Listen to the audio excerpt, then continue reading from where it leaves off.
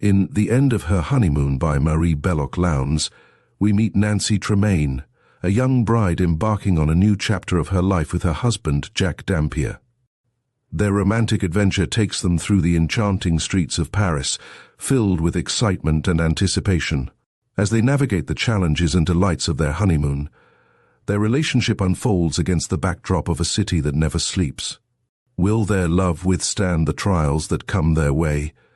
Join us as we delve into this captivating tale of love, discovery, and the complexities of marriage. Chapter 1. Cochet, l'Hôtel Saint-Ange, Rue Saint-Ange. The voice of John Dampier, Nancy's 3 weeks bridegroom, rang out strongly, joyously, on this the last evening of their honeymoon. And before the lightly hung-open carriage had time to move, Dampier added something quickly, at which both he and the driver laughed in unison. Nancy crept nearer to her husband. It was tiresome that she knew so little French. "I'm telling the man we're not in any hurry, and that he can take us round by the boulevards. I won't have you seeing Paris from an ugly angle the first time, darling." "But Jack, it's nearly midnight.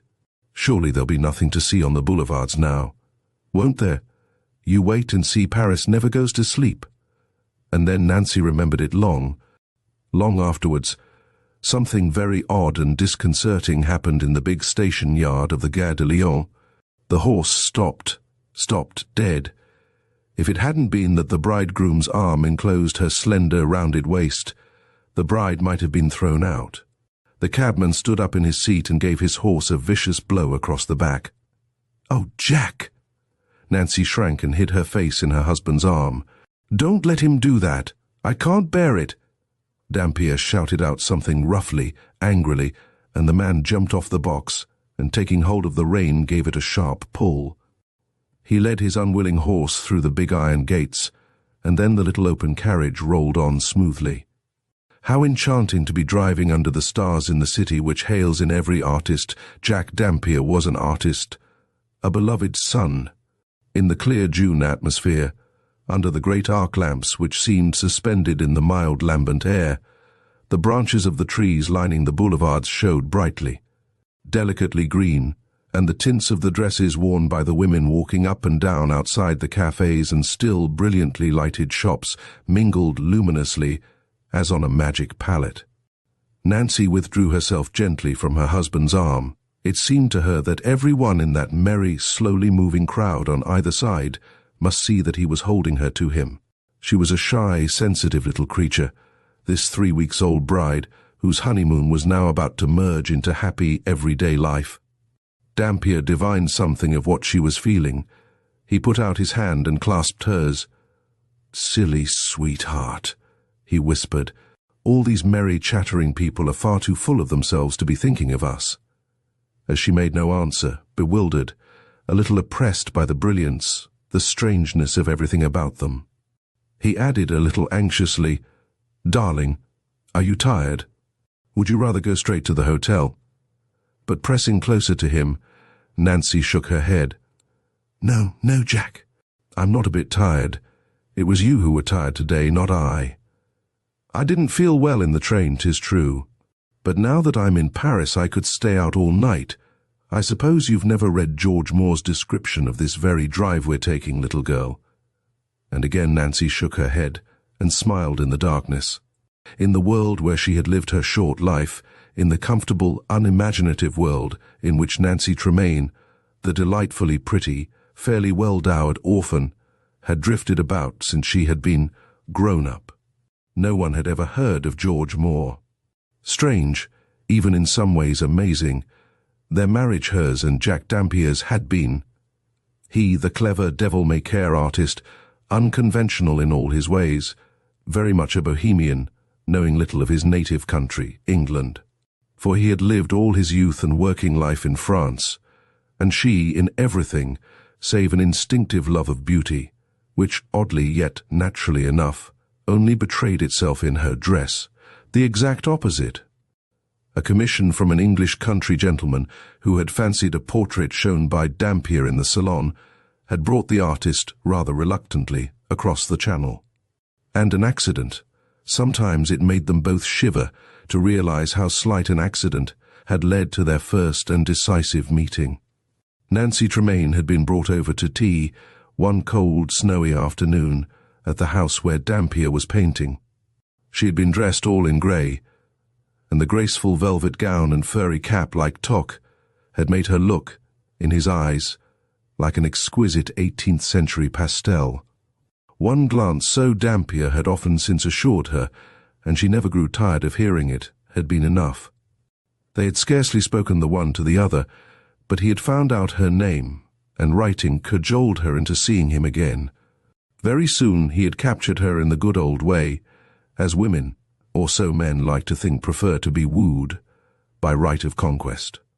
There had been no one to say them nay, no one to comment unkindly over so strange and sudden a betrothal.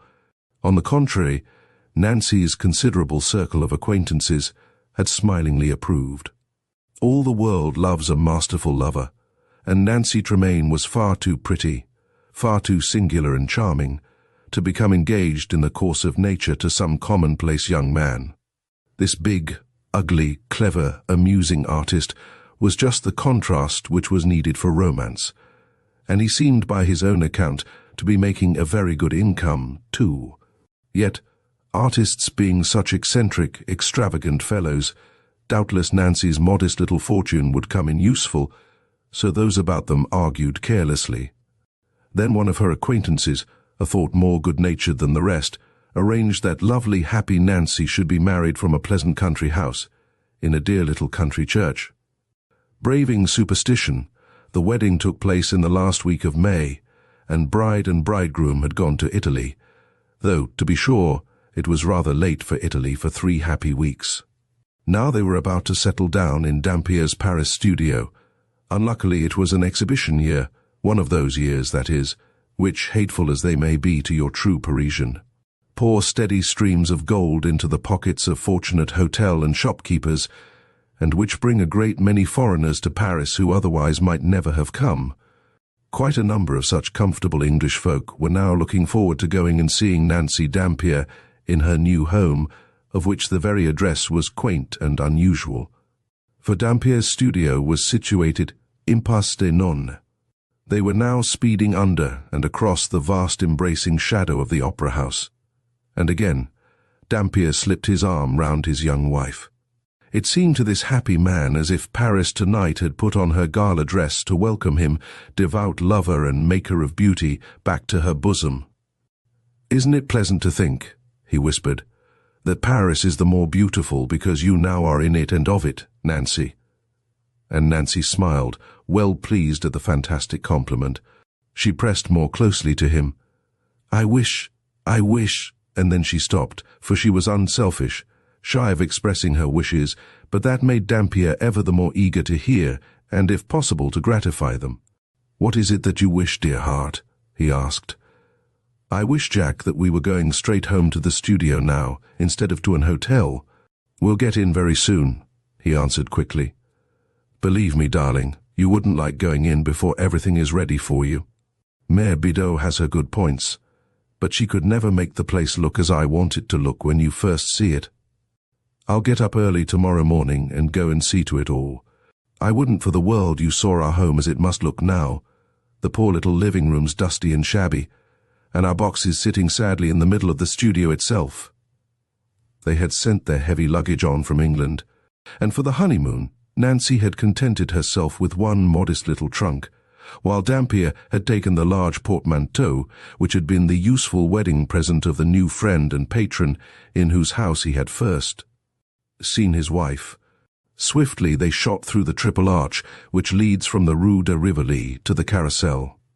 How splendid and solitary was the vast dimly lit space. "I like this," whispered Nancy dreamily, gazing up at the dark, star-powdered sky. And then Dampier turned and caught her, this time unresisting, yielding joyfully to his breast. "Nancy," he murmured thickly. "Nancy, I'm afraid." "Afraid?" she repeated wonderingly. "Yes, horribly afraid." "Pray, my pure angel, pray that the gods may indulge their cruel sport elsewhere." "I haven't always been happy, Nancy," and she clung to him, full of vague, unsubstantial fears. "Don't talk like that," she murmured. It isn't right to make fun of such things." "Make fun? Good God," was all he said. And then his mood changed.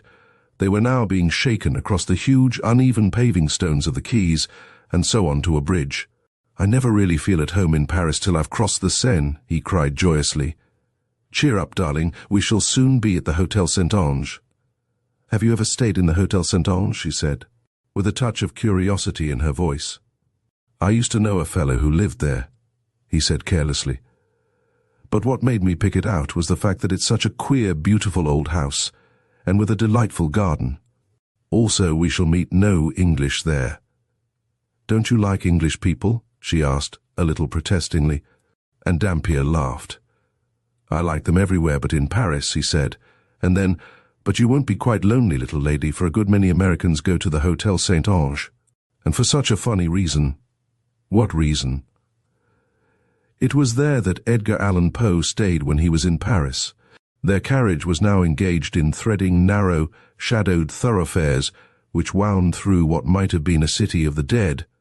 From midnight till cock-crow old-world Paris sleeps, and the windows of the high houses on either side of the deserted streets through which they were now driving were all closely shuttered.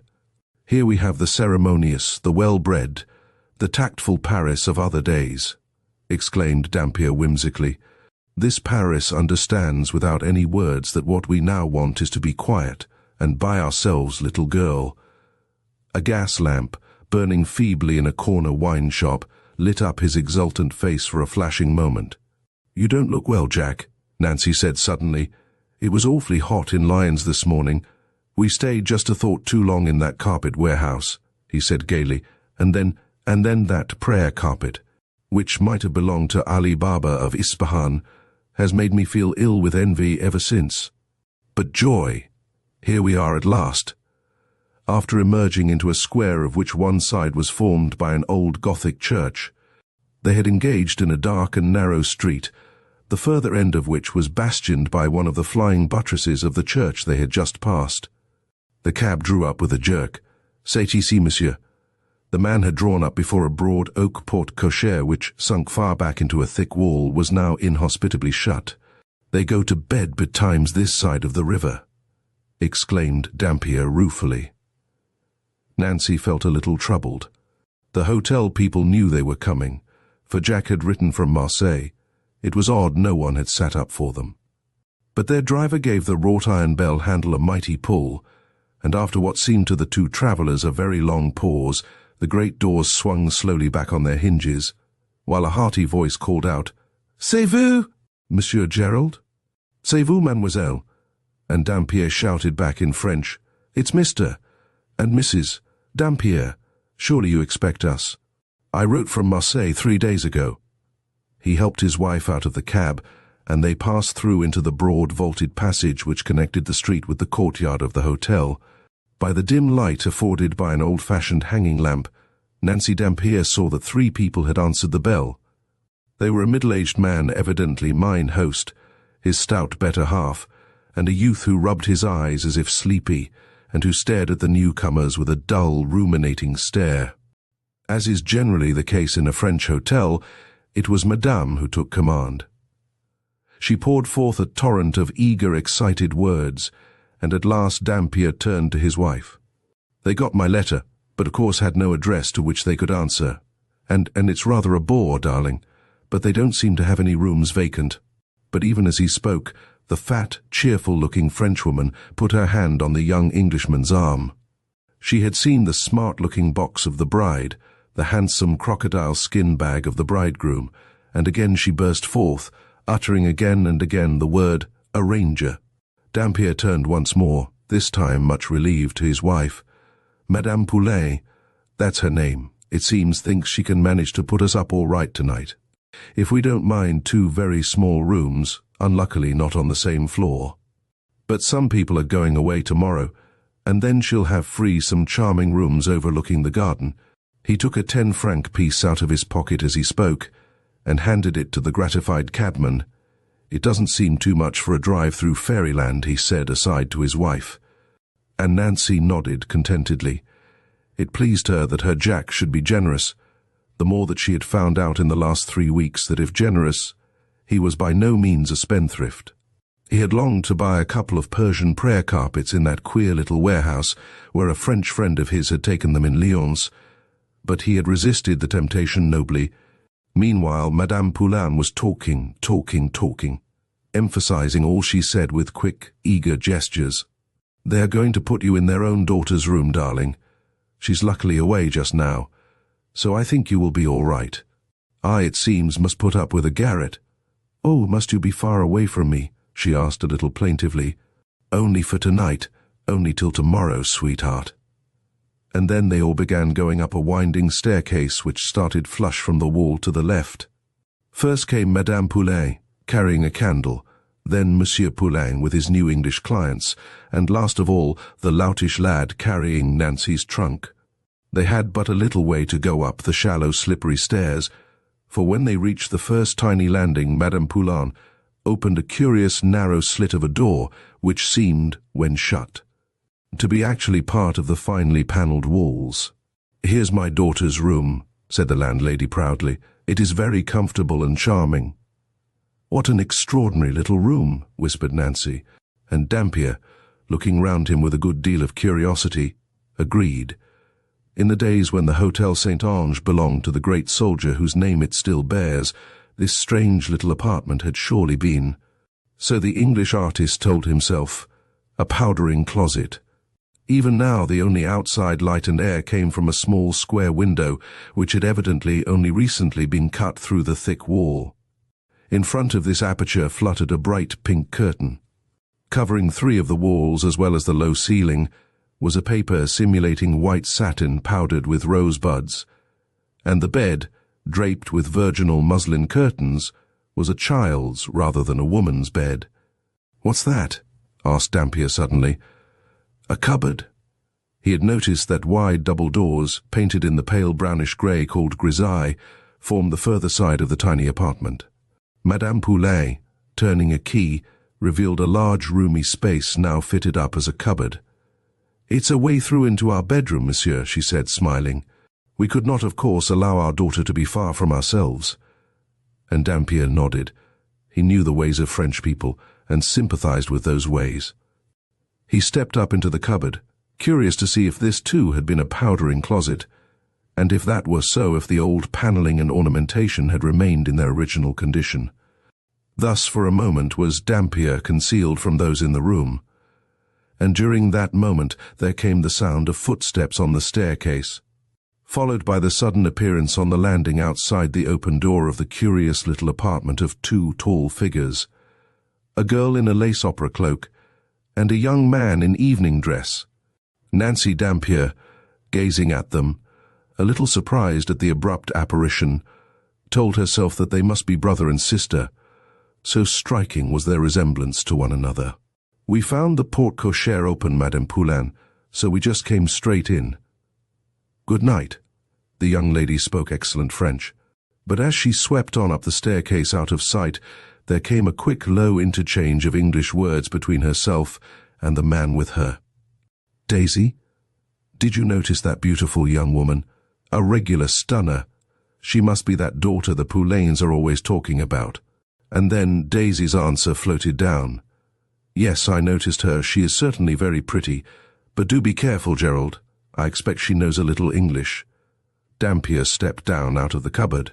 "That American cub ought to be put in his place," he muttered heatedly. Nancy turned her face away to hide a little smile. Jack was so funny. He delighted in her beauty. He was always telling her so, and yet it annoyed him if other people thought her pretty too. This young American had looked at her quite pleasantly, quite respectfully. He hadn't meant to be offensive, of that Nancy felt sure. "I suppose you have a good many Americans this year," went on Dampier in French, turning to Monsieur Poulain. "No, monsieur, no. Our clientele is mostly French. We have only this young lady, her brother, and their father, monsieur. The father is a senator in his own country, Senator Burton. They are very charming people and have stayed with us often before. All our other guests are French. We have never had such a splendid season, and all because of the exhibition. I'm glad you are doing well," said Dampier courteously, but for my part he shrugged his shoulders. I'm too much of a Parisian to like the exhibition. Then he turned to Nancy. Well, you'll be quite safe, my darling. Monsieur and Madame Poulain are only just through here, so you needn't feel lonely. And then there came a chorus of bonsoirs from host, from hostess, and from the lad who now stood waiting with the Englishman's large portmanteau hitched up on his shoulder. Dampier bent and kissed his wife very tenderly. Then he followed Monsieur Poulain and the latter's nephew up the stairs, while Madame Poulain stayed behind and helped Mrs. Dampier to unpack the few things she required for the night, and Nancy, though she felt just a little bewildered to find herself alone in this strange house, was yet amused and cheered by the older woman's lively chatter, and that although she only understood one word in 10, Madame Poulain talked of her daughter Virginie, now in the country well away from the holiday crowds brought by the exhibition, and also of her nephew Jules, the lad who had carried up the luggage, and who knew so. Madame Poulain went to some pains to make Nancy understand a little English. Late though it was, the worthy woman did not seem in any hurry to go away, but at last came the kindly words which even Nancy, slight as was her knowledge of French, understood. Bonsoir, madame. Dormez bien. Chapter 2. Nancy Dampier sat up in bed. Through the curtain covering the square aperture in the wall which did duty for a window, the strong morning light streamed in, casting a pink glow over the peculiar little room. She drew the pearl-circled watch, which had been one of Jack's first gifts to her, from under the big square pillow. It was already 9:30. How very tiresome and strange that she should have overslept herself on this, her first morning in Paris. And yet, not so very strange after all, for her night had been curiously and disagreeably disturbed. At first she had slept the deep, dreamless sleep of happy youth, and then, in a moment, she had suddenly sat up, wide awake. The murmur of talking had roused her, of eager, low talking in the room, which lay the other side of the deep cupboard. When the murmur had at last ceased, she had dozed off, only to be waked again by the sound of the porte-cochere swinging back on its huge hinges. It was evidently quite true, as Jack had said, that Paris never goes to sleep. Jack had declared he would get up and go over to the studio early, so there was nothing for it but to get up and wait patiently till he came back. Nancy knew that her husband wouldn't like her to venture out into the streets alone. He was extraordinarily careful of her, careful and thoughtful for her comfort. What an angel he was. Her great, strong, clever Jack. A girl who goes about by herself as much as Nancy Tremaine had gone about alone during the 3 years which had elapsed betwixt her leaving school and her marriage, obtains a considerable knowledge of men, and not of the nicest kind of men. But Jack was an angel. She repeated the rather absurdly incongruous word to herself, with a very tender feeling in her heart.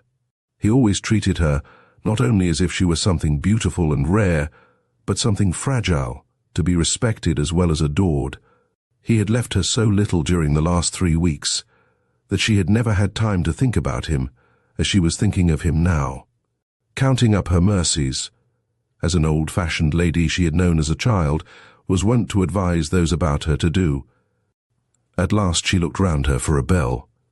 No, there was nothing of the sort in the tiny room. But Nancy Dampier had already learned to do without all sorts of things which she had regarded as absolute necessities of life when she was Nancy Tremaine. In some of the humbler Italian inns in which she and Jack had been so happy, the people had never even heard of a bell. She jumped out of bed, put on her pretty pale blue dressing gown.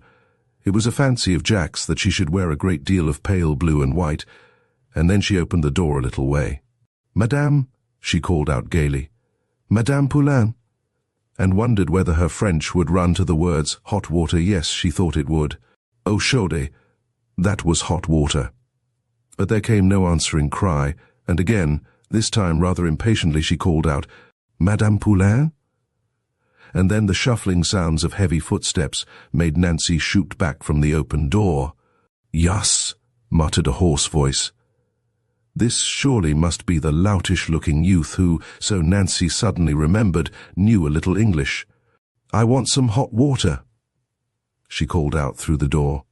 "And will you please ask your aunt to come here for a moment?" "Yes," he said, in that queer hoarse voice, and shuffled downstairs again. And there followed, floating up from below, one of those quick, gabbling interchanges of French words which Nancy, try as she might, could not understand.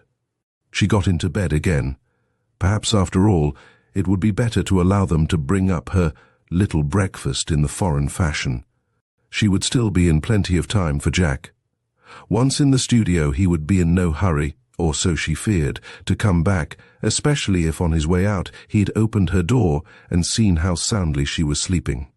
She waited some time, and then, as no one came, grew what she so seldom was, impatient and annoyed. What an odd hotel, and what dilatory, disagreeable ways. But just as she was thinking of getting up again, she heard a hesitating knock. It was Madame Poulain, and suddenly Nancy, though unobservant as is youth, and especially happy youth, noticed that mine hostess looked far less well in the daytime than by candlelight. Madame Poulain's stout, sallow face was pale, her cheeks puffy. There were rings round the black eyes which had sparkled so brightly the night before. But then she too must have had a disturbed night. In her halting French, Mrs. Dampier explained that she would like coffee and rolls, and then some hot water. "C'est bien, mademoiselle." And Nancy blushed rosy red. Mademoiselle? How odd to hear herself so addressed. But Madame Poulain did not give her time to say anything, even if she had wished to do so, for, before Mrs. Dampier could speak again, the hotel keeper had shut the door and gone downstairs. And then, after a long, long wait, far longer than Nancy had ever been made to wait in any of the foreign hotels in which she and her husband had stayed during the last 3 weeks, Madame Poulain reappeared, bearing a tray in her large, powerful hands.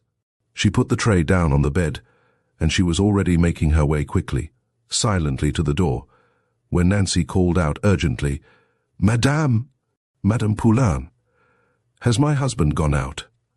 And then she checked herself, and tried to convey the same question in her difficult French "Mon mari," she said haltingly. "Mon mari?" But Madame Poulain only shook her head and hurried out of the room, leaving the young Englishwoman oddly discomfited and surprised. It was evidently true what Jack had said, that tiresome exhibition had turned everything in Paris, especially the hotels, topsy-turvy. Madame Poulain was cross and tired, run off her feet, maybe, her manner too, quite different now from what it had been the night before. Nancy Dampier got up and dressed. She put on a pale blue linen gown which Jack admired, and a blue straw hat, trimmed with grey wings which Jack said made her look like Mercury. She told herself that there could be no reason why she shouldn't venture out of her room and go downstairs, where there must surely be some kind of public sitting room. Suddenly remembering the young American's interchange of words with his sister, she wondered, smiling to herself, if she would ever see them again. How cross the young man's idle words had made Jack. Dear, jealous Jack, who hated it so when people stared at her as foreigners have a trick of staring.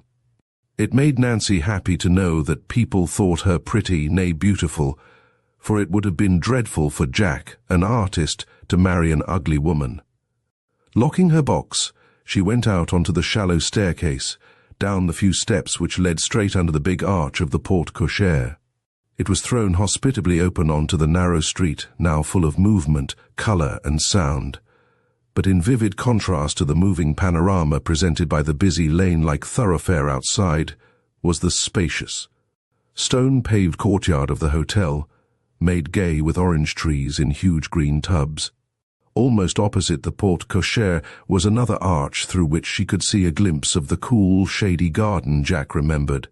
Yes, it was a strangely picturesque and charming old house, this Hotel Saint-Ange, but even so Nancy felt a little lost, a little strange, standing there under the porte cochere. Then she saw that painted up on a glass door just opposite the stairs leading to her room was the word bureau. It was doubtless there that Jack had left word when he would be back. She went across and opened the door, but to her surprise there was no one in the little office. She hadn't, however, long to wait, for Madame Poulin's nephew suddenly appeared from the courtyard. He had on an apron, there was a broom in his hand, and as he came towards her, walking very, very slowly, there came over Nancy Dampier, she could not have told you why, a touch of repulsion from the slovenly youth. "I wish to know," she said, "whether my husband left any message for me." But the young man shook his head. He shuffled first on one foot and then on the other, looking miserably awkward. It was plain that he did not know more than a word or two of English. "I am sure," she said, speaking slowly and very distinctly, "that my husband left some kind of message with your uncle or aunt. Will you please ask one of them to speak to me?" He nodded. "Si, mademoiselle," and walked quickly away, back into the courtyard. Mademoiselle again. What an extraordinary hotel, and what bad manners these people had. And yet again and again Jack had compared English and French hotels always to the disadvantage of the former. Long minutes went by, and Nancy began to feel vexed and angry.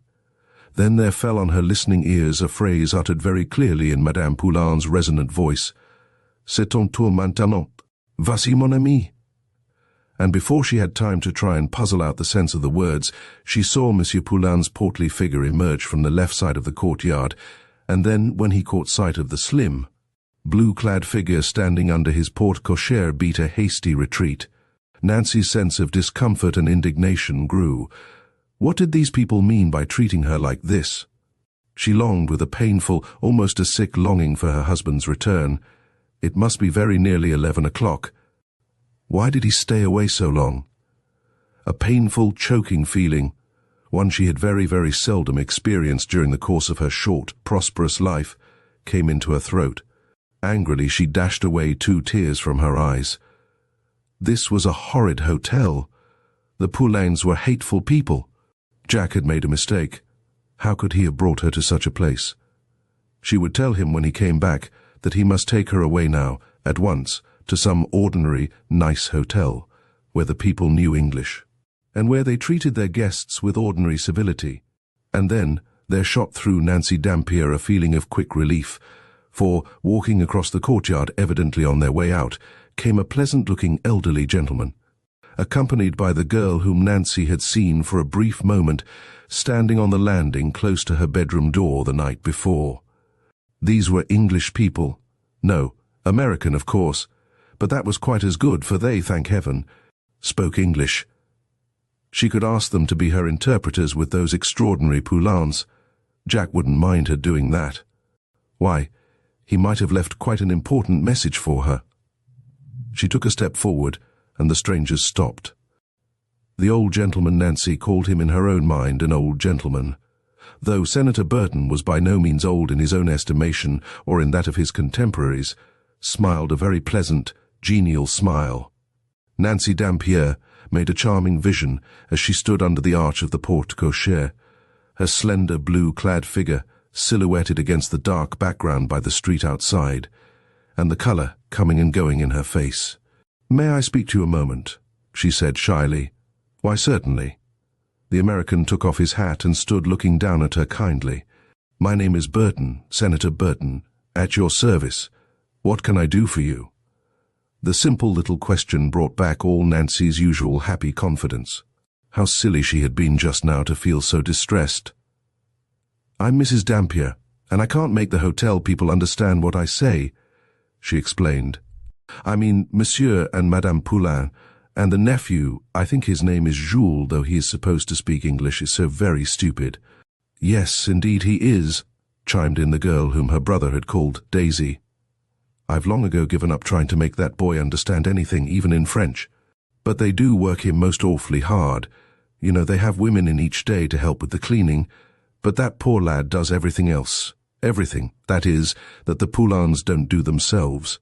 "What is it that you can't make them understand?" asked Senator Burton indulgently. "Tell us what it is you want to ask them." "I only wish to know at what time my husband went out, and whether he left any message for me," answered Nancy rather shamefacedly. "You see, the hotel is so full that they put us on different floors, and I haven't seen him this morning." "I'll find that out for you at once.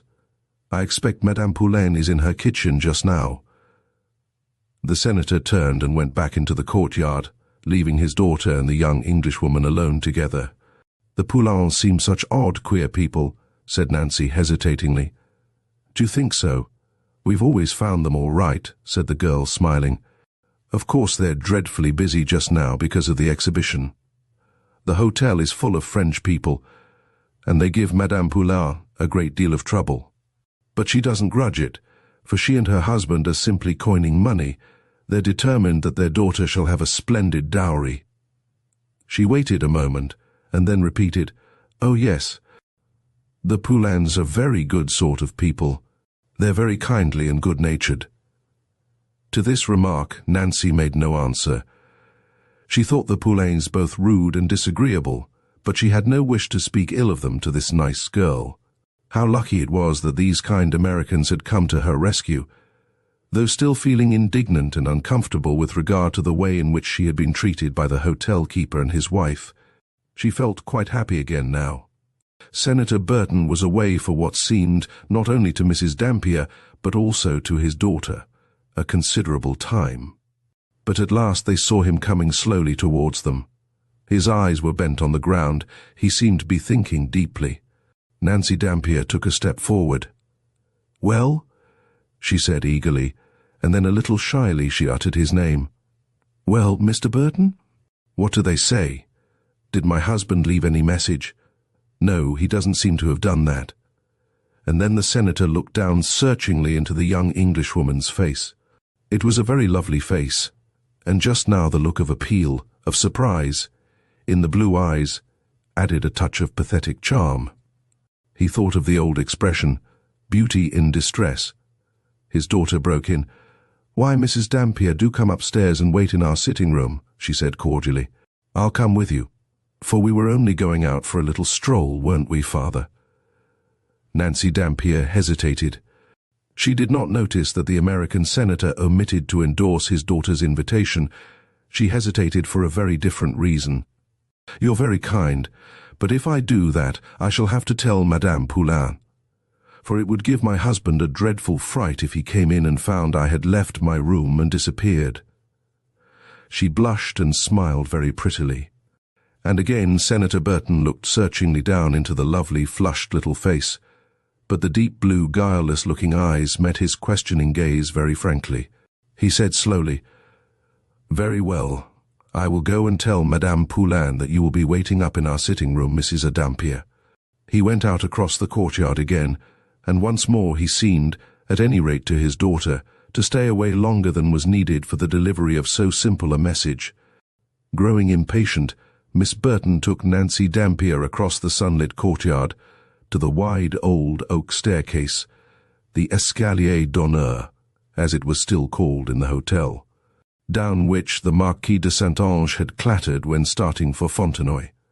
When they were halfway up, the senator joined them, and a few moments later, when they had reached the second landing, he put a key in the lock of a finely carved door.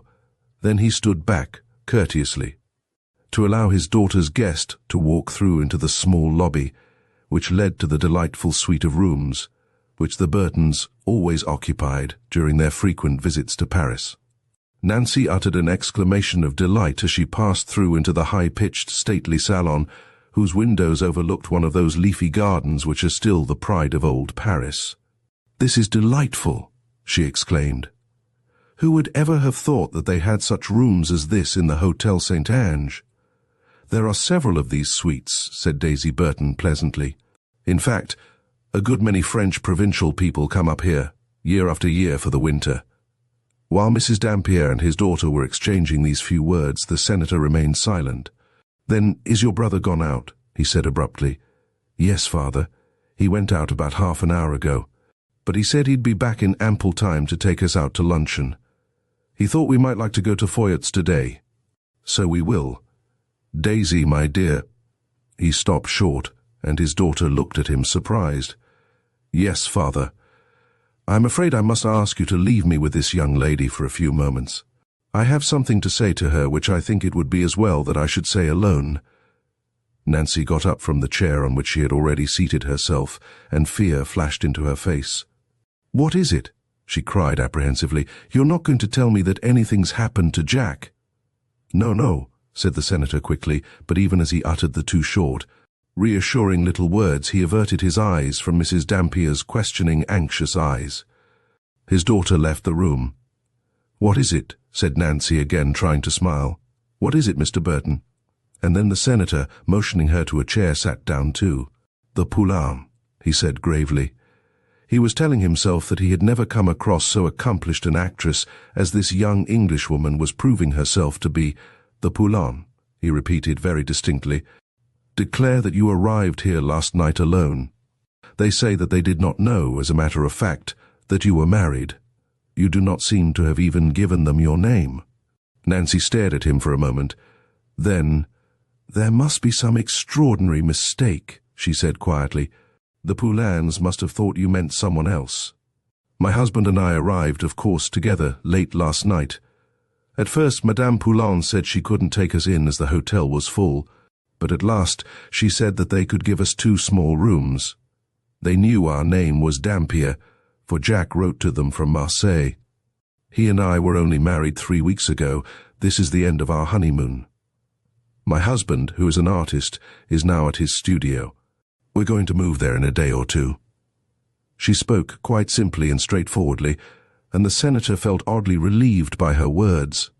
He tried to remember exactly what had happened, what exactly the Poulains had said, when he had gone into the big roomy kitchen which lay to the left of the courtyard. He had certainly been quite clear.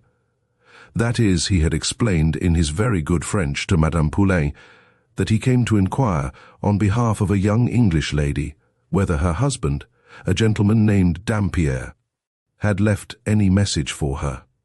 And Madame Poulain, coming across to him in a rather mysterious manner, had said in a low voice that she feared the young lady was Toquille, not quite all right in her head, as saving Monsieur le Sénateur's presence. English ladies so often were. At great length she had gone on to explain that the young lady in question had arrived very late the night before, and that seeing that she was so young and pretty, and also that she knew so very little French, they had allowed her, rather than turn her out, to occupy their own daughter's room, a room they had never, under any circumstances, allowed a client to sleep in before. Then Madame Poulain had gone out and called Monsieur Poulain, and the worthy man had confirmed, in every particular, what his wife had just said. That is, he had explained how they had been knocked up late last night by a loud ringing at the porte-cochere, how they had gone out to the door, and there, seized with pity for this pretty young English lady, who apparently knew so very, very little French, they had allowed her to occupy their daughter's room.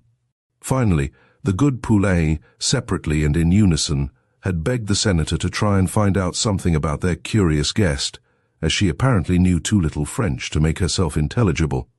Now that he heard Nancy's quiet assertion, the senator felt sure there had been a mistake. The Poulains had evidently confused pretty Mrs. Dampier with some wandering British spinster. "Let me go down with you now," she said eagerly. "The truth is, I know you'll think me foolish, but I'm afraid of the Poulains. They've behaved so oddly and so rudely to me this morning. I liked them very much last night." "Yes," he said cordially, "we'll go right down now, and my girl Daisy can come too." When his daughter came into the room, "There's been some mistake," said Senator Burton briefly. "It's my fault, I expect. I can't have made it clear to Madame Poulain whom I meant. She has confused Mrs. Dampier with some English lady who turned up here alone late last night." "But we turned up late last night," said Nancy quickly. "Very, very late, long after midnight." "Still, my brother and I came in after you," said Daisy Burton suddenly, and then she smiled and reddened. Mrs. Dampier must certainly have overheard Gerald's remark. "It was an awful job getting a cab after that play, Father, and it must have been nearly 1 o'clock when we got in. As we felt sure this side of the house was shut up, we went up that queer little back staircase, and so past the open door of Mrs. Dampier's room," she explained. To the senator's surprise, Mrs. Dampier also grew red. Indeed, she blushed crimson from forehead to chin. "My brother thought you were French," went on Daisy, a little awkwardly.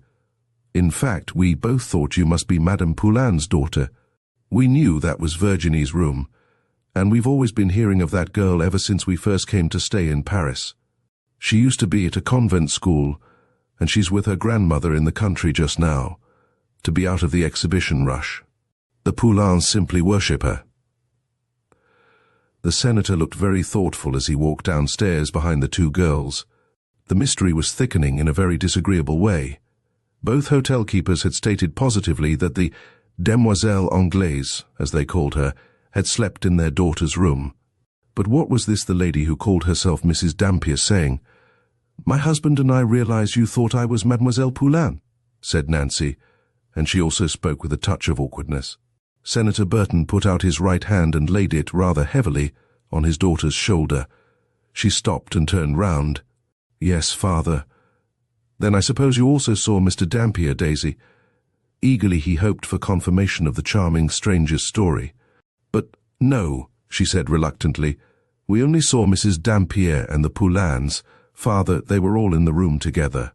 You see, we were outside on the dark staircase, and just stopped for a minute on the landing to say good night to the Poulains, and to tell them that we had come in. I suppose, Mrs. Dampier, that by then your husband had already gone to his room." But in spite of his efforts to make his voice cordial, the senator failed to do so. No, he hadn't gone upstairs then. Nancy waited a moment, puzzled. Then she exclaimed, "I remember now. Jack had just stepped up into a big cupboard which forms one side of the little room. He came out again just as Miss Burton and your son had gone on upstairs." Again she reddened uncomfortably, wondering if this nice, kind girl had heard Jack's unflattering epithets concerning the young American cub. But no, Jack's voice, if angry, had been low. When they were at the bottom of the staircase, the senator turned to his daughter. "Daisy," he said quietly, "I think it will be best for this lady to see Madame Poulain with me alone."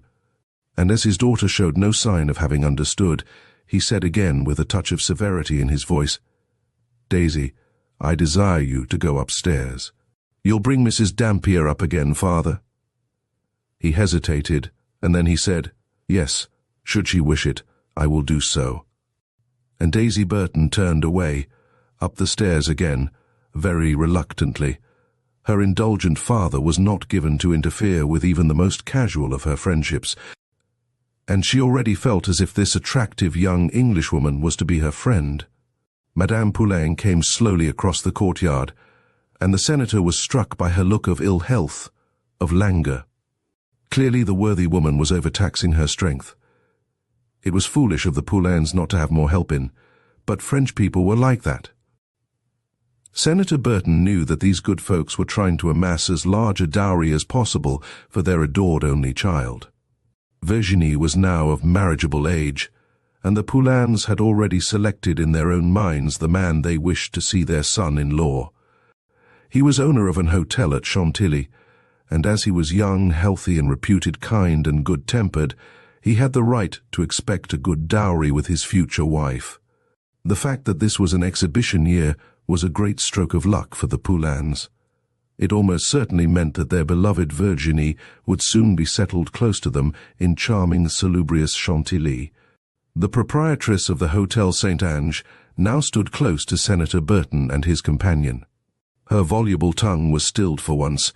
She was twisting a corner of her blue check apron round and round in her strong, sinewy-looking fingers. "Well, Madame Poulain," the American spoke very gravely, "there has evidently been some strange misunderstanding. This lady asserts most positively that she arrived here last night accompanied by her husband, Mr. Dampier." A look of, was it anger or pain, came over Madame Poulain's face. She shook her head decidedly. "I have already told monsieur," she said quickly, "that this lady arrived here last night alone. I know nothing of her husband. I did not even know she was married. To tell you the truth, monsieur, we ought to have made her fill in the usual form. But it was so late that we put off the formality till today. I now regret very much that we did so." The senator looked questioningly at Nancy Dampier. She had become from red very white. "Do you understand what she says?" he asked slowly, impassively. "Yes, I understand, but she is not telling the truth." The senator hesitated. "I have known Madame Poulain a long time," he said. "Yes, and you've only known me a few minutes." Nancy Dampier felt as though she were living through a horrible nightmare. Horrible and at the same time absurd. But she made a great effort to remain calm and to prove herself a sensible woman. So she added quietly, I can't in the least guess why this woman is telling such a strange, silly untruth. It is easy to prove the truth of what I say, Mr. Burton. My husband's name is John Dampier. He is an artist and has a studio here in Paris. Do you know the address of your husband's studio, Mrs. Dampier?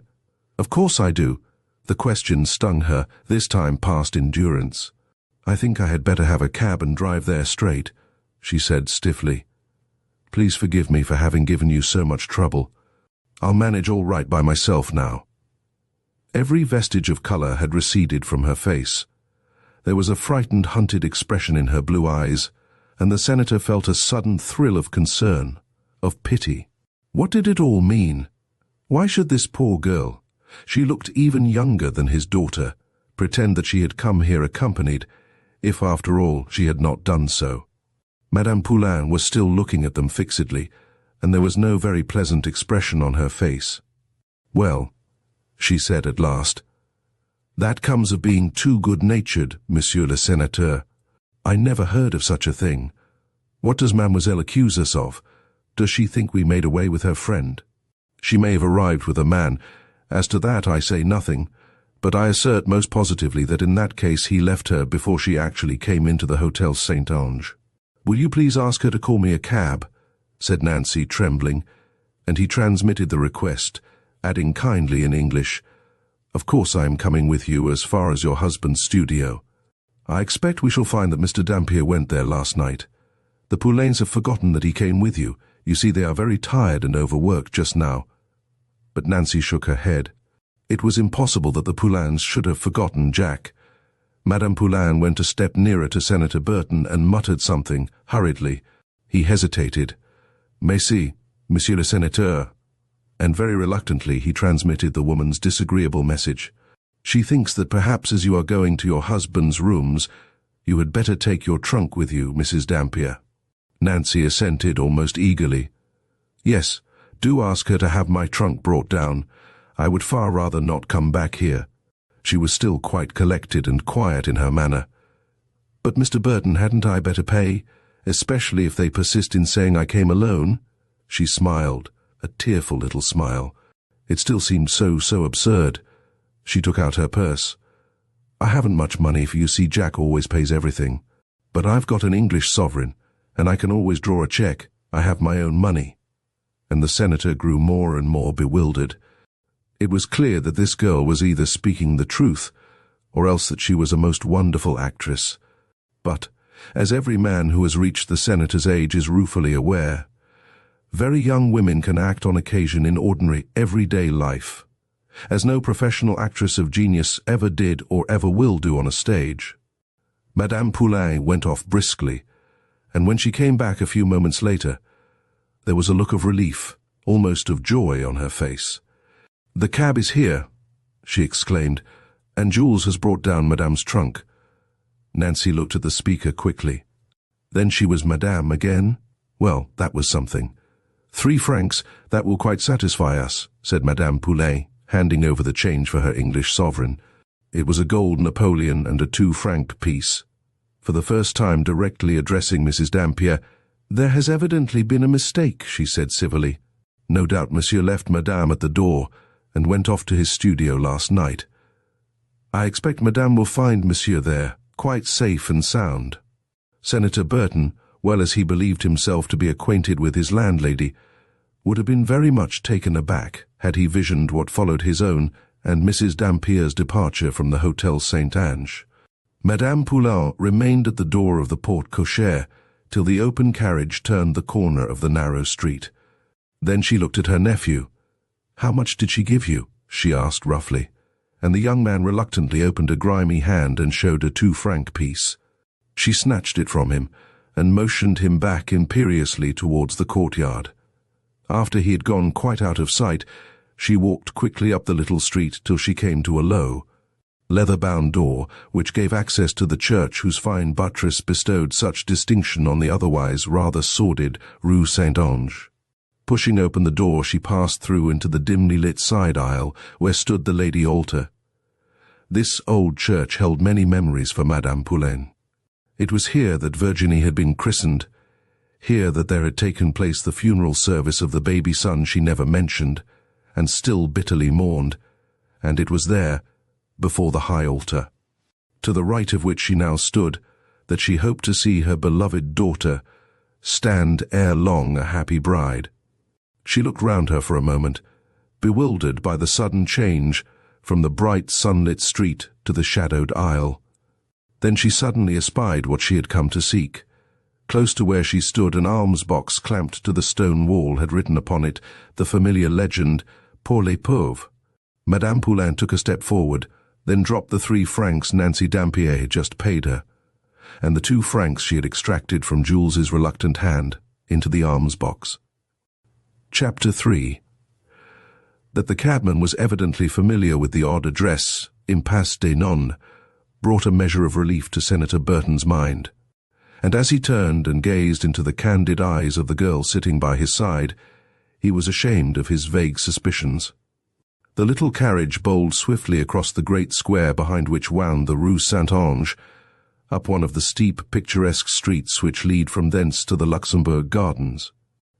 When they had gone some considerable way round the gay and stately pleasance so dear to the poets and students of all nations, they suddenly turned into the quaintest, quietest thoroughfare imaginable, carved out of one of those old convent gardens which till lately were among the most beautiful and characteristic features of the Quartier.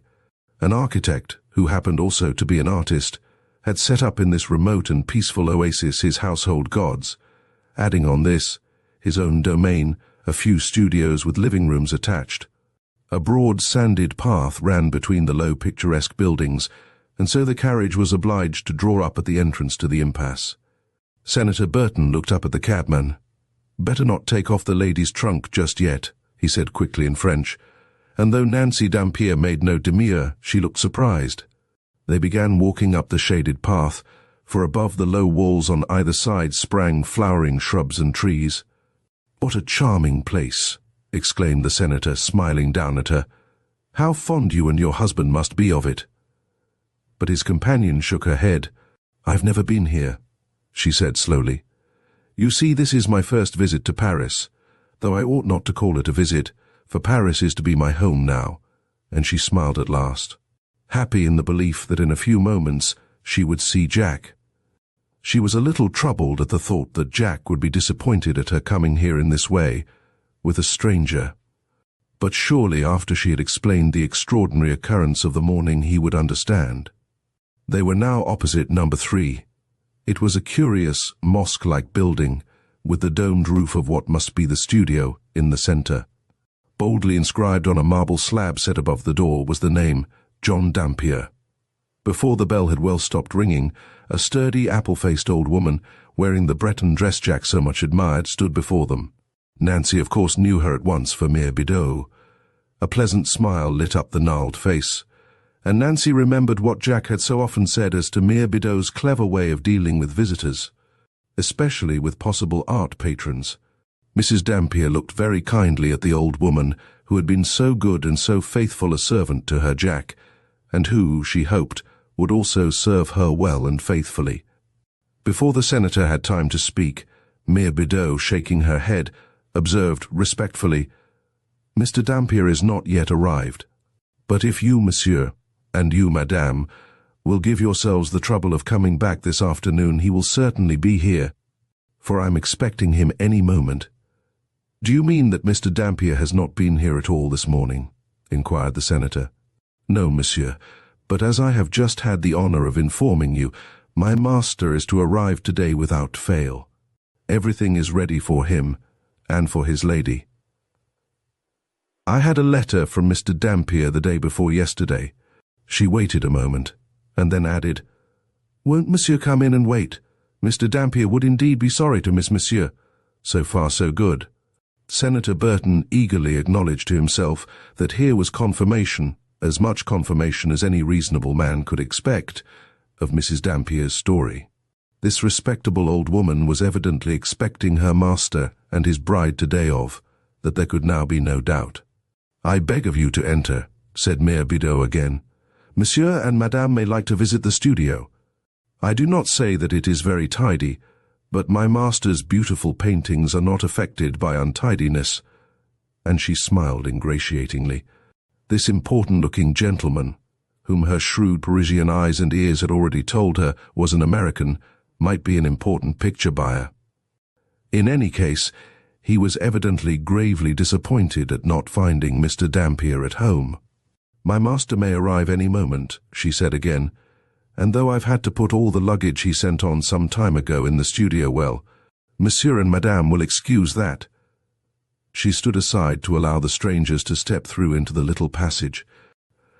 The senator turned to Nancy. "Hadn't we better go in and wait?" he asked. "You must remember that if Mr. Dampier has gone to the hotel, they will certainly tell him we are here." "No," said Nancy in a low voice. "I would rather not go in now. My husband doesn't want me to see the place until he has got it ready for me." Her lips quivered. "But, oh, Mr. Burton, where can Jack be? What can he be doing?" She put her hands together with a helpless, childish gesture of distress. Then, making an effort over herself, she said in a more composed voice, "But I should like you to go in and just see some of Jack's pictures." With a smiling face, Maire Bideau preceded the senator down a sunny corridor into the large studio. It was circular in shape, lighted by a skylight, and contained a few pieces of fine old furniture, now incongruously allied to a number of unopened packing cases and trunks. Maire Bideau went on talking volubly. She was evidently both fond and proud of her master. Suddenly she waved her lean arm towards a large, ambitious painting showing a typical family group of French bourgeois sitting in an arbor. "This is what won Mr. Dampier his first Salon medal," she explained. "But his work has much improved since then, as Monsieur can see for himself." And she uncovered an unframed easel portrait. It was a really interesting, distinguished presentment of a man. "Is not this excellent?" exclaimed Maire Bideau eagerly. "What expression, what strength in the mouth, in the eyes." Senator Burton, had the circumstances been other, would perhaps have smiled at the old woman's enthusiasm and at her intelligent criticism. But now he simply nodded his head gravely. "Yes, that is a very good portrait," he said absently. And where are the living rooms?" "This way, monsieur." Then, with some surprise, "Would monsieur care to see the appartement? Then I presume monsieur is a friend of my master."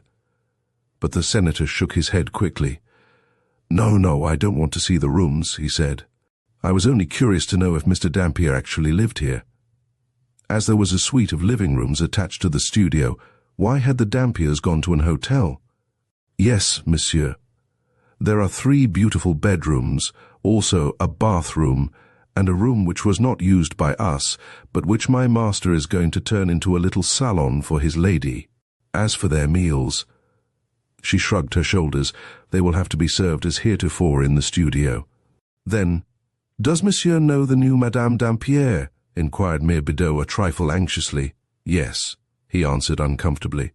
"Yes, I do know her. And if monsieur will excuse the question, is she a nice lady? It will make a great difference to me. Yes, she is very charming, very pretty." He could not bring himself to inform the good woman that the lady who had come with him, and who was now waiting outside the house, claimed to be Mrs. Dampier. It would be too unpleasant if it turned out to be, well, a mistake. The senator was telling himself ruefully that though there was now ample evidence of the existence of John Dampier, there was not evidence at all, as yet, that the artist had ever been at the Hotel St. Ange, still less that the young Englishwoman who had just now refused to accompany him into the studio was John Dampier's wife. However, that fact, as she had herself pointed out rather piteously, could very soon be put to the proof. Slowly Senator Burton left the studio and made his way into the open air, where Nancy was waiting for him. "Well," he said questioningly. "Well, Mrs. Dampier, what is it that you would like to do now?" "I don't know what I ought to do," said Nancy helplessly. She had again become very pale, and she looked bewildered as well as distressed. "You see, I felt so sure that we should find Jack here." "The only thing I can suggest you're doing," the American spoke kindly if a little coldly, "is to come back with me to the Hotel St. Ange. It is probable that we shall find Mr. Dampier there, waiting for you. A dozen things may have happened to him, none of which need give you any cause for anxiety." He pulled out his watch. It's close on 12. "Yes, the only thing to do is to go back to the hotel. It's almost certain we shall find him there." It was on his lips to add, "if he really did come with you last night," but he checked himself in time. "But, Mr. Burton, suppose Jack is not there. If he doesn't return within the next 2 or 3 hours, then I will consult with my son, who, young though he be, has a very good head on his shoulders, as to what will be the best step for you to take. But don't let's meet trouble halfway. I have little doubt that we shall find Mr. Dampier waiting for you, vowing vengeance against the bold man who has eloped, even with the best of motives, with his wife."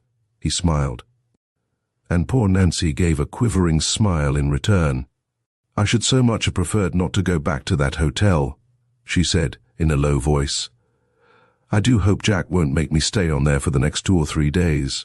And with the remembrance of what she had considered to be the gross insult put upon her by Madame Poulain, Nancy Dampier reddened deeply, while her new friend felt more and more bewildered and puzzled. On the one hand, Senator Burton had the testimony of 3 trustworthy persons that the young Englishwoman had arrived alone at the hotel the night before. And against this positive testimony, there was nothing but her bare word. Very, very reluctantly, he felt compelled to believe the Poulains' version of what had happened. He could think of no motive. In fact, there was no motive, which could prompt a false assertion on their part. As they were driving back, each silent, each full of painful misgivings, the kindly American began to wonder whether he had not met with that, if rare yet undoubted, condition known as entire loss of memory. If, as Madame Poulain had suggested, Mr. Dampier had left his wife just before their arrival at the hotel, was it not conceivable that by some kind of kink in Mrs. Dampier's brain, the kind of kink which brings men and women to entertain, when otherwise sane, certain strange delusions, she had imagined the story she now told with so much circumstantial detail and clearness? When they were nearing the hotel, Nancy put her hand nervously on her companion's arm. "Mr. Burton," she whispered, "I'm horribly afraid of the Poulains. I keep thinking of such dreadful things." "Now look here, Mrs. Dampier." Senator Burton turned, and looking down into her agitated face, spoke gently and kindly. "Though I quite admit to you these people's conduct must seem inexplicable, I feel sure you are wronging the Poulains. They are very worthy, respectable folk. I've known them long enough to vouch for that fact. This extraordinary misunderstanding, this mistake, for it must be either a misunderstanding or a mistake on someone's part, will soon be cleared up. So much is certain. Till then I beg you not to treat them as enemies." And yet even Senator Burton felt taken aback when he saw the undisguised annoyance. The keen irritation with which their return to the Hotel St. Ange was greeted by the woman to whom he had just given so good a certificate of character. Madame Poulain was standing on the street side of the open porte-cochere as the carriage drove down the narrow street, and the American was astonished to see the change which came over her face. An angry, vindictive, even a cruel expression swept over it, and instead of waiting to greet them as the carriage drew up at the door, she turned abruptly away and shuffled out of sight. "Wait a moment," he said, as the fiacre drew up. "Don't get out of the carriage yet, Mrs. Dampier." And meekly Nancy obeyed him. The senator hurried through into the courtyard. Much would he have given, and he was a careful man, to have seen the image he had formed of Jack Dampier standing on the sun-flecked flagstones. But the broad space stretching before him was empty, deserted. During the daylight hours of each day, the exhibition drew everyone away, much as a honey cask might have done a hive of bees. Madame Poulain did not come out of her kitchen, as was her usual hospitable wont, when she heard footsteps echoing under the vaulted porte-cochere, and so her American guest had to go across and walk right into her special domain. "We did not find the gentleman at his studio," he said shortly, "and I presume, Madame Poulain, that he has not yet been here." She shook her head sullenly, and then, with none of her usual suavity, exclaimed, "I do not think, Monsieur le Sénateur, that you should have brought that demoiselle back here."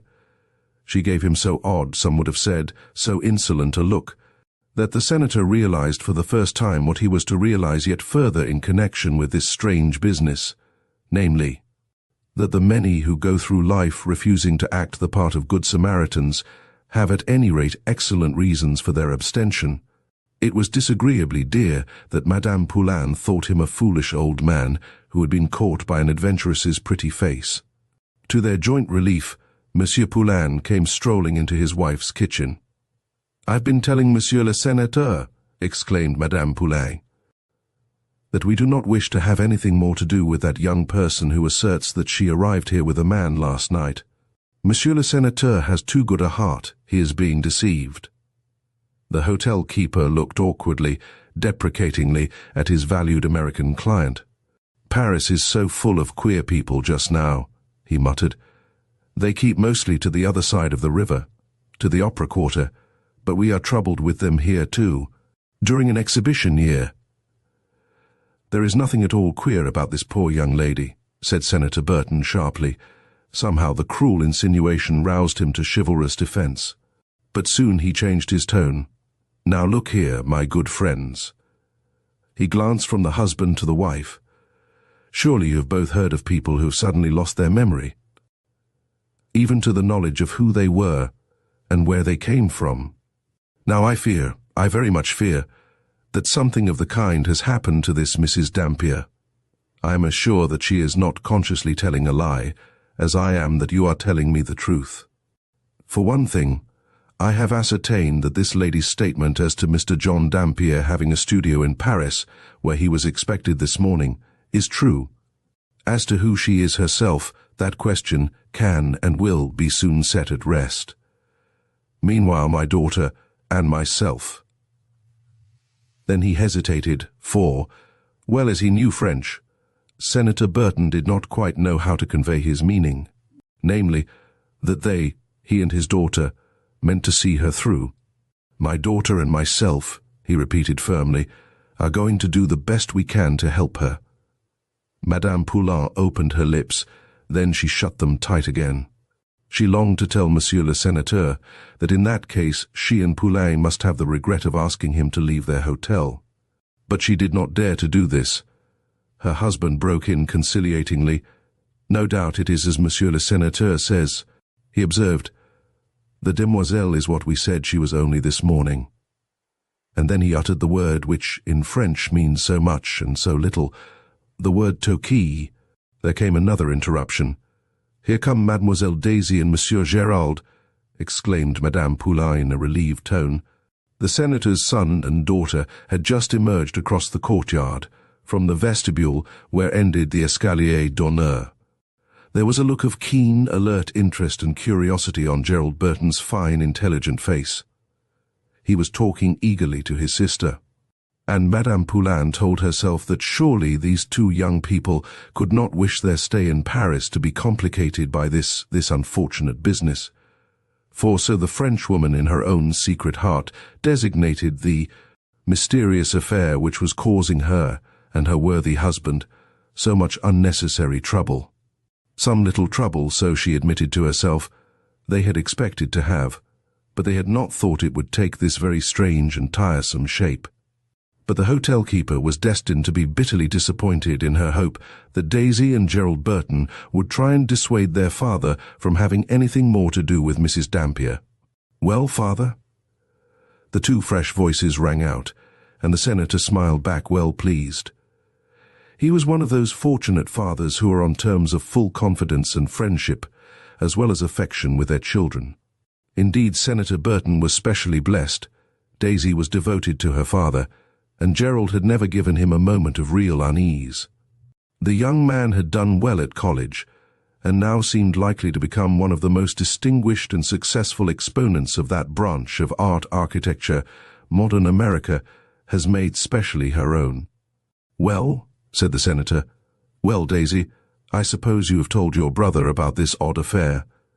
As his daughter nodded, he went on, "As for me, I have unfortunately nothing to tell.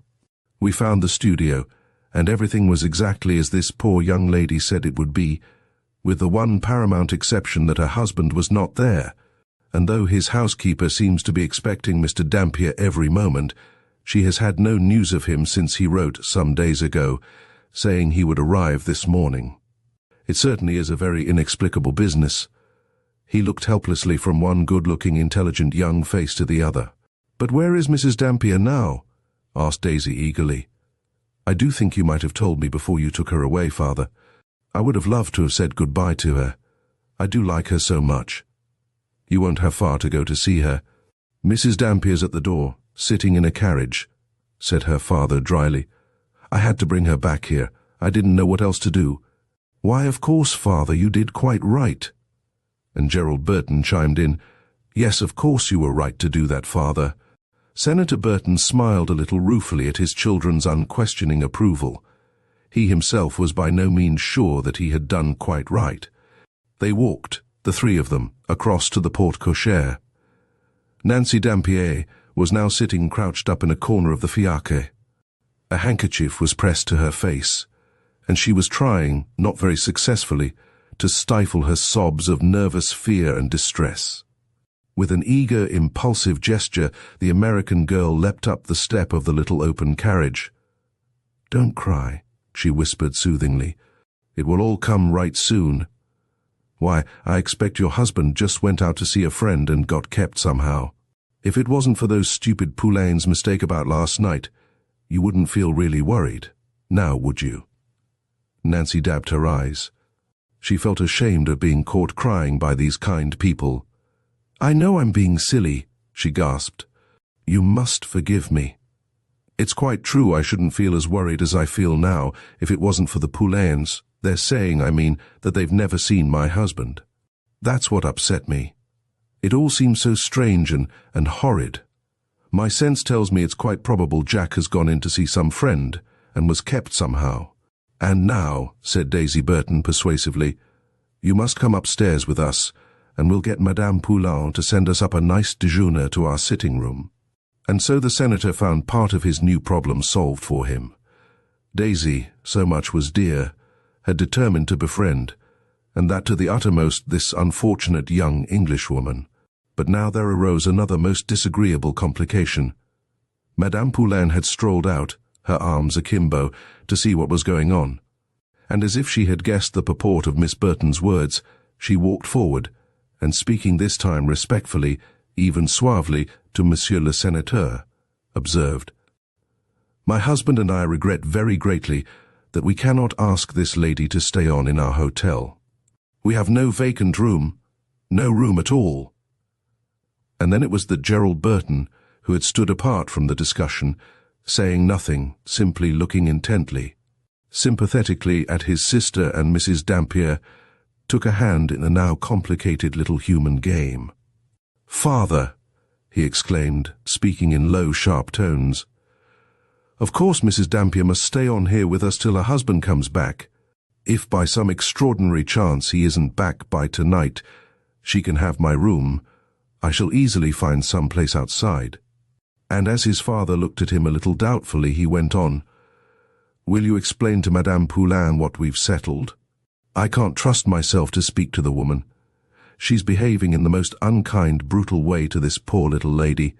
He went on between his teeth, "The Poulains have got some game on in connection with this thing. I wish I could guess what it is." And the senator, much disliking his task, did speak to Madame Poulain. "I am arranging for Mrs. Dampier to stay with us as our guest till her husband's hem arrival.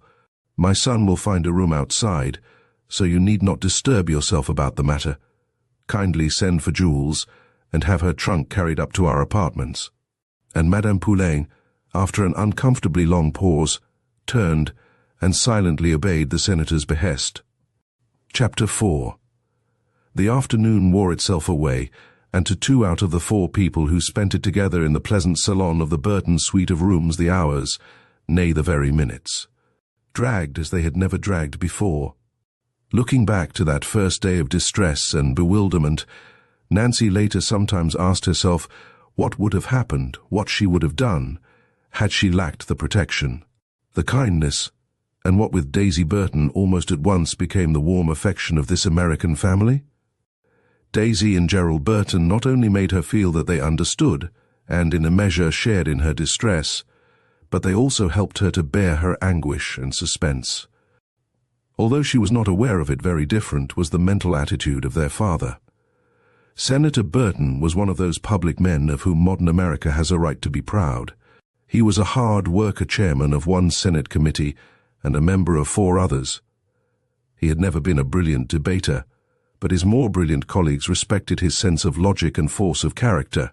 He had always been unyielding in his convictions, absolutely independent in his views, a man to whom many of his fellow countrymen would have turned in any kind of trouble or perplexity, sure of clear and honest counsel. And yet now, as to this simple matter, the senator, try as he might, could not make up his mind. Nothing, in his long life, had puzzled him as he was puzzled now. No happening, connected with another human being, had ever so filled him with the discomfort born of uncertainty. But the object of his suspicions, was evidently quite unconscious of the mingled feelings with which he regarded her.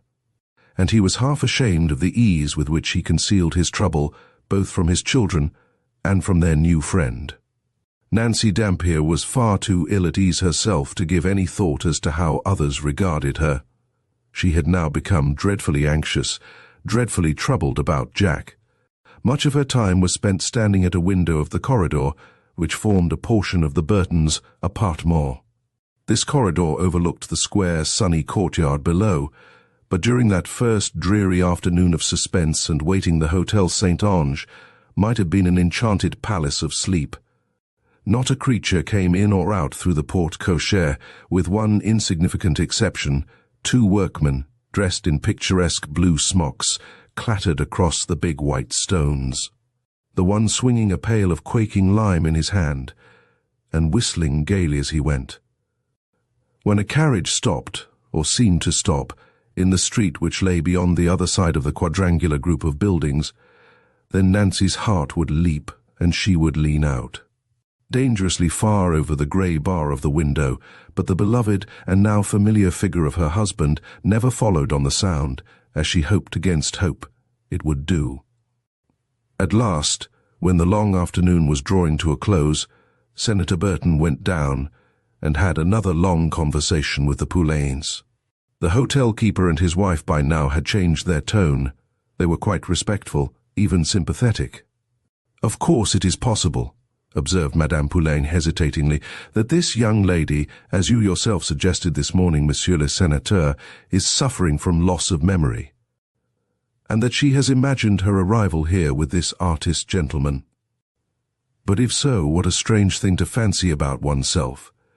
Is it not more likely, I say it with all respect, Monsieur le Sénateur, that for some reason unknown to us she is acting a part?" And with a heavy heart, Monsieur le Sénateur had to admit that Madame Poulain's view might be the correct one. Nancy's charm of manner, even her fragile and delicate beauty, told against her in the kindly but shrewd American's mind. True, Mrs. Dampier, if indeed she were Mrs. Dampier, did not look like an adventuress. But then, does any adventuress look like an adventuress till she is found to be one? The Frenchwoman suggested yet another theory. "I have been asking myself," she said, smiling a little wryly, "another question. Is it not possible that this young lady and her husband had a quarrel? Such incidents do occur, even during honeymoons. If the two had a little quarrel, he may have left her at our door just to punish her, Monsieur le Sénateur. He would know she was safe in our respectable hotel. Your sex, if I may say so, Monsieur le Sénateur, is sometimes very unkind, very unfeeling, in their dealings with mine." Monsieur Poulain, who had said nothing, here intervened.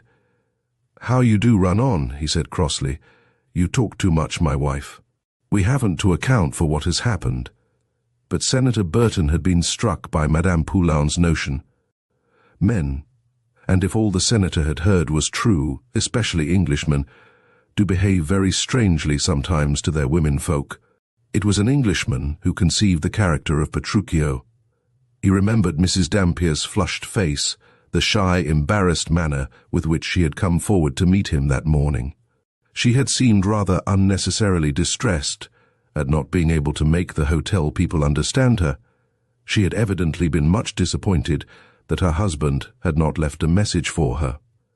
My son thinks it possible that Mr. Dampier may have met with an accident on his way to the studio.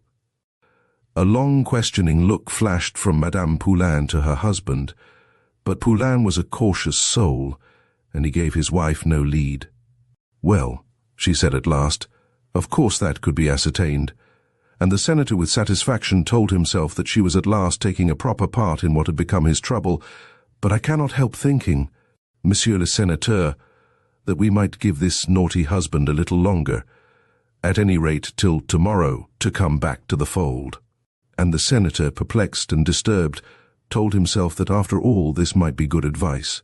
But when he again went upstairs and joined the young people, he found that this was not at all a plan to which any one of the three was likely to consent. In fact, as he came into the sitting room where Nancy Dampier was now restlessly walking up and down, he noticed that his son's hat and his son's stick were already in his son's hands. "I think I ought to go off, father, to the local commissaire of police." "There's one in every Paris district," said Gerald Burton abruptly. "Mrs. Dampier is convinced that her husband did go out this morning, even if the Poulains did not see him doing so. And she and I think it possible, in fact we are afraid, that he may have met with an accident on his way to the studio." As he saw by his father's face that this theory did not commend itself to the senator, the young man went on quickly, "At any rate, my doing this can do no harm. I might just inform the commissaire that a gentleman has been missing since this morning from the Hotel Saint-Ange, and that the only theory we can form which can account for his absence is that he may have met with an accident. Mrs. Dampier has kindly provided me with a description of her husband, and she has told me what she thinks he might have been wearing." Nancy stopped her restless pacing. "If only the Poulains would allow me to see where Jack slept last night," she cried, bursting into tears. "But oh, everything is made so much more difficult by their extraordinary assertion that he never came here at all. You see, he had quite a large portmanteau with him, and I can't possibly tell which of his suits he put on this morning." And the senator, looking down into her flushed, tearful face, wondered whether she were indeed telling the truth, and most painfully he doubted very much. But when Gerald Burton came back at the end of 2 hours, after a long and weary struggle with French officialdom, all he could report was that to the best of the commissaire's belief, no Englishman had met with an accident that day. There had been 3 street accidents yesterday in which foreigners had been concerned, but none, most positively none, today. He admitted, however, that all his reports were not yet in. Paris, from the human point of view, swells to monstrous proportions when it becomes the background of a great international World's Fair. And the police, unlike the great majority of those in the vast hive where they keep order, have nothing to gain in exchange for the manifold discomforts an exhibition brings in its train. At last, worn out by the mingled agitations and emotions of the day, Nancy went to bed. The senator, Gerald, and Daisy Burton waited up some time longer. It was a comfort to the father to be able to feel that at last he was alone for a while with his children. To them at least he could unburden his perplexed and now burdened mind. "I suppose it didn't occur to you, Gerald, to go to this Mr. Dampier's studio?" He looked inquiringly at his son. Gerald Burton was sitting at the table from which Mrs. Dampier had just risen. He looked, if a trifle weary, yet full of eager energy and life, a fine specimen of strong, confident young manhood, a son of whom any father might well be fond and proud. The senator had great confidence in Gerald's sense and judgment. "Yes, indeed, father. I went there first. Not only did I go to the studio, but from the commissaire's office, I visited many of the infirmaries and hospitals of the quarter. You see, I didn't trust the commissaire. I don't think he really knew whether there had been any street accidents or not. In fact, at the end of our talk, he admitted as much himself." "And at Mr. Dampier's studio?" queried the senator. "What did you find there? Didn't the old housekeeper seem surprised at her master's prolonged absence? Yes, father, she did indeed. I could see that she was beginning to feel very much annoyed and put out about it. Did she tell you, asked the senator hesitatingly, what sort of man this Mr. Dampier is? She spoke very well of him, said young Burton, with a touch of reluctance in his voice. But she admitted that he was a casual sort of fellow. Gerald's sister looked up. She broke in rather eagerly. What sort of a man do you suppose Mr. Dampier to be, Gerald? He shrugged his shoulders rather ill-temperedly. He, too, was tired, after the long day of waiting and suspense. How can I possibly tell, Daisy? I must say it's rather like a woman to ask such a question. From something Mrs. Dampier said, I gather he is a plain-looking chap. And then Daisy laughed heartily, for the first time that day. Why, she adores him, she cried. She can't have told you that. Indeed, she did. But you weren't there when I made her describe him carefully to me. I had to ask her, for it was important that I should have some sort of notion what the fellow is like. He took out his notebook. I'll tell you what I wrote down, practically from her dictation. A tall man, taller than the average Englishman, a loosely hung fellow. He doesn't care for any kind of sport, I gather. 35 years of age. Seems a bit old to have married a girl. She won't be 20 till next month. He has big, strongly marked features and a good deal of fair hair. Always wears an old-fashioned repeater watch and bunch of seals. Was probably wearing this morning a light grey tweed suit and a straw hat. Gerald looked up and turned to his sister. If you call that the description of a good-looking man, well, all I can say is that I don't agree with you, Daisy. He's a very good artist, said the senator mildly. Did you go into his studio, Gerald? Yes, I did. And I can't say that I agree with you, father. I didn't care for any of the pictures I saw there. Gerald Burton spoke rather crossly. Both his father and sister felt surprised at his tone. He was generally very equable and good-tempered, but where any sort of art was concerned, he naturally claimed to speak with authority. Have you any theory? Gerald the senator hesitated. To account for the extraordinary discrepancy between the Poulains story and what Mrs. Dampier asserts to be the case. Yes, father, I have a quite definite theory. I believe the Poulains are lying. The young man leant forward across the round table. He spoke very earnestly, but even as he spoke he lowered his voice, as if fearing to be overheard. Senator Burton glanced at the door. You can speak quite openly, he said rather sharply. You forget that there is the door of our apartment as well as a passage between this room and the staircase. No, father, I don't forget that. But it would be quite easy for anyone to creep in. The Poulains have pass keys everywhere. My dear boy, don't understand English. Jules does, father. He knows far more English than he admits. At any rate, he understands everything one says to him. Daisy broke in with a touch of impatience. But with what object could the Poulains tell such a stupid and cruel untruth, one too, which is sure to be found out very soon? If this Mr. Dampier did arrive here last night, well then he did. If he didn't, he didn't. Yes, that's true. Gerald turned to his sister. And though I've given a good deal of thought to it during the last few hours, I can't form any theory yet as to why the Poulains are lying. I only feel quite sure that they are. It's a curious thing, observed the senator musingly, that neither of you saw this Mr. Dampier last night. Curious, I mean, that he should have just stepped up into a cupboard, as Mrs. Dampier says he did, at the exact moment when you were outside the door. Neither of his children made any reply. That coincidence still troubled Daisy Burton. At last, I don't see that it's at all curious, exclaimed her brother hastily. It's very unfortunate, of course, for if we had happened to see him, the Poulains couldn't have told the tale they told you this morning. The senator sighed. He was tired of the long afternoon spent in doing nothing, and to tell the truth, tired of the curious, inexplicable problem with which he had been battling since the morning. Well, I say it with sincere regret, but I am inclined to believe the Poulains. Father, his son was looking at him with surprise and, yes, indignation. Yes, Gerald. I am, for the present, inclined not only to believe the Poulains' clear and consistent story, but to share Madame Poulain's view of the case.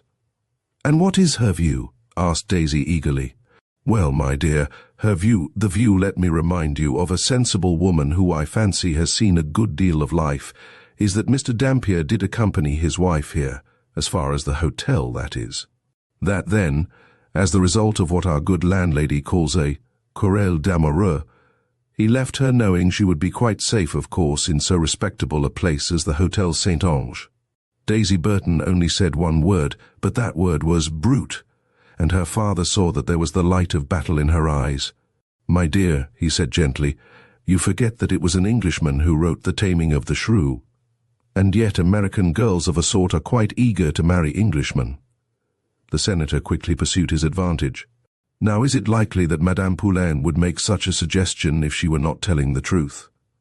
Of course her view is that this Mr. Dampier will turn up safe and sound when he thinks he has sufficiently punished his poor little wife for her share in their lovers' quarrel."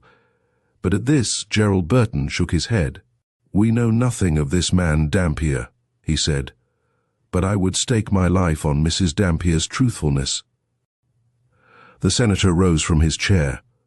Gerald's attitude was generous. He would not have had him otherwise, but still he felt irritated by his son's suspicion of the Poulains. "Well, it's getting late, and I suppose we ought all to go to bed now, especially as they begin moving about so early in this place. As for you, my boy, I hope you've secured a good room outside, eh?" Gerald Burton also got up. He smiled and shook his head. "No, father, I haven't found a place at all yet. The truth is I've been so tremendously taken up with this affair that I forgot all about having to find a room tonight." "Oh, dear," cried Daisy in dismay. "Won't you find it very difficult? They say Paris is absolutely full just now. Why, a lot of people who have never let before are letting out rooms just now. So Madame Poulain says, don't worry about me." "I shall be all right," said Gerald quickly. "I suppose my things have been moved into your room, father?" Daisy nodded. "Yes, I saw to all that. In fact, I did more." She smiled. The brother and sister were very fond of one another. "I packed your bag for you, Ger." "Thanks," he said, and then going quickly round the table, he bent down and kissed her. "I'll be in early tomorrow morning," he said, nodding to his father. Then he went out. Daisy Burton felt surprised. Gerald was the best of brothers, but he didn't often kiss her good night. There had been a strange touch of excitement, of emotion, in his manner tonight. It was natural that she herself should be moved by Nancy Dampier's distress. But Gerald, who was generally speaking rather nonchalant, and very, very critical of women. "Gerald's tremendously excited about this thing," said Daisy thoughtfully. She was 2 years younger in years than her brother, but older, as young women are apt to be older, in all that counts in civilized life. "I've never seen him quite so keen about anything before." "I hope he will have got a comfortable room," said the senator a little crossly. Then fondly he turned and took his daughter's hand. "Sleep well, my darling," he said. "You two have been very kind to that poor little soul, and I love you both for it. Whatever happens, kindness is never lost." "Why, what do you mean, father?" She looked down at him troubled, rather disturbed by his words. "Well, Daisy, the truth is," he hesitated, "I can't make out whether this Mrs. Dampier is all she seems to be, and I want to prepare you for a possible disappointment, my dear. When I was a young man, I once took a great fancy to someone who disappointed me cruelly. He was speaking very gravely. It just spoilt my ideal for a time, my ideal of human nature. Now, I don't want anything of that kind to happen to you or to our boy in connection with this young lady.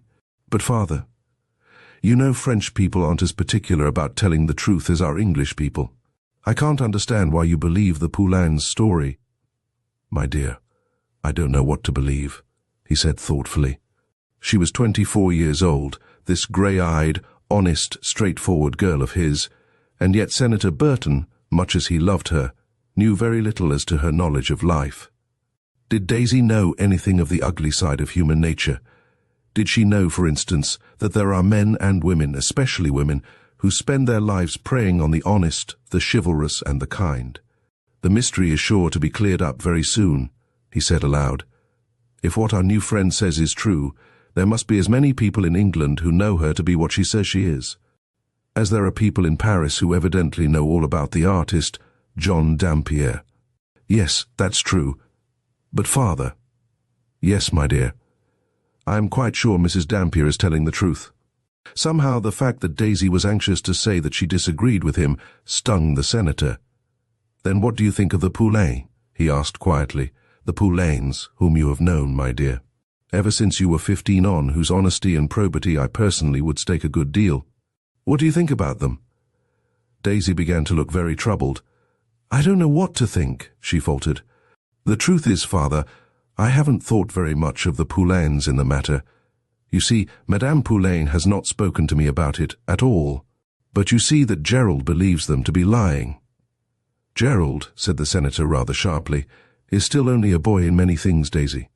And boys are apt, as you and I know, to take sides, to feel very positive about things. But you and I, my darling, well, we must try to be judicial. We must try to keep our heads, eh? Yes, father, yes, we must. Indeed. But even as she said the words, she did not quite know what her father meant by judicial. And Gerald Burton. For a while, perhaps for an hour, holding his heavy bag in his hand, he wandered about from hostelry to hostelry, only to be told everywhere that there was no room. Then, taking a sudden resolution, he went into a respectable little cafe which was still open, and where he and his father, in days gone by, had sometimes strolled in together when Daisy was going about with friends in Paris. There he asked permission to leave his bag. Even had he found a room, he could not have slept, so he assured himself. He was too excited. His brain was working too quickly. Talking busily, anxiously, argumentatively to himself as he went, he made his way to the river, to the broad, tree-lined quays which, to your true lover of Paris, contain the most enchanting and characteristic vistas of the city. Once there, his footsteps became slower. He thrust his hands into his pockets and walked along, with eyes bent on the ground. What manner of man could Jack Dampier be to leave his young wife, such a beautiful, trusting, confiding creature, as was evidently this poor girl in this cruel uncertainty? Was it conceivable that the man lived who could behave to this Mrs. Dampier with the unkindness Gerald's father had suggested, and that as the outcome of a trifling quarrel? No. Gerald Burton's generous nature revolted from such a notion. And yet his father thought it quite possible. To Gerald, his father's views and his father's attitude to life meant a great deal more than he was wont to allow, either to that same kind, indulgent father or to himself, and now he had to admit that the senator did believe that what seemed so revolting to him, Gerald, was the most probable explanation of the mystery. The young man had stayed quite a while at the studio, listening to Marie Beloc's garrulous confidences. Now and again he had asked her a question, forced thereto by some obscure but none the less intense desire to know what Nancy Dampier's husband was like, and the old woman had acknowledged, in answer to a word from him, that her master was not a good-tempered man. Monsieur could be very cross, very disagreeable sometimes, but bah, were not all gentlemen like that? Marie Belloc had added with an easy laugh. On the whole, however so much must be admitted, she had given Dampier a very good character. If quick-tempered, he was generous, considerate, and above all, hard-working. But Marie Belloc had been very much surprised to hear Monsieur was going to be married, and to an Englishwoman too. She, Marie Belloc, had always supposed he preferred Frenchwomen. In fact, he had told her so time and again. But bah! Again, what won't a pretty face do with a man? So Marie Belloc had exclaimed, twixt smile and sigh. Gerald Burton began walking more quickly, this time towards the west, along the quay which leads to the Chamber of Deputies. The wide thoroughfare was deserted save for an occasional straggler making his weary way home after a day spent in ministering to the wants and the pleasures of the strangers who now crowded the city. How wise he, Gerald Burton, was now showing himself to be in thus spending the short summer night out of doors, à la belle étoile, as the French so charmingly put it, instead of in some stuffy, perhaps not over-clean, little room. But soon his mind swung back to the strange events of the past day. Already Nancy Dampier's personality held a strange, beckoning fascination for the young American. He hadn't met many English girls, for his father far preferred France to England, and it was to France they sped whenever they had time to do so. And Gerald Burton hadn't cared very much for the few English girls he had met. But Nancy was very, very different from the only two kinds of her fellow countrywomen with whom he had ever been acquainted. The kind, that is, who is closely chaperoned by vigilant mother or friend, and the kind who spends her life wandering about the world by herself. How brave, how gentle, how self-controlled Mrs. Dampier had been, while it was clear that she was terribly distressed. And all the more distressed by the Poulains' monstrous assertion that she had come alone to the Hotel Saint-Ange, yet how well she had behaved all that long day of waiting and suspense. How anxious she had been to spare the Burtons trouble. Not for a single moment had he, Gerald Burton, felt with her as he so often felt with women awkward and self-conscious. Deep in his inmost heart he was aware that there were women and girls who thought him very good-looking, and far from pleasing him, the knowledge made him feel sometimes shy, sometimes even angry. He already ardently wished to protect, to help, to shelter Mrs. Dampier. Daisy had been out of the room for a moment, probably packing his bag, when he had come back tired and weary from his fruitless quest, and Mrs. Dampier, if keenly disappointed that he had no news, had yet thanked him very touchingly for the trifling trouble, or so it now seemed, that he had taken for her. "I don't know what I should have done if it hadn't been for your kind father, for your sister, and for you, Mr. Burton." He walked across the bridge leading to the Champs-Élysées, paced round the Arc de Triomphe, and then strolled back to the deserted quays. He had no wish to go on to the boulevards. It was Paris asleep, not Paris awake, with which Gerald Burton felt in close communion during that short summer night. And how short is a Paris summer night? Soon after he had seen the sun rise over an eastern bend of the river, the long, low buildings which line the Seine below the quays stirred into life. And he was able to enjoy a refreshing plunge in the great swimming bath, which is among the luxuries Paris provides for those of her sons who are early morning toilers. 6 o'clock found Gerald Burton at the café where he had left his bag, ready for a cup of good coffee. The woman who served him, the waiters were still asleep, told him of a room likely to be disengaged the next night. The next night. But if Dampier were to come back this morning, as according to one theory he was very likely to do, then he, Gerald, would have no need of a room. Somehow that possibility was not as agreeable to him as it ought to have been. In theory, Gerald Burton longed for this unknown man's return, for a happy solution, that is, of the strange mystery which had been cast. In so dramatic a fashion, athwart the Burtons' placid normal life, but scarce consciously to himself, the young American felt that Dampier's reappearance would end, and that rather tamely. An exciting and, in some ways, a very fascinating adventure. As he came up the Rue Saint-Ange, he saw their landlord, a blue apron tied about his portly waist, busily brushing the pavement in front of the hotel with a yellow broom. "Well?" he said eagerly. "Well, Monsieur Poulain, any news?" Poulain looked up at him and shook his head. "No, Monsieur Gerald," he said sullenly, "no news at all." Chapter 5. Nancy Dampier sat up in bed. Long rays of bright sunlight filtering in between deep blue curtains showed her a large, lofty room with panelled walls, and furniture covered with blue damask silk. It was more like an elegant boudoir in an old English country house than a bedroom, and for a moment she wondered, bewildered, where she could be.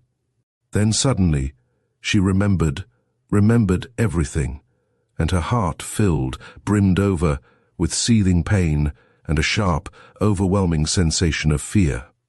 Jack had gone, disappeared, vanished as if the earth had swallowed him up. And she, Nancy, was alone in a foreign city where she did not know a single soul, with the paramount exception of the American strangers who had come to her help in so kindly and so generous a fashion. She pushed her soft hair back from her forehead and tried to recall, step by step, all that had happened yesterday. Two facts started out clearly: her almost painful gratitude to the Burtons and her shrinking terror of the Poulain, or rather Madame Poulain, the woman who had looked fixedly into her face and lied. As to what had happened to Dampier, Nancy's imagination began to whisper things of unutterable dread.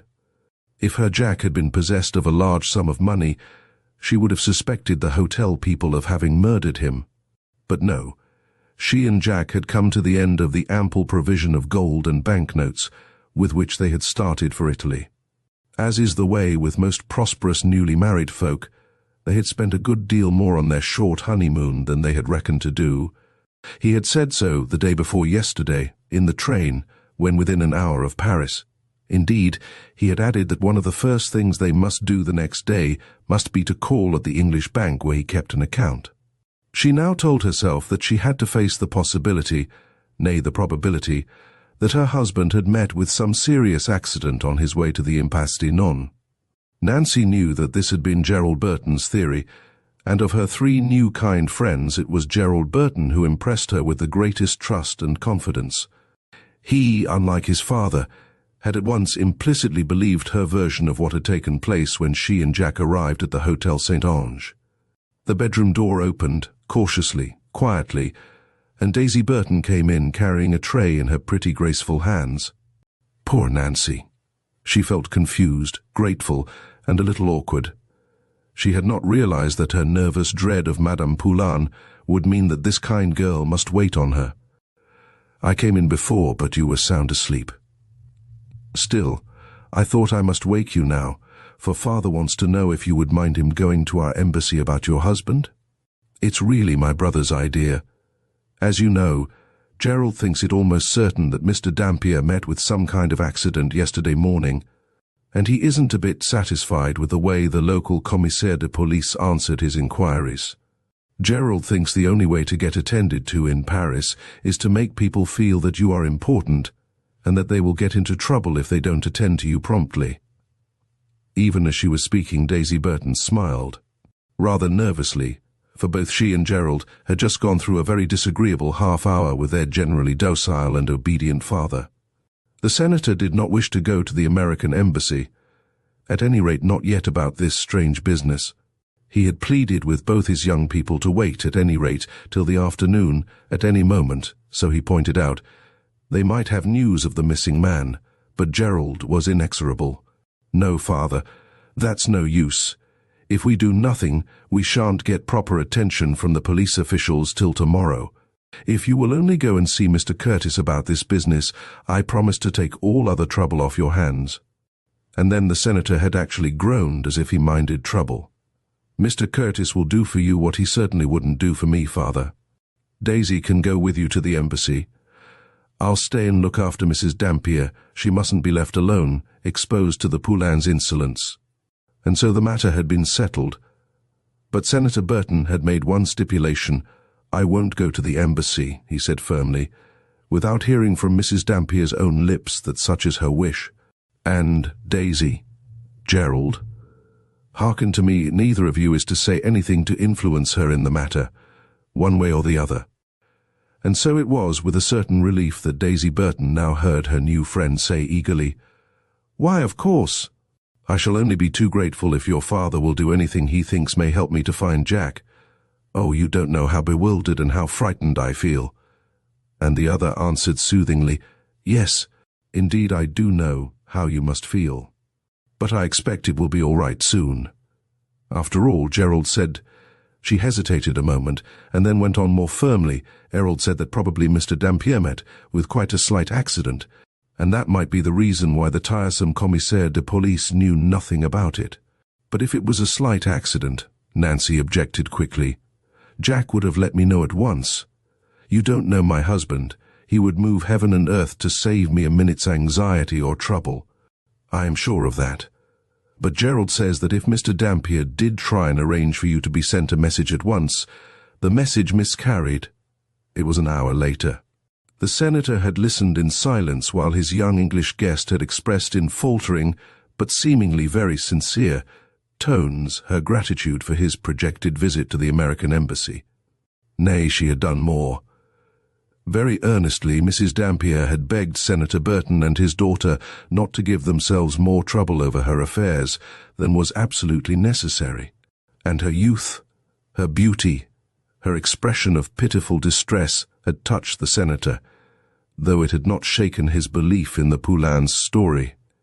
He did, however, assure her, very kindly and courteously, that he grudged no time spent in her service. And then, while Gerald Burton accompanied his father and his sister downstairs, Nancy Dampier was left alone for a few minutes with her own troubled and bewildered thoughts. She walked restlessly over to one of the high windows of the sitting room and looked down into the shady garden below. Then her eyes wandered over the picturesque grey and red roofs of the old Paris Jack Dampier loved so well. Somehow the cheerful, bright beauty of this June morning disturbed and even angered poor Nancy. She remembered with distaste, even with painful wonder, the sensations of pleasure, of amusement, of admiration with which she had first come through into this formal, harmoniously furnished salon, which was so unlike any hotel sitting room she'd ever seen before. But that had been yesterday morning, infinitely long ago. Now, each of the first Empire pieces of furniture seemed burnt into her brain, and the human faces of the dull gold sphinxes which jutted from each of the corners of the long, low settee seemed to grin at her maliciously. She felt unutterably forlorn and wretched. If only she could do something, she told herself, with a sensation of recoil and revolt, that she could never face another day of suspense and waiting spent as had been the whole of yesterday afternoon and evening. Going up to the brass-rimmed round table, she took up a book which was lying there. It was a guide to Paris, arranged on the alphabetical principle. Idly she began turning over the leaves, and then suddenly Nancy Dampier's cheeks, which had become so pale as to arouse Senator Burton's commiseration, became deeply flushed. She turned over the leaves of the guidebook with feverish haste, anxious to find what it was that she now sought there before the return of Gerald Burton. At last she came to the page marked M. Yes, there was what she had once longed and dreaded to find. And she had just read the last line of the paragraph when Gerald Burton came back into the room. Looking at him fixedly, she said quietly, and in what he felt to be an unnaturally still voice, "Mr. Burton, there is a place in Paris called the Morgue. Do you not think that I ought to go there today? It says in this guidebook that people who are killed in the streets of Paris are taken straight to the morgue." The young American nodded gravely. The commissary of police had mentioned the morgue, had in fact suggested that those who were seeking John Dampier would do well to go there within a day or two. Nancy went on, "Could I go this morning?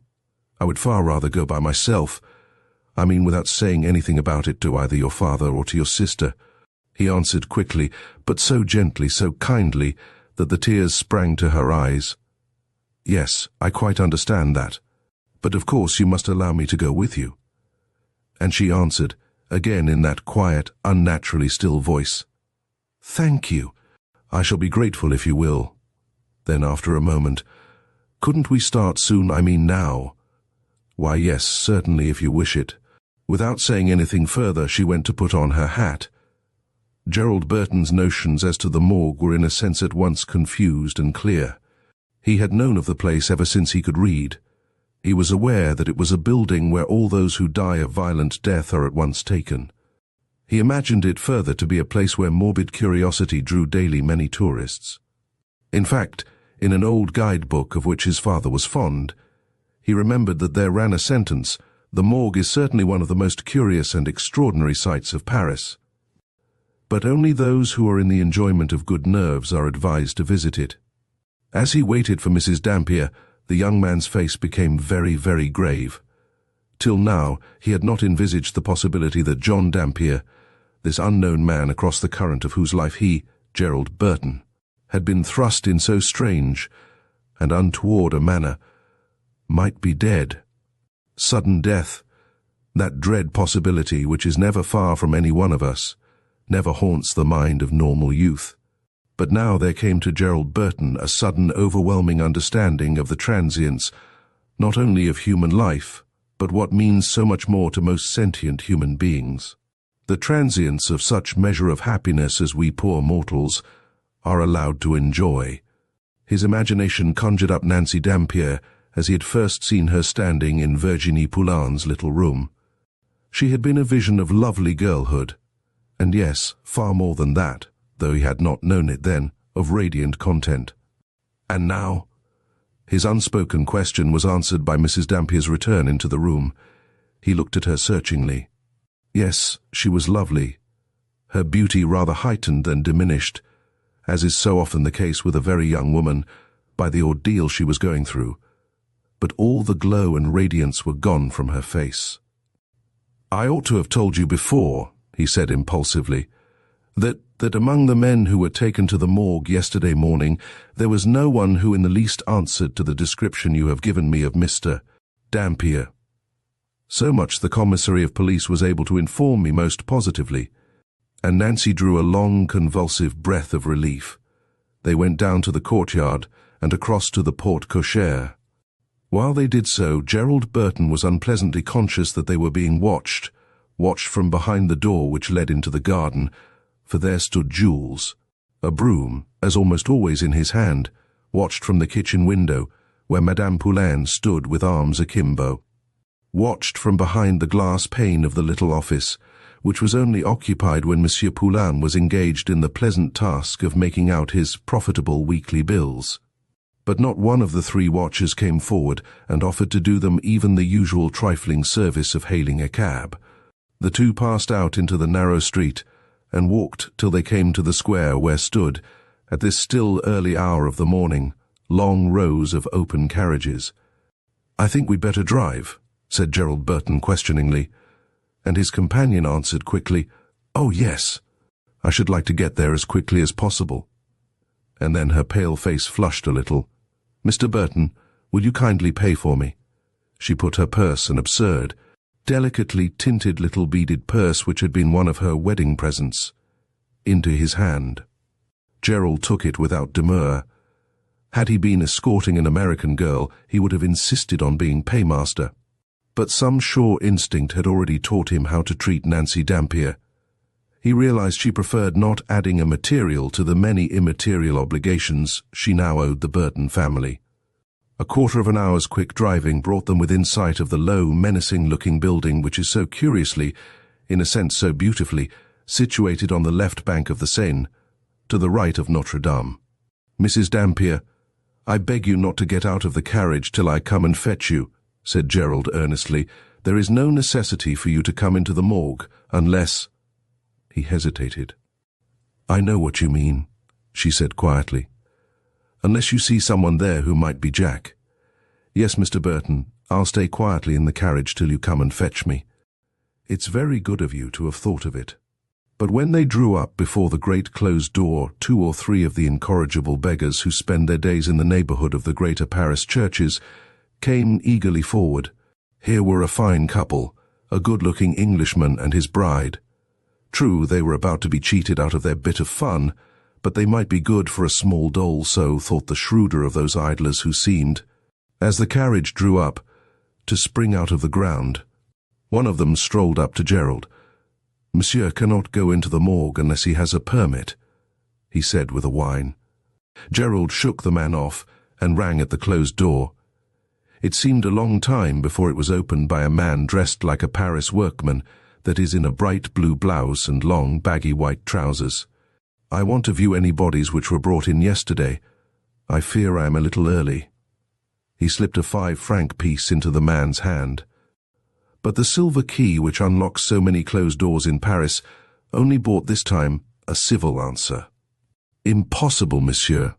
I should lose my place. I could not do it for 1,000 francs. And then in answer to the American's few words of surprise and discomfiture, "Yes, it's quite true that we were open to the public till 3 years ago. But it's easier to get into the Élysée than it is to get into the morgue nowadays." He waited a moment, then he murmured under his breath, "Of course, if monsieur cares to say that he is looking for someone who has disappeared, and if he will provide a description, the more commonplace the better, then, well, monsieur may be able to obtain a permit." At any rate, Monsieur has only to go along to the office, where permits are issued, to find that what I say is true. If only Monsieur will bring me a permit, I will gladly show Monsieur everything there is to be seen." The man became enthusiastic. "Not only are there the bodies to see, we also possess relics of many great criminals, and as for our refrigerating machines, monsieur, they are really in their way wonders. Well worth, as I have sometimes heard people say, coming all the way to Paris to see." Sick at heart, Gerald Burton turned away not, however. Before he had explained gravely that his wish in coming to the morgue was not to gratify idle curiosity, but to seek a friend whose disappearance since the morning before was causing acute anxiety. The man looked at him doubtfully. Somehow this young gentleman did not look as people generally look who come to the morgue on serious business. The janitor was only too familiar with the signs, the air of excitement, of dejection, of suspense, the reddened eyelids. "But, in that case, I am sure to see Monsieur again within a few minutes," he said politely. Nancy had stepped down from the carriage. "Well?" she said anxiously. "Well, won't he let you in? We shall have to get an order. The office is only just over there opposite Notre Dame. Shall we dismiss the cab?" "Yes," she said. "I would far rather walk across." Still followed by a troop of ragged idlers, they hastened across the great space in front of Notre Dame and so to the office of the morgue. At first, the tired official, whose not always easy duty it is to discriminate between the morbid sightseer and the anxious relative or friend, did not believe the American's story. He, too, evidently thought that Gerald and the latter's charming, daintily dressed companion were simply desirous of seeing every sight, however horrible, that Paris has to offer. But when he heard the name Dampier, his manner suddenly changed. There came over his face a sincere look of pity and concern. "You made inquiries concerning this gentleman yesterday," he observed, and Gerald Burton, rather surprised, though after all he need not have been, assented. Then the commissary of police had been to some trouble for him after all. He, Gerald, had done the man an injustice. "We've had 5 bodies already brought in this morning," said the clerk thoughtfully. "But I'm sure that none of them answers to the description we have had of Madame's husband. Let me see. Monsieur Dampier is aged 34. He is tall, dressed in a grey suit, or possibly a brown suit of clothes, with a shock of fair hair." And again Gerald Burton was surprised how well the man remembered. The other went into another room and came back with a number of grey cards in his hand. He began to mumble over the descriptions, and suddenly Gerald stopped him. "That might be the person we are looking for," he exclaimed. "I mean the description you've just read out. That of the Englishman." "Oh no, monsieur. I assure you that the body here described is that of a quite young man." And as the American looked at him doubtfully, he added, "But still, if you wish to make absolutely sure, I will make out a permit, and Madame can stay here while you go across to the morgue." Again he looked pityingly at Mrs. Dampier. Nancy shook her head. "Tell him I mean to go too," she said quietly. The man looked at her with an odd expression. "I should not myself care to take my wife or my sister to the morgue, monsieur. Believe me, her husband is not there. Do try and dissuade the poor lady." As he spoke, he averted his eyes from Nancy's flushed face. Gerald Burton hesitated. It was really kind of this good fellow to feel so much for a stranger's distress. "Won't you stay here, and let me go alone to that place? I think you can trust me. You see, there is only one body there which in any way answers to the description." "Yes, I quite understand that, but I'd rather go too." Her lips quivered. "You see, you've never seen Jack, Mr. Burton." "I'm afraid this lady is quite determined to go too," said the young American in a low voice, and without making any further objection, the Frenchman filled in a form and silently handed it to Gerald Burton. And then something happened which was perhaps more untoward and strange than Gerald realized. He and Mrs. Dampier were already well started across the great sunny space in front of Notre Dame, when suddenly he felt himself tapped on the shoulder by the man from whom they had just parted. Monsieur," said the French official breathlessly, "I forgot a most important point. Visitors to the morgue are not allowed to see all the bodies exposed in our mortuary.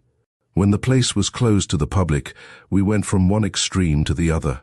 The man whose description you think approximates to that of the gentleman you are looking for is number 4. Tell the guardian to show you number 4. Then he turned on his heel, without awaiting the other's thanks. And as he walked away, the Frenchman said aloud, not once but many times, "Pauvre petite dame," and then again and again, "Pauvre petite dame." But his conscience was clear. He had done his very best to prevent that obstinate young American subjecting the poor little lady to the horrible ordeal she was about to go through. Once more he spoke aloud. "They have no imagination, none at all, these Yankees," he muttered, shrugging his shoulders. Chapter 6. The janitor of the morgue, remembering Gerald Burton's 5-franc piece and perchance looking forward to another ronde, was wreathed in smiles. Eagerly he welcomed the two strangers into the passage, and carefully he closed the great doors behind them. "A little minute," he said, smiling happily. "Only one little minute. The trifling formality of showing your permit to the gentleman in the office must be gone through. And then I myself will show Monsieur and Madame everything there is to be seen." "We do not wish to see everything," said Gerald Burton sharply. "We simply wish to see—" He hesitated. "Body number 4. He lowered his voice, but Nancy understood enough French to know what it was that he said. With a blind, instinctive gesture she put out her hand, and Gerald Burton grasped it firmly, and for the first time a look of pity and of sympathy came across the janitor's face. "Tiens! Tiens!" Then it was true after all. These young people, he now took them for a brother and sister, were here on business, not, as he had supposed, on pleasure. "Come in and wait here," he said gravely. "This is the doctor's room, but Madame can sit here for a moment while the formalities are gone through." He flung open a door and showed them into a curious, old-fashioned-looking sitting room, strangely unlike the waiting room, which would have been found attached, say, to an American or British mortuary. An ornate writing table filled up one corner of the room, and opposite the two windows covering the whole of the blank wall was a narrow glass case running from floor to ceiling. From this case young Burton quickly averted his eyes, for it was filled with wax models of heads which might have been modelled from the denizens of Dante's Inferno. "I'm afraid I must now leave you for a moment," he said gently. "Sit over here, Mrs. Dampier, and look out on the river." And Nancy obeyed with dull submission. She gazed on the bright, moving panorama before her, aware, in a misty, indifferent way, that the view was beautiful, that Jack would have thought it so. This bend of the Seine is always laden with queer, picturesque craft, and just below the window by which she sat was moored a flat-bottomed barge which evidently served as dwelling place for a very happy little family. One end of the barge had been turned into a kind of garden. There was even a vine-covered arbour, under which two tiny children were now playing some absorbing game. And this glimpse of ordinary, normal life gradually brought a feeling of peace, almost of comfort, to Nancy's sore heart. She wondered if she would ever be happy again, happy as those little children playing outside were happy, without a thought of care in the world. That had been the kind of simple, unquestioning happiness she too had thoughtlessly enjoyed till the last 3 days. When Gerald Burton came back, he was glad rather than grieved to see that tears were running down her face. But a moment later, as they followed their guide down a humid, dark passage, her tears stopped, and a look of pinched terror came into her eyes. Suddenly there fell on their ears loud, whirring, jarring sounds. "What's that?" cried Nancy in a loud voice. Her nerves were taut with suspense, quivering with fear of what she was about to see. And the janitor, as if he understood her question, turned round reassuringly. "Only our refrigerating machines, Madame. We think them wonderfully quiet, considering. They were on night and day, they are never stilled. As for me," he added jovially, "I would miss the noise very much. But as I lie in bed listening to the sound, I know that all is well. It would be a very serious thing indeed for us if the machines stopped, even for 10 minutes. He shook his head mysteriously. Nancy breathed a little more easily. She had not understood what it was exactly that he had said, but his voice had sounded cheerful and kind. And she remained for a while ignorant of the meaning and object of the machines by which they passed quickly in a great room filled with moving wheels, and even on this hot June day full of icy breaths. As they came to the end of the engine room, their guide turned round and gave the young American a quick, warning look. "C'est ici," he said under his breath, and Gerald stepped quickly in front of Mrs. Dampier. "Is what we're going to see very horrible?" he whispered hurriedly. "I wish this lady to be spared as far as may be from seeing anything especially painful." "As to horrible, well, it depends, monsieur, on what is thought horrible. A good many of my pensioners have been dangerous customers in their time, but now, fortunately, monsieur, the dead cannot bite." And he smiled at his own grim joke. Gerald Burton shuddered involuntarily, but as he and Nancy followed the man from the engine room, he gave a sigh of relief, for they had emerged into a wide, airy shed. The place looked like a workshop of sorts, for it was lined, on one side, with what looked like gigantic chests of drawers, painted black, while standing about on the stone pavement were long white deal packing cases. Over in a corner was a black box, of which the lid was loose.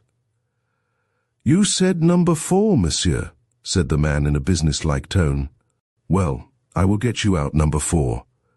Kindly stand just over there, not in the sunlight, that might prevent your seeing clearly." He added, speaking far more gently and kindly than he had yet done, "Madame must not be frightened. It will be all over in a moment." Gerald looked down at his companion. Her face seemed to have become quite small, like that of a child, but the pupils of her eyes had dilated. As she stared up at him fearfully, he likened them, in his heart, to deep unfathomable pools.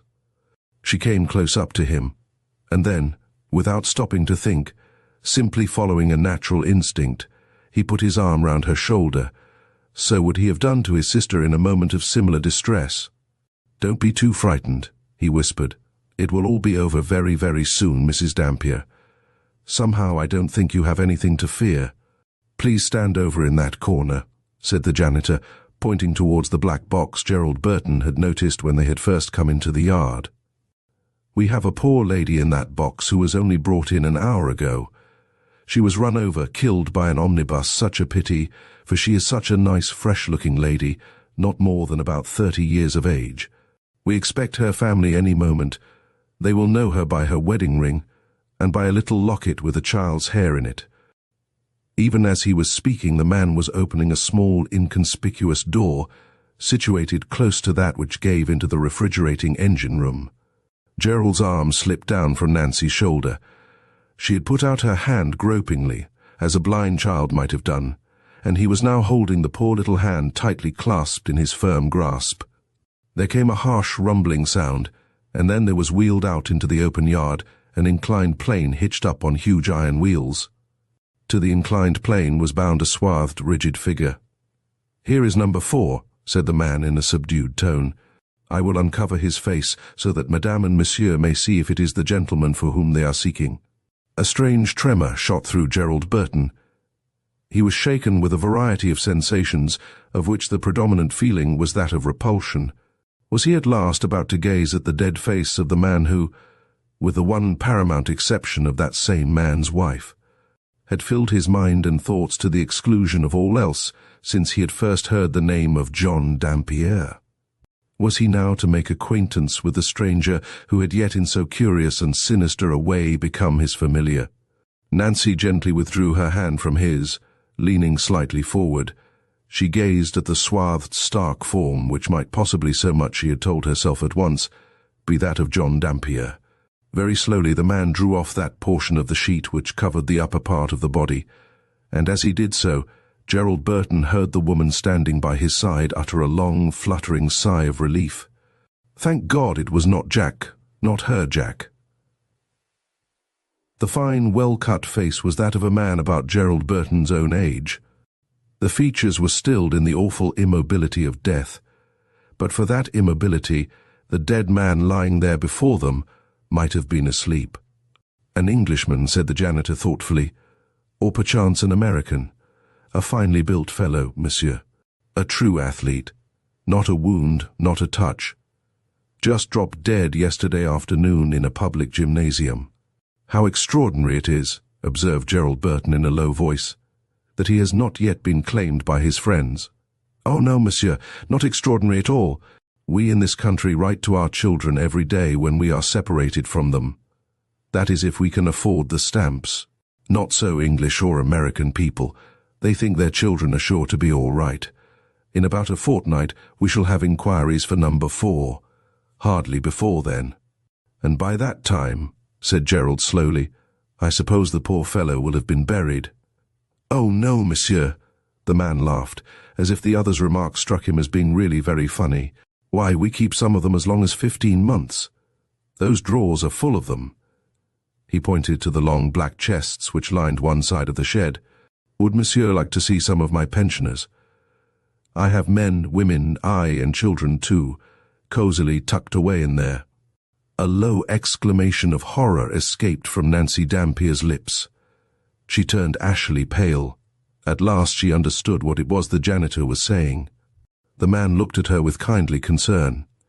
Tiens, he said, isn't that strange? It happens again and again. People like Madame come here, quite quiet, quite brave, and then, though overjoyed at not finding the person they came to seek, they suddenly shudder and turn pale. Sometimes I have known them faint. Kindly let us out by the shortest and quickest way, said Gerald quickly. Pardon, monsieur. The law exacts that number 4 must remain in your presence for a quarter of an hour. The man shrugged his shoulders.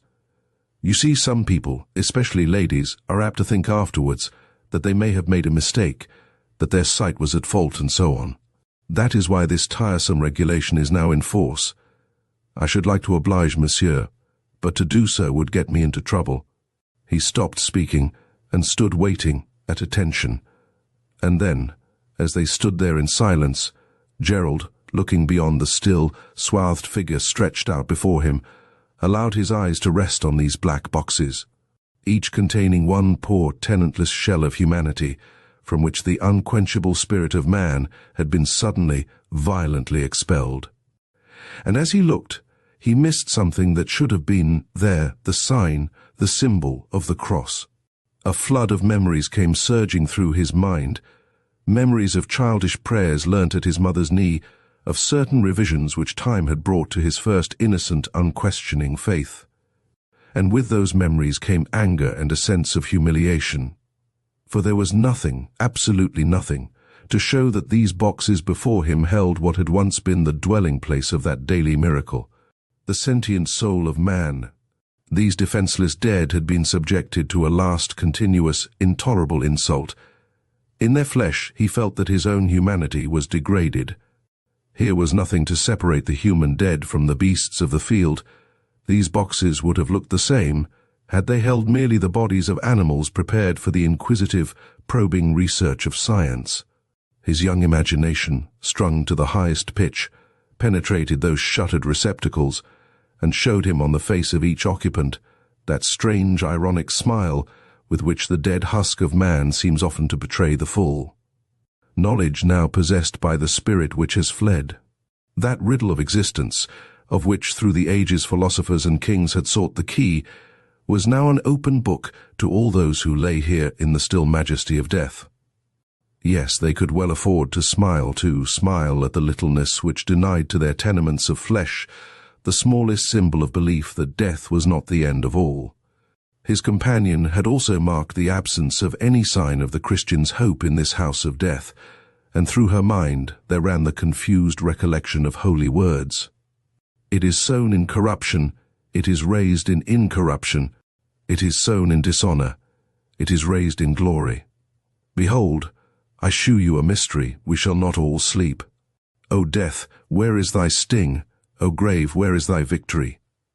Comfortable words. They seemed, merely by their flight through the tense ganglia of her brain, to break into the awful loneliness of these recent tabernacles of the spirit, and bestow on them the benison denied them in its pride by the human family from whose bosom they had been torn. Then swiftly her mind turned to the thought of those who were still watching and waiting, in that misery of suspense of which she now knew each pang. Every one, surely every one of these dead who now surrounded her silent, solitary, had been loved for love, comes in some guise to all poor human creatures. Those mouths, cheeks, eyes, those rippling waves of woman's hair, had been kissed, how often. The perishing flesh had been clasped heart to heart. There came over her soul a great rush of pity for those others, the vast and scattered company, mourning, and yet reaching out in wild hope and desire for their loved ones, whose bodies were all the while here. They did not know, yet hither came winging unerringly, like flights of homing doves, their myriad prayers, their passionate loving thoughts and wistful thirsty longing for one word, one kiss, one touch of the hand. Surely such thoughts and prayers sanctified this charnel house. She herself was of that company who were not sure. Some, doubtless, obstinate, refused to believe that death in any form had overtaken the missing. Others feared to come here and look. She had not feared. The janitor spoke to her, and she started violently. "You are quite convinced, madame, that number 4 is not he whom you seek?" These words, that question, evidently embodied a formula the man was bound to use. Mrs. Dampier bent her head. "You, monsieur, also have no doubt?" "None at all," said Gerald briefly. With a sudden movement, the man put the sinister carriage in motion, but when he had got it close to the door of the mortuary, he stopped a moment. "We have many compliments on our brancard," he said cheerfully. "It is very ingenious, is it not? You see, the wheels are so large that a mere touch pushes it backwards and forwards. It is quite easy to wheel back into place again." Gerald Burton took out a 5-franc piece. He left Nancy Dampier standing, an infinitely pathetic, forlorn little figure, in the sunlit portion of the yard, and approached the man. "We must go now," he said hurriedly. "I suppose it is quite easy to leave by the way we came in through the engine room." "One moment, monsieur, one moment. Before showing you out, I must put number 4 back with his other companions. There is no fear of his being lonely, poor man. We had 5 brought in this morning." They had not long to wait before the concierge joined them again. "Won't monsieur and madame stay and just see everything else there is to be seen?" he asked eagerly. "We have the most interesting relics of great criminals, notably of Tropman. Tropman was before my time, monsieur. But the day that his 7 victims were publicly exposed there, he pointed with his thumb to the inconspicuous door through which he had just wheeled number 4. That was a red-letter day for the morgue. 18,000 people came to gaze on those 7 bodies. And it was lucky, monsieur, that in those days we were open to the public, for it was the landlord of their hotel who recognized the poor creatures. He was now preceding his 2 visitors through the operating theatre, where are held the post-mortems. From thence he led them into the hall where they had first gained admission. Well, monsieur, if you really do not care to see our relics, he opened the great door through which so few living men and women ever pass." Gerald Burton and Nancy Dampier walked out into the sunlight, and the last thing they saw of the morgue was the smiling face of the concierge. It was not often that he received 10 francs for doing his simple duty. "Au plaisir de vous revoir, monsieur, madame, au plaisir de vous revoir," he said gaily. And as the courteous old French mode of adieu fell upon their ears, Gerald Burton felt an awful sensation of horror, of oppression, yes, and of dread, steal over him. Nancy Dampier, looking up at her companion, suddenly forgot herself. "Mr. Burton," she exclaimed, her voice full of concern, "I'm afraid this has made you feel ill. I oughtn't to have let you come here." And it was she who in her clear, low voice told the cabman the address of the Hotel St. Ange. Gerald Burton muttered a word of half-angry excuse. He was keenly ashamed of what he took to be his lack of manliness. But during the weeks, and the months that followed, he found himself constantly haunted by the gentle, ironic words of farewell uttered by the concierge of the morgue. "Au plaisir de vous revoir, monsieur. Madame, au plaisir de vous revoir." Chapter 7. The American abroad has a touching faith, first, in the might and power of his country to redress all wrongs, and secondly, in the personal prestige of his ambassador. As a rule, this faith is justified by works, but in the special and very peculiar case of John Dampier, Senator Burton was destined to meet with disappointment.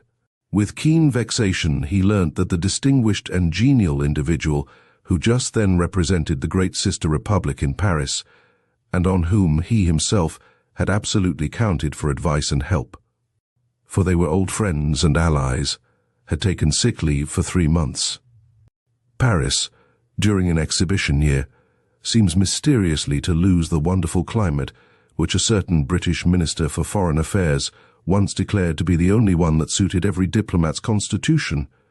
The senator and his daughter drove on from the American embassy to the American consulate, and it was with a feeling of considerable satisfaction that they were shown by a courteous janitor into the pleasant, airy waiting room, where a large engraving of Christopher Columbus and a huge photograph of the Washington Monument welcomed the wandering American. Even in this waiting room there was an air of cheerful activity, a constant coming and going, which showed that whatever might be the case with the embassy, the consulate, at any rate, was very much alive. "Mr. Senator Burton? Glad to see you, sir. What can we do for you?"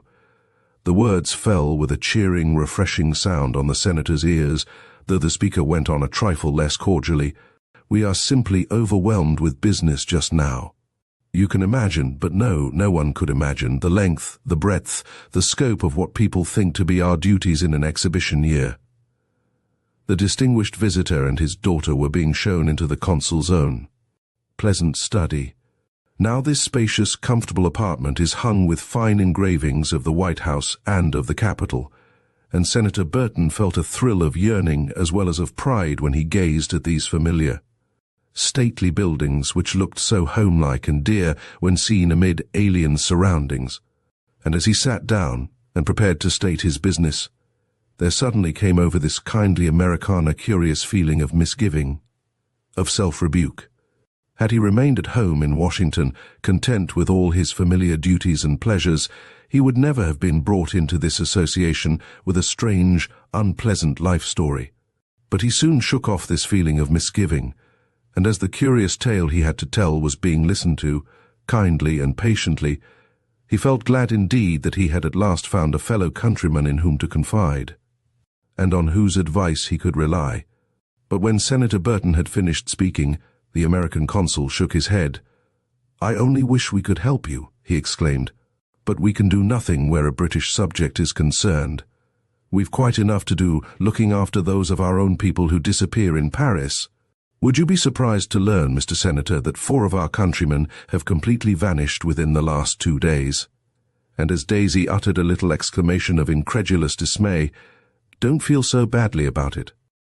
My dear young lady, I quite expect all 4 of them to turn up again, after having given us and their friends a great deal of useless, expensive worry. What I really want," said the senator earnestly, "is not your official assistance, but a word of practical advice. What is it this unfortunate young lady, Mrs. Dampier, ought to do? We've tried the commissaire de police of the quarter, and he's perfectly useless. In fact, my son, who's seen him twice, doesn't believe a word he says." The consul gave what Senator Burton felt to be a very French shrug of the shoulders. "That don't surprise me. As regards the lower branch of the service, the police here is very understaffed. The only thing for you to do is to take this poor lady to the British consulate. They are driven to death there, just as we are here, and they'll naturally snatch at any excuse to avoid an extra job. But of course, if this Mrs. Dampier is, as you say, a British subject, well, they're bound to do something for her. But you may believe me when I say, Mr. Senator, that there's probably nothing really mysterious about the case. You may find this Mr. Dampier at the hotel when you return there. It may interest you to learn," he hesitated and glanced at his young countrywoman, "that among our countrymen who vanish, I mean in a temporary way, there are more married men than bachelors." And with that enigmatic pronouncement, the genial consul courteously and smilingly dismissed Senator Burton and his daughter. The same afternoon saw the senator and Mrs. Dampier on their way to the British consulate. The day before, Nancy had been unwilling to leave the hotel for even the shortest space of time. Now she seemed sunk into apathetic despair, and yet, as they drove along together, the senator still doubted, still wondered in the depths of his heart, whether the lovely young woman now sitting silent by his side was not making a fool of him, as she had certainly done of his 2 children. He caught himself again and again thinking of her as Nancy. Already his daughter and she were on Christian name terms with one another.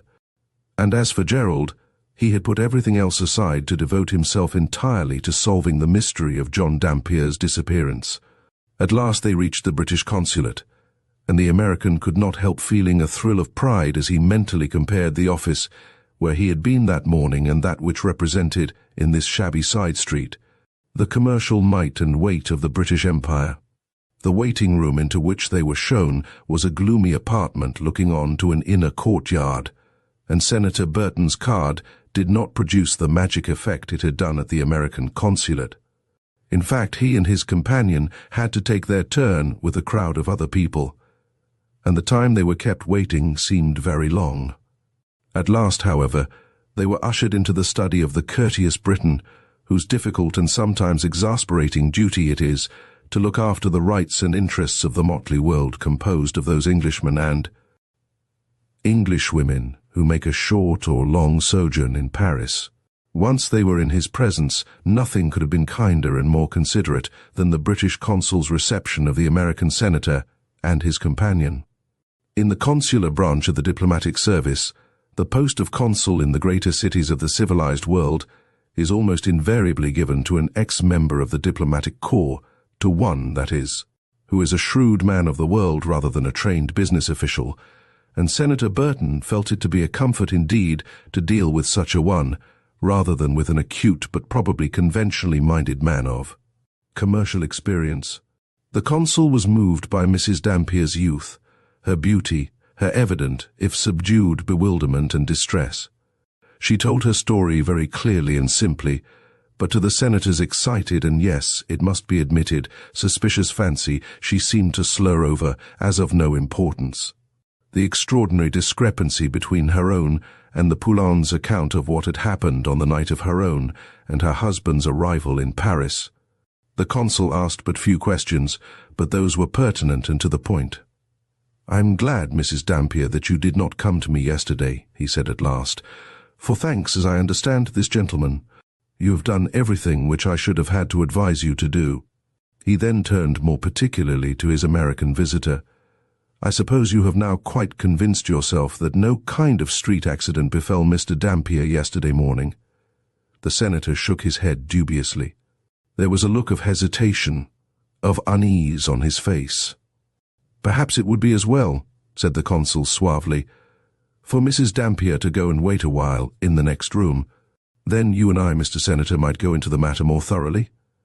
Unsuspiciously, Nancy Dampier fell in with a plan. And then, at last, Senator Burton was able to open out his heart, and, as the British consul listened to the American's version of all that had taken place, when he realized how entirely the story of this young lady, who called herself Mrs. Dampier, was uncorroborated, his face became graver and graver. "From the little opportunity I have had of judging, she impresses me as being a truthful woman," he said musingly. "Still, what I now know puts a very different complexion on the story as told me just now by her." "That is exactly what I feel," said the senator, sighing. "From something you said just now, I gather that you have heard of this Mr. John Dampier." "Why, yes, indeed I have. I know his name as being that of a distinguished English artist living in Paris. But he has never troubled me individually, and I can answer for it that he is very little known to our colony here. He evidently lives only amongst the French painters and their set, which means that to all intents and purposes he has become a Frenchman." The consul shrugged his shoulders. Racial prejudice dies hard. He looked doubtfully at his visitor. "You see, Mr. Senator, if this lady's tale is true, if the poor little woman is a 3 weeks' bride, Mr. Dampier's disappearance may mean a good many things, any one of which is bound to cause her pain and distress. I do not think it likely that there has been any kind of foul play. If, as Mrs. Dampier asserts, he had neither money nor jewels in his possession, we may dismiss that possibility from our minds. If anything of that sort has happened, I mean, if there has been foul play," said Senator Burton firmly, Then I would stake my life that neither of the Poulains are in any way associated with it. Quite so. Still, as Mrs. Dampier has appealed to me very properly for help, these hotel people, if they are as worthy as you believe them to be, will not mind consenting to an informal interrogatory from one of my clerks. I have here a sharp young fellow who knows English as well as he does French. I'll send him back with you. He can take down the Poulains' story, even cross-examine them in a friendly manner. Mrs. Dampier might also give him her version of what took place. Senator Burton uttered a hesitating assent. He knew only too well that the Poulains would greatly resent the proposed interrogatory. One word more, Mr. Senator. If there is no news of this Mr. John Dampier by tomorrow, you must persuade Mrs. Dampier to write, or even to telegraph for her friends. For one thing, it isn't at all fair that all this trouble should fall on an entire stranger, on one not even her own countryman. I cannot help seeing, too, that you do not altogether believe in Mrs. Dampier and her story. You can't make up your mind. Is not that so? The American senator nodded, rather shamefacedly. I might advise you to go to the Prefecture de Police. Nay, I might communicate with them myself, but I feel that in the interests of this young lady it would be better to go slow. Mr. Dampier may return as suddenly, as unexpectedly, as he went.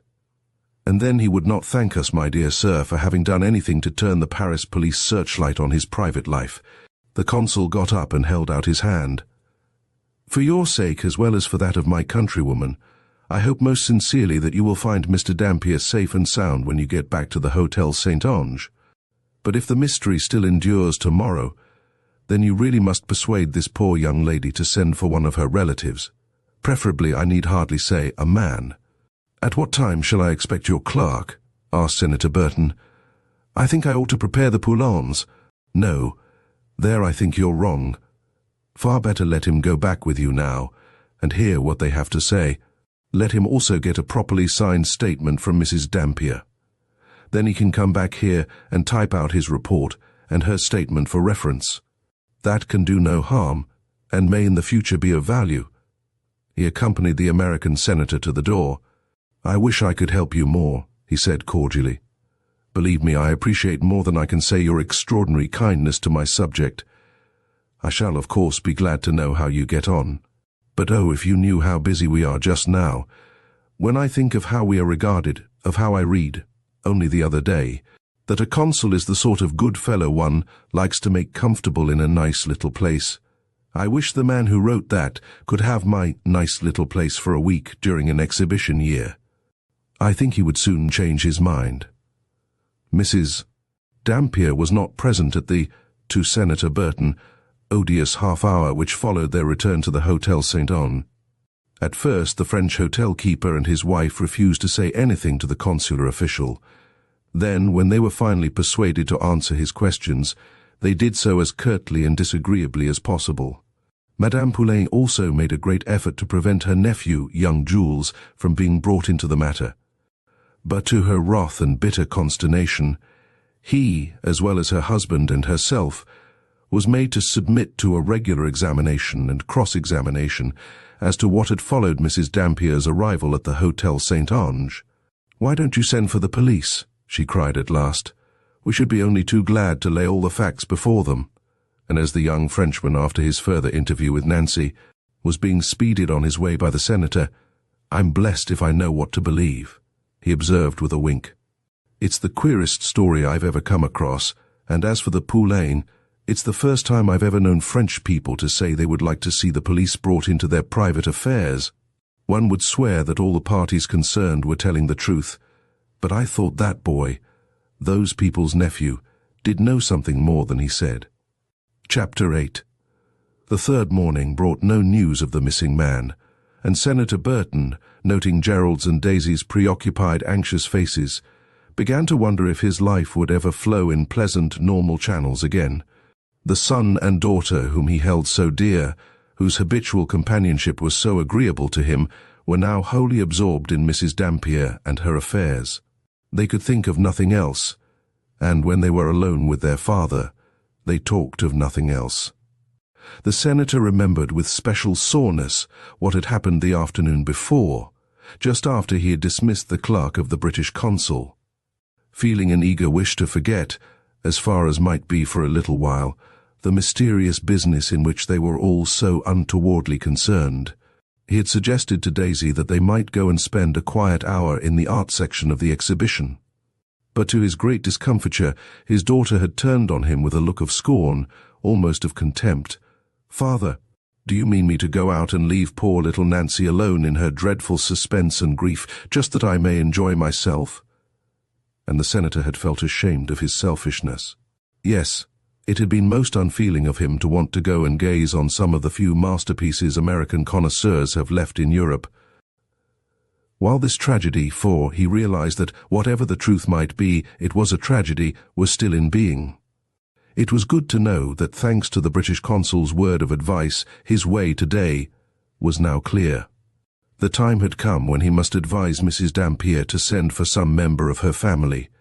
Without giving his children an inkling of what he was about to say to their new friend, Senator Burton requested Nancy, in the presence of the two others, to come down into the garden of the Hotel St. Ange in order that they might discuss the situation.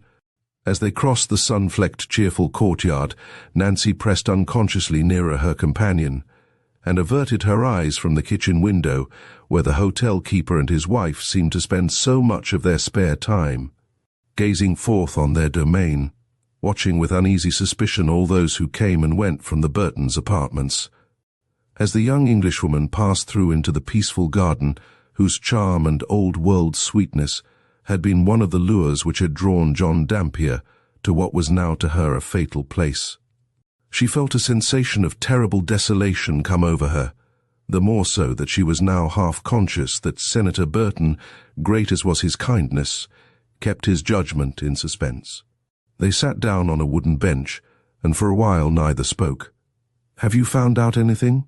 she asked at last in a low voice. "I think by your manner that you have found out something, Mr. Burton, something you don't wish to say to me before the two others." He looked at her, surprised. "No," he said sincerely, "that is not so at all. I have found out nothing, Mrs. Dampier, would that I had, but I feel it only right to tell you that the moment has come when you should communicate with your friends. The British consul told me that if we were still without news, still in suspense this morning, he would strongly advise that you send for someone to join you in Paris. Surely you have some near relation who would come to you." Nancy shook her head. "No, I dare say it may seem strange to you, Senator Burton, but I have no near relations at all. I was the only child of a father and mother who, in their turn, were only children. I have some very distant cousins, a tribe of acquaintances, a few very kind friends." Her lips quivered. "But no one of whom I feel I could ask that sort of favor." Senator Burton glanced at her in dismay. She looked very wan and fragile sitting there. Whatever the truth, he could not but feel deeply sorry for her. Suddenly she turned to him, and an expression of relief came over her sad eyes and mouth. "There is someone, Mr. Burton, someone I ought to have thought of before. There is a certain Mr. Stevens who was my father's friend as well as his solicitor, and he has always managed all my money matters. I'll write and ask Mr. Stevens if he can come to me. He was more than kind at the time of my marriage, though I'm afraid that he and Jack didn't get on very well together." She looked up in Senator Burton's face with a bewildered, pleading look, and he suddenly realized how difficult a task such a letter would be to her, supposing, that is, that the story she told, the story in which even now the senator only half believed, were true. "I'll go up and write the letter now," she said, and together they both went, once more, indoors. But Gerald Burton, when he heard of the proposed letter to Mrs. Dampier's lawyer, made an abrupt suggestion which both the senator and Nancy welcomed with eagerness. "Why shouldn't we telephone to this Mr. Stevens?" he asked. "That would save a day, and it would be far easier to explain to him all that has happened by word of mouth than in a letter." He turned to Nancy, and his voice unconsciously softened. "If you will trust me, I will explain the situation to your friend, Mrs. Dampier." The father and son's drive to the central Paris-London telephone office was curiously silent, though both the older and the younger man felt full of unwanted excitement. Now, at last, I am on the track of the truth.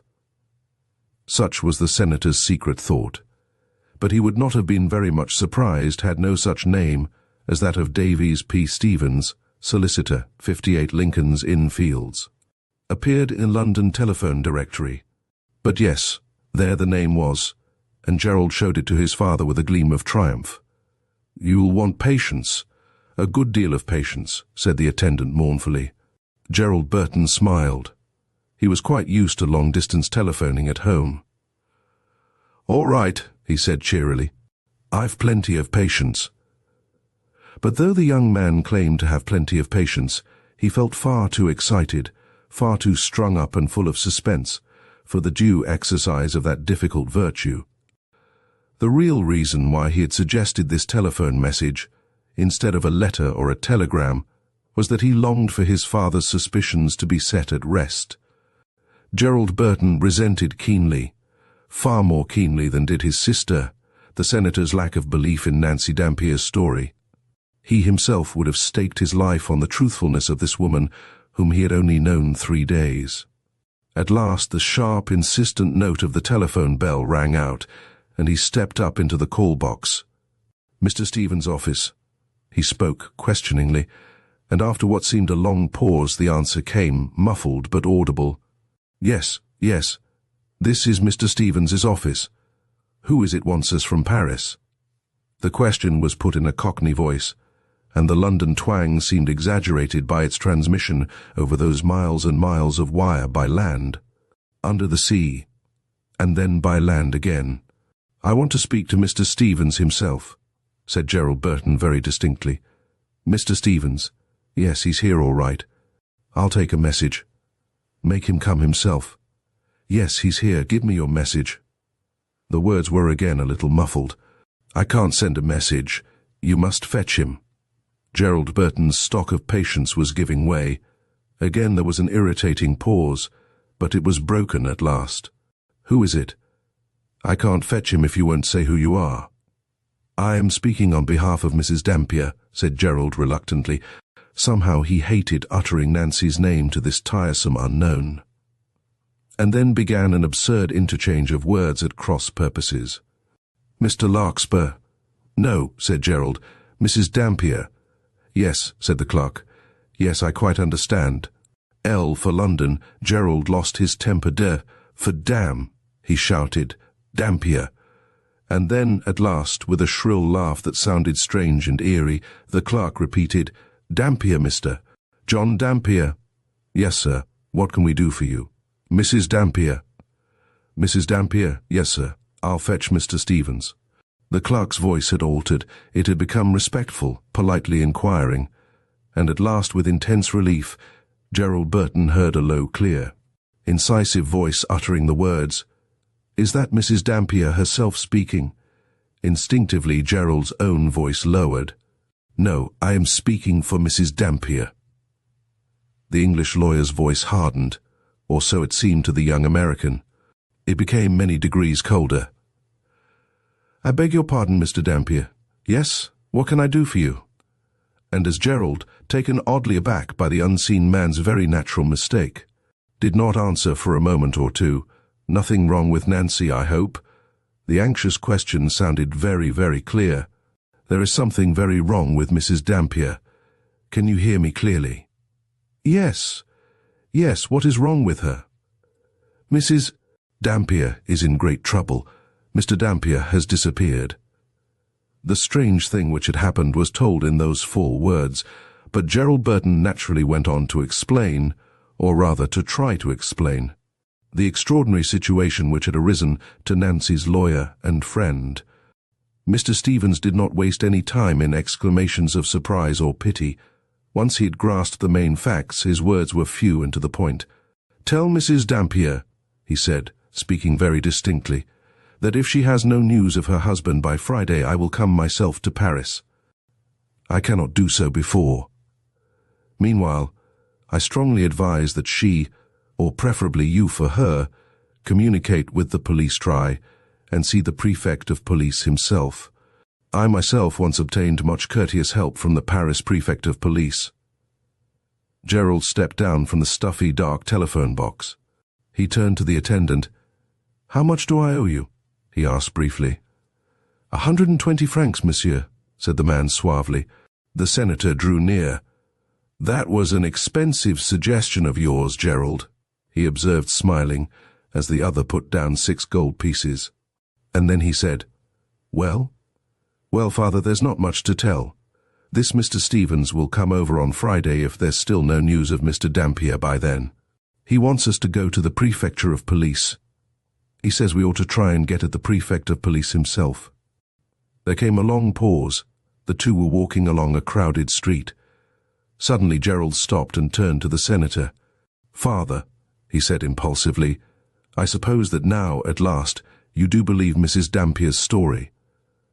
The young man spoke with a vehemence and depth of feeling which disturbed his father. What a good thing it was that this English lawyer was coming to relieve them all from a weight and anxiety which was becoming, to the senator himself, if not to the two younger people, quite intolerable.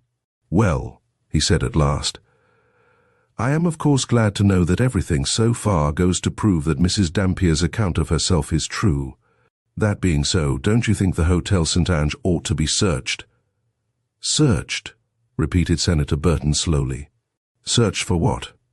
If I had charge of this business, I mean sole charge, the first thing I would do would be to have the Hotel St. Ange searched from top to bottom," said Gerald vehemently. "Is that Mrs. Dampier's suggestion?" "No, Father, it's mine. I had a talk with that boy Jules last night, and I'm convinced he's lying. There's another thing I should like to do. I should like to go to the office of the New York Herald and enlist the editor's help. I would have done it long ago if this man Dampier had been an American. And you would have done a very foolish thing, my boy." The senator spoke with more dry decision than was his wont. Come, Gerald. You and I mustn't quarrel over this affair. Let us think of the immediate thing to do." He put his hand on his son's arm. "Yes, Father.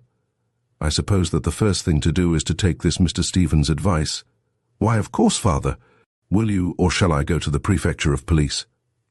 "Well, Gerald, I have bethought myself of that courteous president of the French Senate who wrote me such a pleasant note when we first arrived in Paris this time. No doubt he would give me a personal introduction to the prefect of police." "Why, Father, that's a first-rate idea. Hadn't you better go right now and get it?" "Yes, perhaps I had. And meanwhile you can tell the poor little woman that her friend will be here on Friday." "Yes, I will. And, Father, may I tell Daisy that now you agree with me about Mrs. Dampier, that you no longer believe the Poulain's story?" "No," said Senator Burton a little sternly. "You are to say nothing of the sort, Gerald. I have only known this girl 3 days. I have known the Poulains 9 years. Of course it's a great relief to me to learn that Mrs. Dampier's account of herself is true, so far as you've been able to ascertain such a fact in a few minutes' conversation with an unknown man over the telephone. But that does not affect my good opinion of the Poulains." And on this the father and son parted, for the first time in their joint lives, seriously at odds the one with the other. "Give you an introduction to our prefect of police?" "Why, certainly." The white-haired president of the French Senate looked curiously at the American gentleman who had sought him out at the early hour of 11 o'clock. "You will find Monsieur Beaucourt a charming man," he went on. "I hear nothing but good of the way he does his very difficult work. He is a type to whom you are used in America, my dear Senator, but whom we perhaps too often lack in France among those who govern us. Monsieur Beaucourt is a strong man, a man who takes his own line and sticks to it. I was told only the other day that crime had greatly diminished in our city since he became prefect. He is thoroughly trusted by his subordinates, and you can imagine what that means when one remembers that our beautiful Paris is the resort of all the international rogues of Europe. And if they tease us by their presence at ordinary times, you can imagine what it is like during an exhibition year." Chapter 9. In all French public offices there is a strange mingling of the sordid and of the magnificent. The Paris Prefecture of Police is a huge quadrangular building containing an infinity of bare, and to tell the truth shabby, airless rooms, yet when Senator Burton had handed in his card and the note from the President of the French Senate, he was taken rapidly down a long corridor and ushered into a splendid apartment. of which the walls were hung with red velvet, and which might have been a reception room in an Italian palace rather than the study of a French police official. "Monsieur le Préfet will be back from déjeuner in a few minutes," said the man, softly closing the door. The senator looked round him with a feeling of keen interest and curiosity, after the weary, baffling hours of fruitless effort in which he had spent the last 3 days. It was more than pleasant to find himself at the fountainhead of reliable information. Since the far-off days when, as a boy, he had been thrilled by the brilliant detective stories of which French writers, with the one outstanding exception of Poe, then had a monopoly. There had never faded from Senator Burton's mind that first vivid impression of the power, the might, the keen intelligence, and yes, of the unscrupulousness of the Paris police. But now, having penetrated into the inner shrine of this awe-inspiring organism, he naturally preferred to think of the secret autocratic powers, and of the almost uncanny insight of those to whom he was about to make appeal. Surely they would soon probe the mystery of John Dampier's disappearance. The door opened suddenly, and the Paris prefect of police walked into the room. He was holding Senator Burton's card, and the letter of introduction with which that card had been accompanied, in his sinewy, nervous-looking hand. Bowing, smiling, apologizing with more earnestness than was necessary for the few moments the American senator had had to await his presence, the prefect motioned his guest to a chair. "I am very pleased," he said in courtly tones, "to put myself at the disposal of a member of the American Senate. Ah, sir, your country is a wonderful country. In a sense, the parent of France, for was not America the first great nation to become a republic?" Senator Burton bowed a little awkwardly in response to this flowery sentiment. He was telling himself that Monsieur Beaucourt was quite unlike the picture he had mentally formed, from youth upwards, of the Paris prefect of police. There was nothing formidable, nothing for the matter of that, in the least awe-inspiring, about this tired, amiable-looking man. The prefect was also lacking in the alert, authoritative manner which the layman all the world over is apt to associate with the word police. Monsieur Beaucourt sat down behind his ornate buhl writing table, and shooting out his right hand he pressed an electric bell. With startling suddenness, a panel disappeared noiselessly into the red velvet draped wall, and in the aperture so formed, a good-looking young man stood smiling. "My secretary, Monsieur le Sénateur, my secretary, who is also my nephew." The senator rose and bowed. "André, please say that I am not to be disturbed till this gentleman's visit is concluded." The young man nodded, and then he withdrew as quickly, as silently as he had appeared, and the panel slipped noiselessly back behind him. "And now tell me exactly what it is that you wish me to do for you," said the prefect, with a weary sigh, which was, however, softened by a pleasant smile. "We are not as omnipotent as our enemies make us out to be, but still we can do a good deal, and we could do a good deal more were it not for the press." "Ah, Monsieur le Sénateur, that is the only thing I do not like about your great country. Your American press sets so bad, so very bad. An example to our poor old world." A thin streak of colour came into Monsieur Beaucourt's cheek. A gleam of anger sparkled in his grey eyes. Yes, greatly owing to the bad example set in America, and of late in England too, quite a number of misguided people nowadays go to the press before they come to us for redress. All too soon. He shook a warning finger. They find they have entered a mousetrap from which escape is impossible. They rattle at the bars, but no, they are caught fast. Once they have brought those indefatigable, those indiscreet reporters on the scene, it is too late to draw back. They find all their most private affairs dragged into the light of day, and even we can do very little for them then. Senator Burton nodded gravely. He wished his son were there to hear these words. "And now let us return to our muttons," said the prefect, leaning forward. "I understand from the President of the Senate that you require my help in a rather delicate and mysterious matter. I do not know that the matter is particularly delicate, though it is certainly mysterious." And then Senator Burton explained, in as few and clear words as possible, the business which had brought him there, the disappearance, 3 days before, of the English artist, John Dampier, and of the present sad plight of Dampier's wife. Monsieur Beaucourt threw himself back in his chair. His face lit up. It lost its expression of apathetic fatigue, and his first quick questions showed him a keen and clever cross-examiner. At once he seized on the real mystery, and that though the senator had not made more of it than he could help. That was the discrepancy in the account given by the Poulain and by Mrs. Dampier, respectively, as to the lady's arrival at the hotel. But even Monsieur Beaucourt failed to elicit the fact that Senator Burton's acquaintance with Mrs. Dampier was of such short standing. He assumed that she was a friend of the Burton family, and the senator allowed the assumption to go by default. "The story you have told me," the prefect said at last, "is a very curious story, Monsieur le Sénateur, but here we come across stranger things every day. Still, certain details make the disappearance of this English gentleman rather stranger than usual. I gather that the vanished man's wife is a charming person." "Extremely charming," said the senator quickly, "and I should say quite truthful. In fact, this discrepancy between her account and that of the Poulains has worried and perplexed me very much." "Do not let that worry you," said the other thoughtfully. "If this young lady, your friend, be telling the truth, it is very probable that the Poulains began to lie in the hope of avoiding trouble for themselves. Having lied, they found themselves obliged to stick to their story. You see, just now, our hotel keepers are coining gold, and they do not like this very pleasant occupation of theirs interrupted, for even the best of reasons.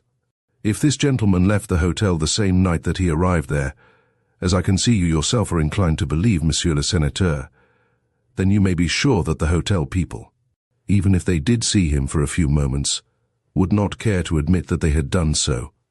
I therefore advise that we put them and their account of what took place out of our minds. From what you tell me, you have already done what I may call the usual things?" "Yes," said Senator Burton frankly. "My son and I have done everything which common sense could suggest to us. Thus we at once gave a description of the missing man to the police station of the quarter, where both the Hotel St. Ange and Mr. Dampier's studio are situated. But, owing doubtless to the fact that all your officials are just now very busy and very overworked, we did not get quite as much attention paid to the case as I should have liked. I do not feel quite sure even now that the missing man did not meet with a street accident. I can ascertain that for you in a moment." Again the prefect pressed a pedal. A panel, and this time a different panel from the first, slid back, and again the secretary appeared. Monsieur Beaucourt said a brief word or two, and a few moments later a tabulated list, written in round hand, lay before him. "Here are all the accidents which have occurred in Paris during the last 90 hours. He ran his eyes down the list, and then, rising, handed the sheets to Senator Burton. "I think this disposes of the idea that an accident may have befallen your friend in the streets," said the prefect briefly. And the senator, handing back the list, acknowledged that this was so. "May I ask if you know much of the habits and way of life of this vanished bridegroom?" asked the prefect thoughtfully. "I understand he belongs to the British colony here." "Mr. Dampier was not my friend," said the senator hurriedly. "It is Mrs. Dampier." "Ah, yes, I understand, the 3 weeks' bride. It is she, you know. Well, Monsieur le Sénateur, the best thing you and I can do is to look at the artist's dossier. That is quite likely to provide us with a useful clue." The senator felt a thrill of anticipatory interest. All his life he had heard of the dossiers kept by the Paris police, of how every dweller in the great city, however famous, however obscure, had a record in which the most intimate details of their lives were set down in black and white. Somehow he had never quite believed in these French police dossiers. "Surely you are not likely to have a dossier of Mr. Dampier?" he exclaimed. "He is a British subject and, as far as I know, a perfectly respectable man." The prefect smiled. "The mere fact that he is an English subject living in Paris entitles him to a dossier. In fact, everybody who is anybody in any kind of society, from that frequented by the Apaches to that of the Faubourg Saint-Germain, has a dossier. And from what you tell me, this artist, who won a Salon medal and who has already had a distinguished career as a painter, is certainly somebody. Now, please tell me exactly the way to spell his surname and his Christian name." English names are so perplexing. Very clearly the senator spelt out first the word John and then the word Dampier, and as, under his dictation, the prefect of police wrote the two distinctive names of the missing man, there came a look of frowning perplexity and indecision over his face. "It's an odd thing," he muttered, "but I seem to have heard that name quite lately, and in some strange connection. Now what could it have been?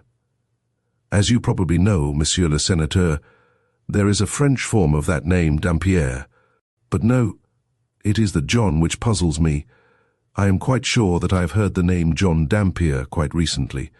"Isn't it likely," suggested the senator, "that the man's disappearance has been reported to you?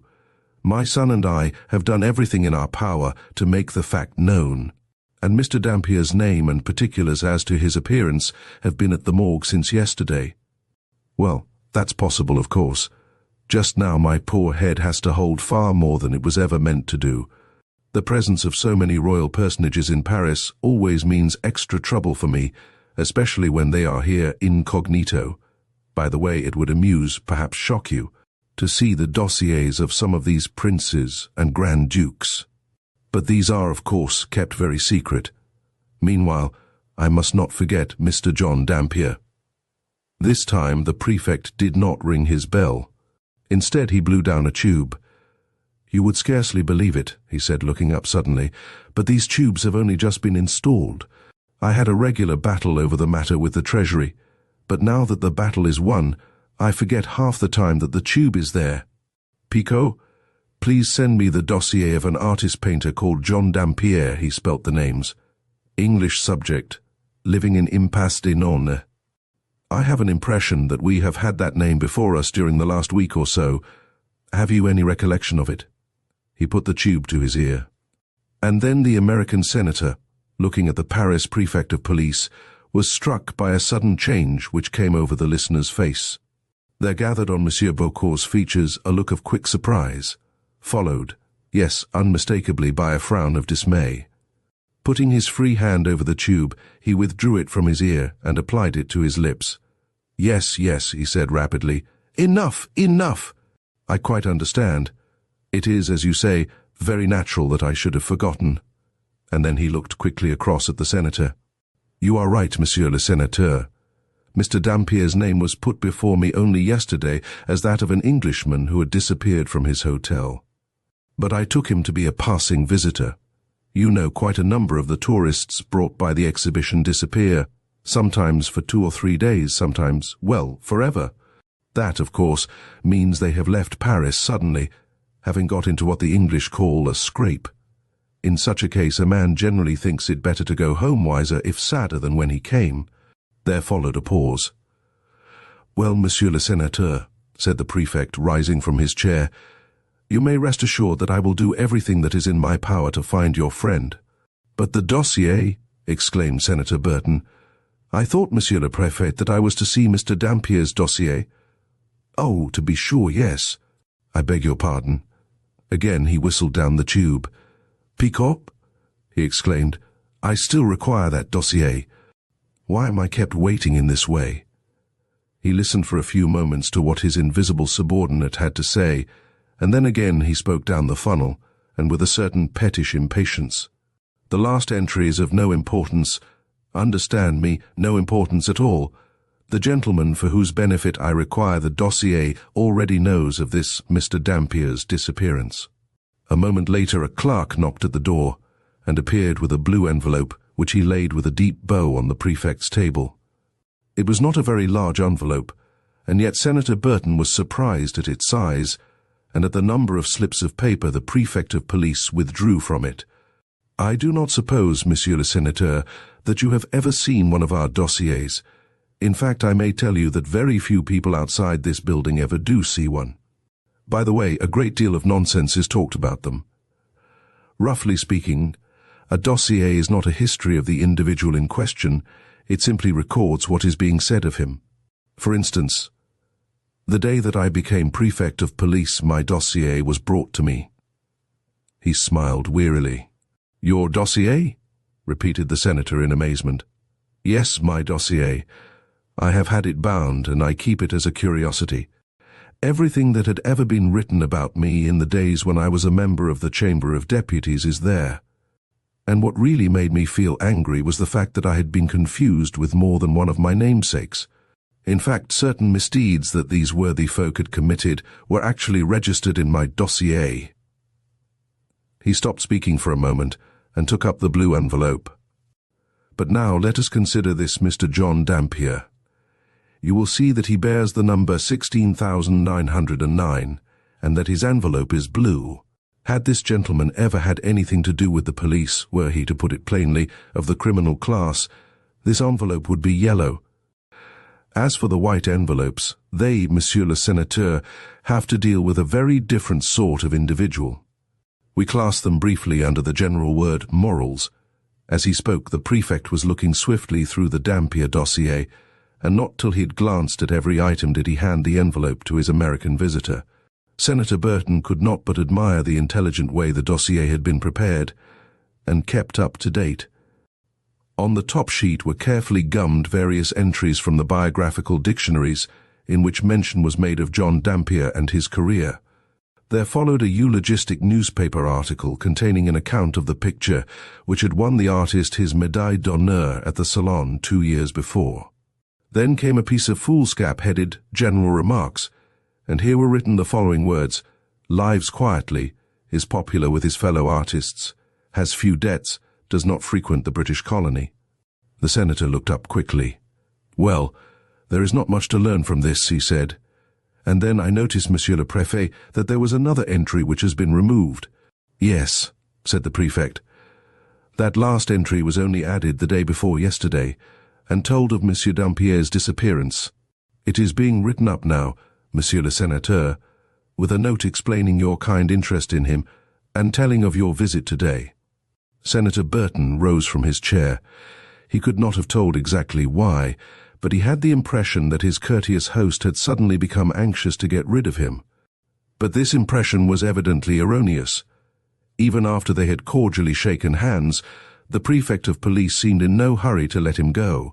"One moment, Monsieur le Sénateur." He looked earnestly into the American's frank face. "I feel bound to tell you that I am convinced there is more in this mysterious disappearance than appears on the surface. I greatly fear that this Mr. Dampier has vanished of his own free will," he spoke with evident reluctance, "and that his poor young wife will never see him again. As I think I said before, the public, especially the vulgar, ignorant public, credit us with powers we are far from possessing. It is possible that this gentleman does not care for the trammels of married life, and that his bride, however charming she may be, has disappointed him. Such cases are commoner than you might think possible, especially among English and American people. You in your country, if you will forgive my saying so, marry with such reckless haste, and that often means repenting at bitter leisure." The prefect's voice lowered. A look of real distress came over his face. "Ah, what tales I could tell you, what fearful domestic tragedies have been confided to me here within these four walls. No doubt for an artist this Mr. John Dampier was a very good fellow, what in England they call respectable enough. But still, think what painters are like. Think of how bohemian, how careless is their life, compared with that of the man who has a regular occupation." Monsieur de Beaucourt shook his head gloomily. "In most of these stories of sudden disappearance there is no crime, as the relations are so apt to think there is. No, Monsieur le Sénateur, there is simply a woman. Sometimes it is a new friend, but far oftener it is an old friend." There was a pause. "God forbid," said the prefect suddenly, "that I should accuse this unfortunate man of anything heinous. But, Monsieur le Sénateur, you must have learnt through our press, through those of our newspapers which delight in dragging family scandals to light, the amazing story of Count Breville." The senator was impressed, in spite of himself, by the other's manner. "I don't remember the name," he said thoughtfully. "Count Breville," said the prefect slowly, "was a man of deservedly high reputation, in fact one of the pillars of the royalist party. He had a wife who adored him, a large family whom he adored, and they all lived an idyllic country life. Well, one day the Count's coat, his hat, His pocket-book, which was known to have been full of banknotes, but which was now empty, were found on the parapet of a bridge near his chateau. It was given out. It was believed that a dastardly crime had been committed. And then, by a mere accident, it was brought to my notice, for there was nothing in the Count's dossier which could have led me to suspect such a thing, that a charming governess who had been in the employment of his Countess for some 4 or 5 years had suddenly left to join her family in the New World, and that her travelling companion was strangely like her late employer. "Yes," said Senator Burton uncomfortably. "I think I do remember something of that story now." "All the world was let into the secret," said the prefect regretfully, "for the family had confided from the first in the press. They thought, what did they not think, poor, foolish people? Among other things, they actually believed that the Count had been murdered for political reasons. But no, the explanation was far more simple.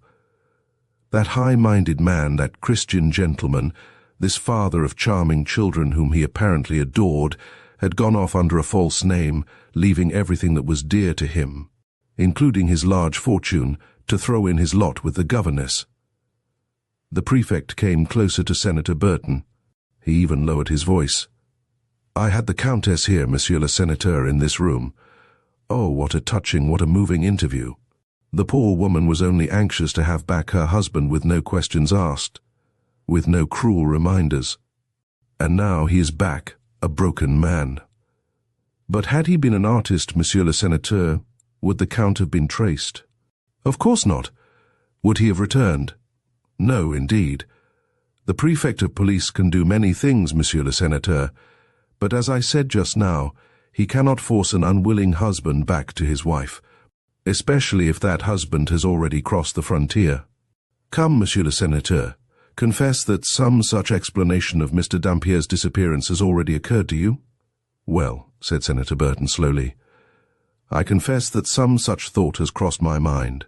But in that case, what a tragic fate for the poor young wife." "Bah! Do you know the saying, widowhood is the marshal's baton every woman carries in her knapsack?" Senator Burton could not help smiling. Then he grew very grave. "But Mrs. Dampier, in the case you suppose, would not be a widow, Monsieur le Préfet. She would be neither maid, wife, nor widow." The prefect looked surprised. "Ah, yes, the English divorce laws are very conservative, but I suppose in the end such a marriage would be annulled." "I suppose so," said Senator Burton indifferently. "I wish I could help you more," said the prefect solicitously. He really wished he could, for he liked his kindly visitor. "Can you suggest anything that we could do to help you?" "Yes," said the senator frankly. "My son, Monsieur le Préfet, has not the same trust in the hotel keeper Poulain that I feel. Neither, I am bound to tell you, has Mrs. Dampier. I think it would be a relief to the poor young lady if the hotel could be searched for some trace of Mr. Dampier's sojourn there. You see, Mrs. Dampier is convinced, or seems to be, that her husband spent a night there. Nothing is easier than to have the place searched," said the prefect quickly. "I will arrange for it to be done tomorrow morning at 11. Perhaps you, Monsieur le Sénateur, will inform the hotel people that a perquisition is about to take place." Chapter 10. As he walked away from the prefecture of police, Senator Burton told himself that the French were certainly a curiously casual people. How strange that the prefect should have asked him to break the news of what was to happen at 11 o'clock the next morning to the Poulains. In America, and he supposed in England, also, the hotel keeper would have received a formal notification of the fact that his house was about to be searched, or, in the case that foul play was suspected, no warning at all. But here, in Paris, it was thought enough to entrust a stranger with a message concerning so serious a matter.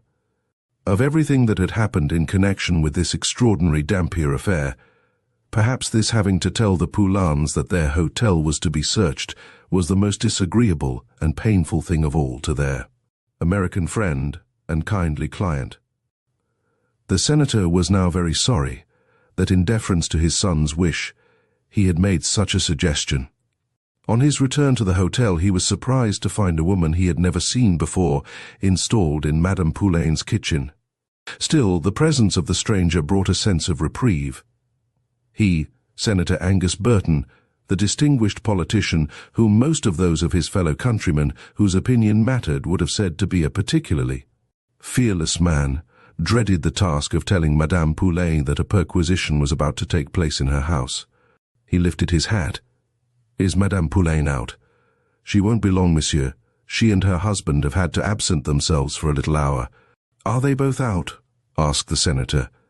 He had never in his long knowledge of the Hotel Saint-Ange known such a thing to happen, that both the Poulains should be out together. "Yes, monsieur. They have had to take that nephew of theirs, young Jules, off to the station. They are sending him to the country. He's in a sad state. He does nothing but cry, poor lad. I suppose he's in love. I've known it take young men that way." The woman smiled as a certain type of person usually does smile when giving disagreeable or unpleasant news. "It is very awkward for the Poulains to lose the lad just now, for they are very busy. I have no doubt," she tossed her head, "that Jules has been working too hard. The Poulains are foolish not to have more help from outside. I came in just to oblige Madame Poulain, while she and her husband accompanied Jules to the station. But I also am busy. I have my own work to attend to just as much as anybody else, and my 3 children are all working at the exhibition." The senator left the eager gossip and began walking round the courtyard. He felt quite wretched. Jules, at no time a very intelligent lad, had evidently been terrified out of his wits by the questionings and the cross-questionings to which he had been subjected. And then, no doubt Gerald was in a measure also responsible for the lad's state. Senator Burton had been very much annoyed when his son had told him of what had happened the night before, of how he'd accused the Poulain's nephew of lying, of knowing something of the Dampier affair. He was just about to go upstairs when he saw Monsieur and Madame Poulain emerging from the porte cochere. They both looked tired, hot, and dispirited. He walked forward to meet them. "I am very sorry to hear this news about Jules," he began quickly. "I hope you are not really anxious about him." Madame Poulain stared at him fixedly, reproachfully. "It is all this affair," she said with a heavy sigh. "If it had only been the police, our own police, we should not have minded, Monsieur le Sénateur. We are honest people. We have nothing to fear from the police." She lifted her head proudly. But when it came to that impudent young man— For a moment the senator was at a loss. Then he suddenly remembered. "You mean the gentleman attached to the British consulate?" he said uncomfortably. And as she nodded her head, "But surely it was quite reasonable that he should come and ask those questions. You must remember that both Mr. and Mrs. Dampier are English people. They have a right to the protection and help of their consulate." "I do not say to the contrary, monsieur. I am only telling you the truth. Namely, that English lawyer for lawyer, I suppose he was terrified Jules. And had it not been that I and my husband are conscious of our innocence, Monsieur le Sénateur, he would have terrified us also. Then your son attacked Jules too. Surely the matter might have been left to the police, our own excellent police." "I am glad you feel as you do about the police," said the senator earnestly, "for as a matter of fact the prefect of police, whom I have just been consulting about Mr. Dampier's disappearance, suggests that the Hotel Saint-Ange be searched." "Searched?" exclaimed Monsieur Poulain, staring at the senator. "Searched?" shrieked Madame Poulain indignantly. "Yes," said Senator Burton quietly, and trying to speak as if a police perquisition of a respectable hotel was the most ordinary thing in the world. "They are sending their men at 11 tomorrow morning. Let me add that they and Mrs. Dampier are most eager to study your convenience in every way. They would doubtless choose another time should 11 o'clock be inconvenient to you." Madame Poulain was now speechless with indignation and, yes, with surprise. When at last she did speak, her voice trembled with pain and anger. "To think," she said, turning to her husband and taking for the moment no notice of her American client, "to think that you and I, Poulain, after having lived here for 21 years and a half, should have our hotel searched by the police as if it were the resort of brigands." She turned to the senator and quietly, not without a measure of dignity, went on, "And to think that it is you, Monsieur le Sénateur, who we have always thought one of our best patrons, who have brought this indignity upon us. I am very, very sorry for all the trouble you are having about this affair," said Senator Burton earnestly. "And Madame Poulain? I want to assure you how entirely I have always believed your statement concerning this strange business. If that is so, then why all this trouble, Monsieur le Sénateur?" Husband and wife spoke simultaneously. "I wonder," exclaimed the senator, "that you can ask me such a question. I quite admit that the first 24 hours I knew nothing of this unfortunate young woman whose cause I championed. But now, Madame Poulain, I have learnt that all she told me of herself is true. Remember, she has never faltered in the statement that she came here accompanied by her husband. I, as you know," he lowered his voice, "suppose that in so thinking she is suffering from a delusion. But you cannot expect my view to be shared by those who know her well and who are strangers to you. As I told you only this morning, we hope that towards the end of this week Mrs. Dampier's lawyer will arrive from England." "But what will happen then?" cried Madame Poulain, throwing up her hands with an excited, passionate gesture. "When will this persecution come to an end? We have done everything we could. We have submitted to odious interrogatories, first from one and then from the other, and now our hotel is to be searched. None of our other clients, and remember the hotel is full, Monsieur le Sénateur, have a suspicion of what is going on, but any moment the affair may become public, and then our hotel might empty in a day. Oh, Monsieur le Sénateur," she clasped her hands together, "if you refuse to think of us, think of our child, think of poor little Virginie. Come, Madame Poulain." The senator turned to the good woman's husband, but Poulain's usually placid face bore a look of lowering rage. The mention of his idolized daughter had roused his distress as well as anger. "Now, Poulain, do tell your wife that there is really nothing to worry about. The police speak of you both in the very highest terms. As to the search that will take place tomorrow, it is the merest formality." "I hope, monsieur, that you will do us the honor of being present," said Madame Poulain quickly. "We have nothing to hide, and we should far prefer you to be there." "If such is your wish, I will certainly be present," said Senator Burton gravely. And then, as he walked away to the escalier d'honneur, he told himself that on the whole the poor Poulains had taken his disagreeable piece of news very well. Gerald was not showing his usual sense over this business. He had let his sympathies run away with him. But the senator loved his son all the better for his chivalrous interest in poor Mrs. Dampier. It wasn't every young man who would have put everything aside in the way of interest, of amusement, and of pleasure in such a city as Paris, for the sake of an entire stranger. As to Gerald's view of the Poulains, that again was natural. He didn't know these people with the same kindly knowledge the senator and Daisy had of them. Gerald had been at college, and later working hard in the office of America's greatest living architect. At the time, the senator and his daughter had spent a whole winter at the Hotel St. Ange. It was natural that the young man should take Mrs. Dampier's word instead of the hotel keeper's. But even so, how extraordinary was the utter divergence between the two accounts of what had happened. For the 100th time, Senator Burton asked himself where the truth lay. A sad change had come over Nancy Dampier in the 3 long days. She could not sleep, and they had to force her to eat. The interrogatories to which she had had to submit, first from one and then from another, had worn her out. When going over her story with the consular official, she had suddenly faltered, and putting her hand to her head with a bewildered gesture, "I can't remember," she had said, looking round piteously at the senator. "I can't remember." And he asked himself now whether those 3 words did not embody more of the truth than the poor girl would admit. Had she ever really remembered what had happened on that first evening of her arrival in Paris? Such were Senator Burton's disconnected and troubled thoughts as, leaving the perturbed hotel keepers, he slowly went to join his children and their guest. To his relief, neither Daisy nor Nancy were in the salon, and his thoughts were pleasantly forced into another channel, for on the table lay a cable from some people called Hamworth. Mr. Hamworth was one of the senator's oldest friends. Also, there was a pretty clever daughter who had always shown a rather special liking for Gerald. The Hamworths were arriving in Paris at 10 the next morning, and they asked the senator and his children to join them at lunch at Bignon's, mingling with a natural pleasure at the thought of seeing old friends and of getting away from all this painful business for a short time.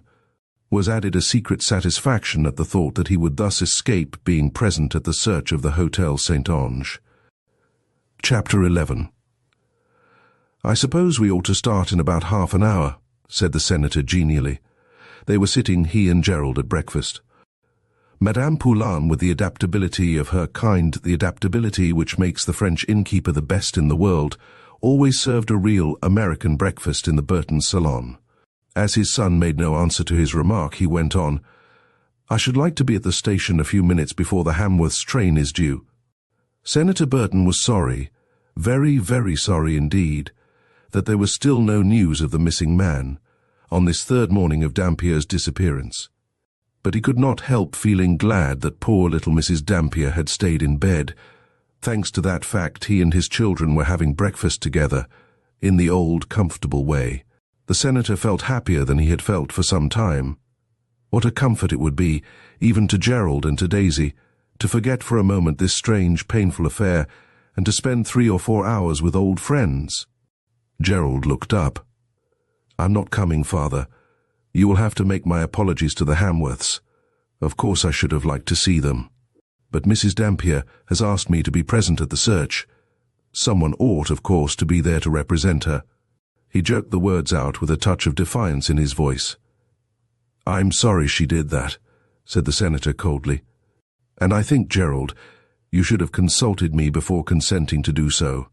You see, our position with regard to the Poulains is a delicate one." "Delicate?" repeated Gerald quickly. "How do you mean, Father?" "We have known these people a long while. It is 15 years, Gerald, since I first came to this hotel with your dear mother. I have received nothing but kindness from Madame Poulain, and I am very, very sorry that she now associates us in her mind with this painful business. All I can say is, sir, that I do not share your sorrow." The senator looked up quickly. This was the first time, yes, the very first time that Gerald had ever spoken to him with that touch of sarcasm, some would have said impertinence, which sits so ill on the young, at any rate in the view of the old.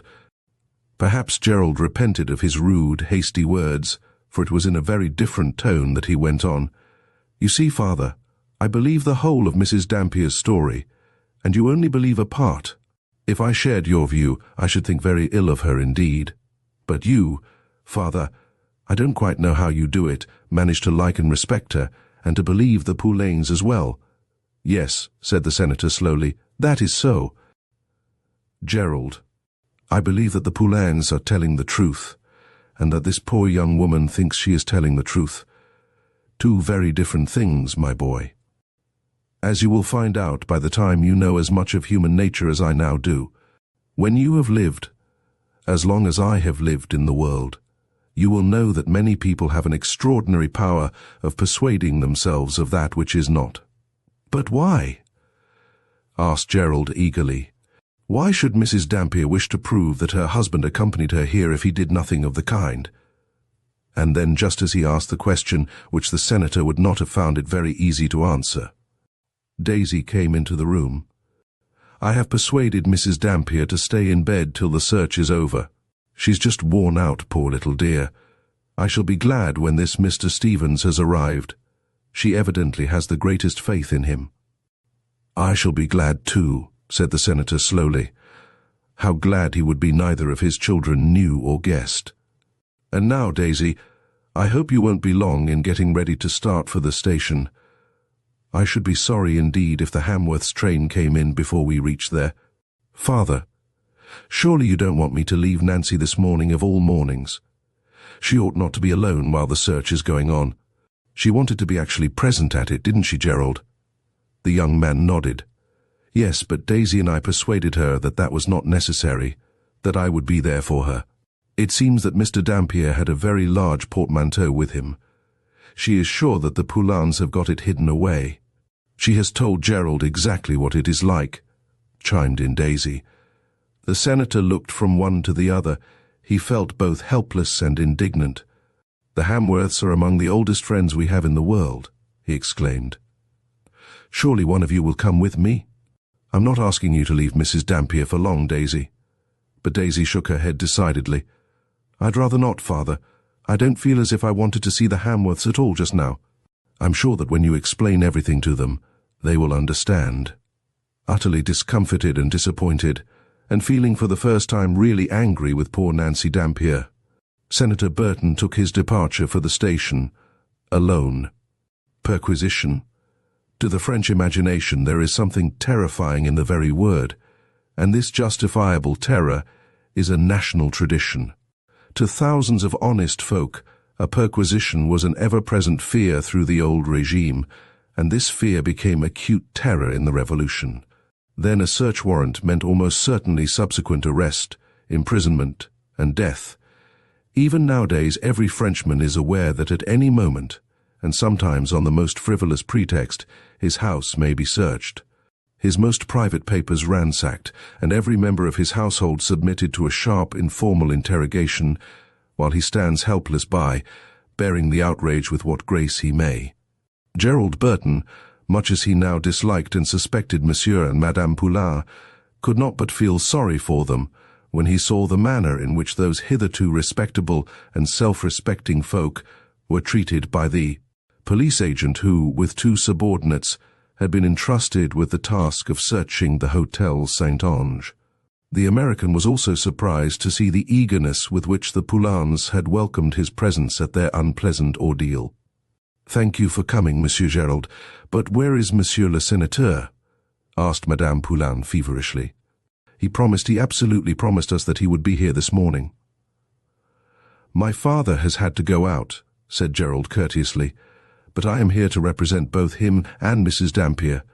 A heavy frown gathered over the landlady's face. "Ah," she muttered, "it was a dark day for us when we allowed that lady to enter our hotel." Gerald, putting a strong restraint on his tongue, remained silent. But a moment later, as if in answer to his feeling of exasperation and anger, he heard the police agent's voice raised in sarcastic wrath. "I must ask you to produce the plan before I begin my perquisition." "But, monsieur," exclaimed the hotel keeper piteously, "I cannot give you a plan of our hotel. How should we have such a thing? The house is said to be 300 years old. We have even been told it should be classed as an historical monument." "Every hotel keeper is bound to have a plan of his hotel," said the agent roughly, "and I shall report you for not complying with the law. If a plan of the Hotel Saint-Ange did not exist, it was your duty to have one made at your own expense." "Bien, bien, monsieur, it shall be done," said Poulain resignedly. "To have a perquisition without a plan is a farce," said the man, this time addressing Gerald Burton. "An absolute farce. In such an old house as this there may be many secret hiding places." "There are no secret hiding places in our hotel," screamed Madame Poulain angrily. "We have no objection at all to being inspected in the greatest detail. But I must warn you, gentlemen, that your job will take some time to carry through." The police agent shrugged his shoulders disagreeably. "Come along," he said sharply. "Let us begin at once. We would like to start by seeing your own rooms, madame." Gerald Burton began to feel very uncomfortable. Under pleasanter, more normal circumstances, he would have thoroughly enjoyed a long, exhaustive inspection of a house which had probably been remodeled, early in the 18th century, on the site of a medieval building. For the first time since he had begun to study with a view to excelling in the profession he had himself chosen, he had forgotten his work, the work he so much enjoyed for 3 whole days. This perquisition brought some of the old interest back. As an architect, he could not but be interested and stimulated by this intimate inspection of what had been a magnificent specimen of a French town mansion. When the search party reached the bedchamber of the hotel keeper, and his wife, Gerald Burton, drew back, but Madame Poulain gave him a smart tap on the arm. Go in," she said tartly, but he saw there were tears in her eyes. "We have nothing to hide, Monsieur Gerald. This is my room of memories, the room where our beloved Virginie was born. Little did I think it would ever be dishonored by the presence of the police." Gerald, thus objurgated, walked through into a large room. low-ceilinged as are all rooms situated on the entresol floor of a Paris house. Over the bed hung Madame Poulin's wedding wreath of artificial orange blossoms in a round glass case. Photographs of the beloved Virginie taken at various stages of her life, from infancy to girlhood, were the sole other adornment of the room, and formed an odd contrast to the delicately carved frames of the old dim mirrors let into grey-panelled walls. "What have we here?" cried the police agent, tapping one of the panels which formed the wall opposite the door and the fireplace. "It is a way through into our daughter's room," said Poulain sullenly, and opening what appeared to be a cupboard door, the American took an eager step forward. This must be the place in which, according to Nancy's account, John Dampier had stood concealed during that eventful moment when he, Gerald, and his sister Daisy, had stood looking into the tiny room.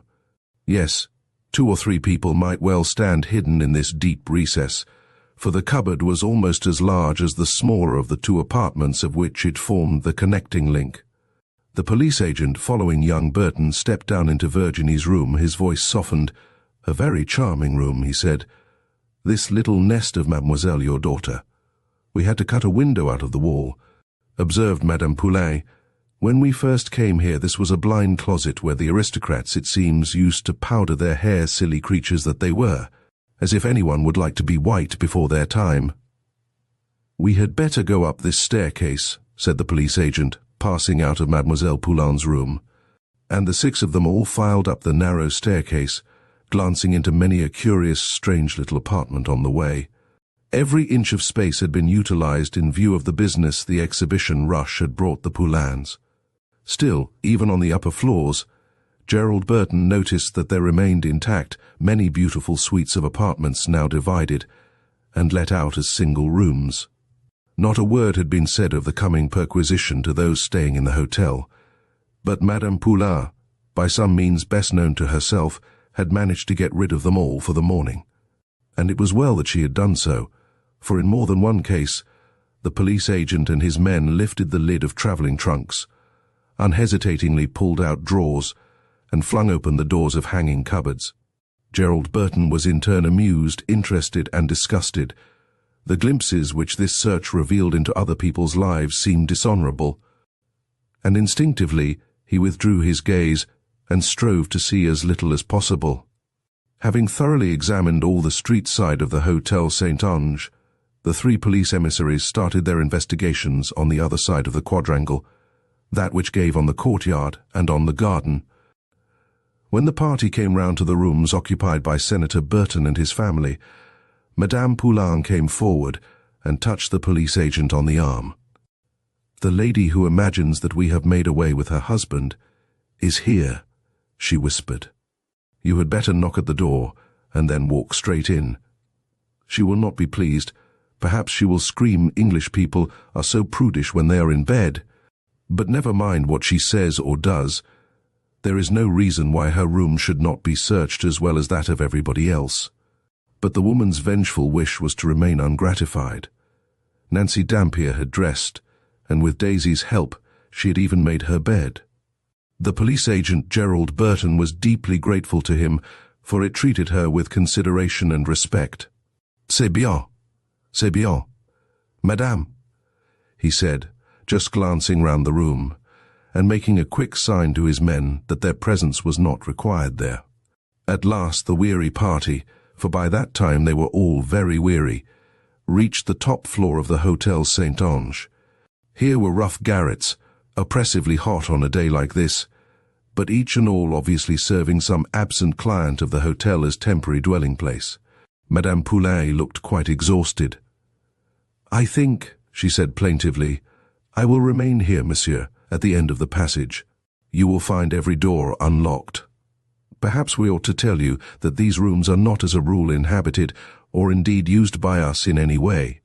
That must excuse their present condition, but in a season like this, well, dame, we could fill every cranny twice over." Gerald and the 3 Frenchmen walked along the corridor, the latter flinging open door after door of the curious cell, like little bedrooms furnished for the most part with only an iron bed, a couple of chairs, and the usual walnut wood wardrobe. "What's this?" asked one of the men sharply. "We find a door plastered up here, Monsieur Poulain." But it was Madame Poulain who came languidly forward from the end of the passage. "Yes," she said. "If you wish to see that room, you will have to get a ladder and climb up from the outside. A young Breton priest died here last January from scarlet fever, Monsieur." She lowered her voice instinctively, "and the sanitary authorities forced us to block up the room in this way, most unfortunately for us."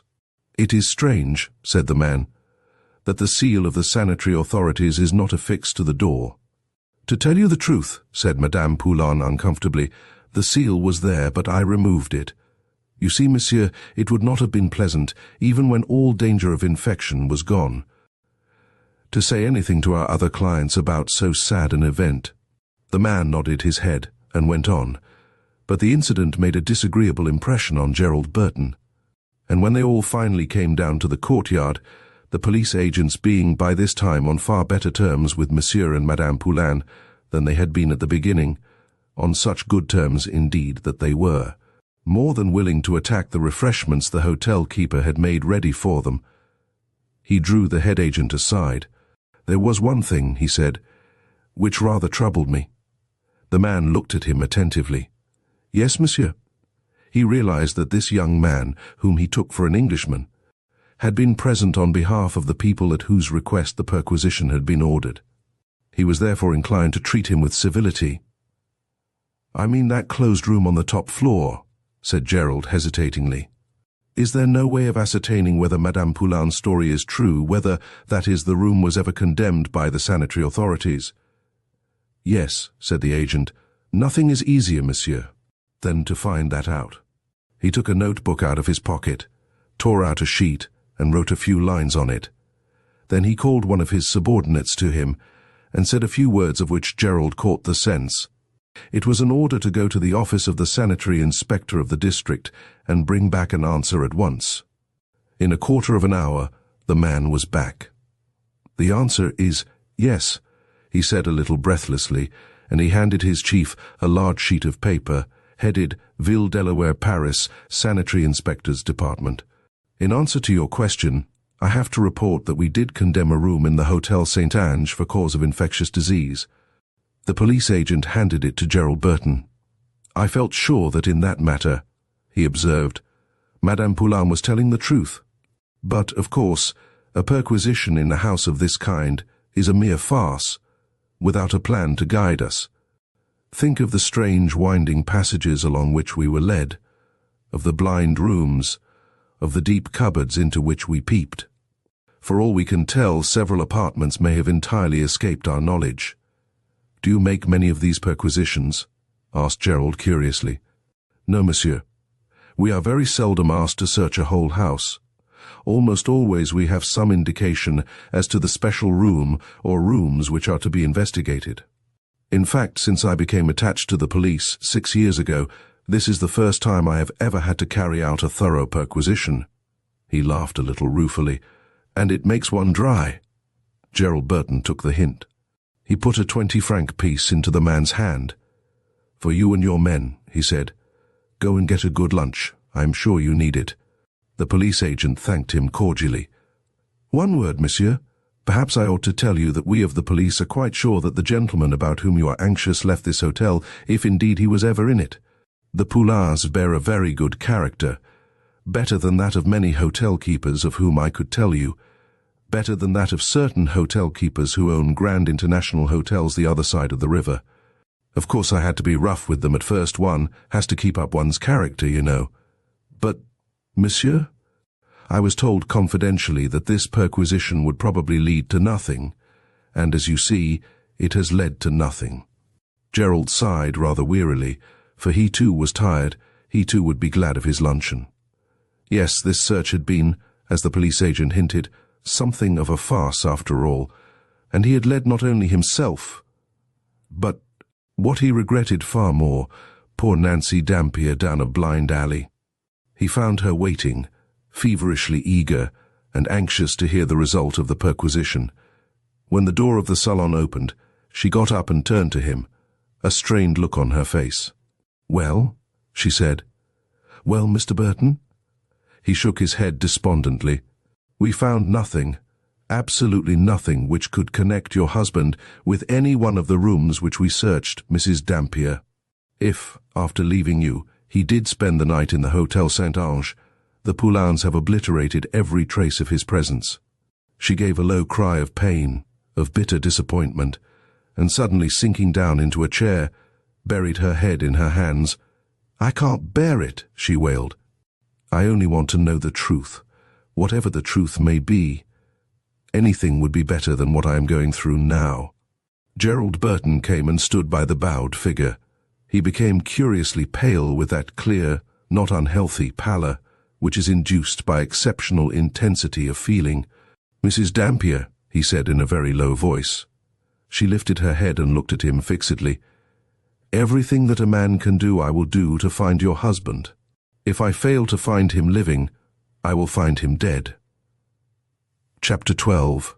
But it is far easier to form such a resolution and to make such a promise as that which Gerald Burton had made to Nancy Dampier than it is to carry it out. The officials of the prefecture of police grew well accustomed to the sight of the tall, good-looking young American coming and going in their midst, and they all showed a sympathetic interest in his quest. But though the police officials were lavish in kindly words, and in permits and passes which he found an open sesame to the various places where it was just conceivable that John Dampier, after having met with some kind of accident, might have been carried, they were apparently quite unable to elucidate the growing mystery of the English artist's disappearance. Early on the Friday morning, Gerald Burton telephoned to Nancy Dampier's friend and lawyer the fact that they were still entirely without any clue to the whereabouts of the missing man. And, true to his word, Mr. Stevens arrived in Paris that same evening. He found his poor young client awaiting him in the company of the new friends to whom she owed so deep a debt of gratitude, and this lessened, to a certain extent, the awkwardness of their meeting. Even so, the shrewd, kindly Englishman felt much shocked and distressed by the change which had taken place in Nancy. Just a month ago he had seen her standing, most radiant as well as prettiest of brides, by her proud husband's side. Perhaps because she had had so lonely a girlhood, there had been no tears at Nancy Tremane's wedding, and when he had put her in the carriage which was to be the first little stage of her honeymoon, she had whispered, "Mr. Stevens, I feel as if I was going home." And the lawyer had known all that the dear, to her till then unfamiliar, word had meant to her.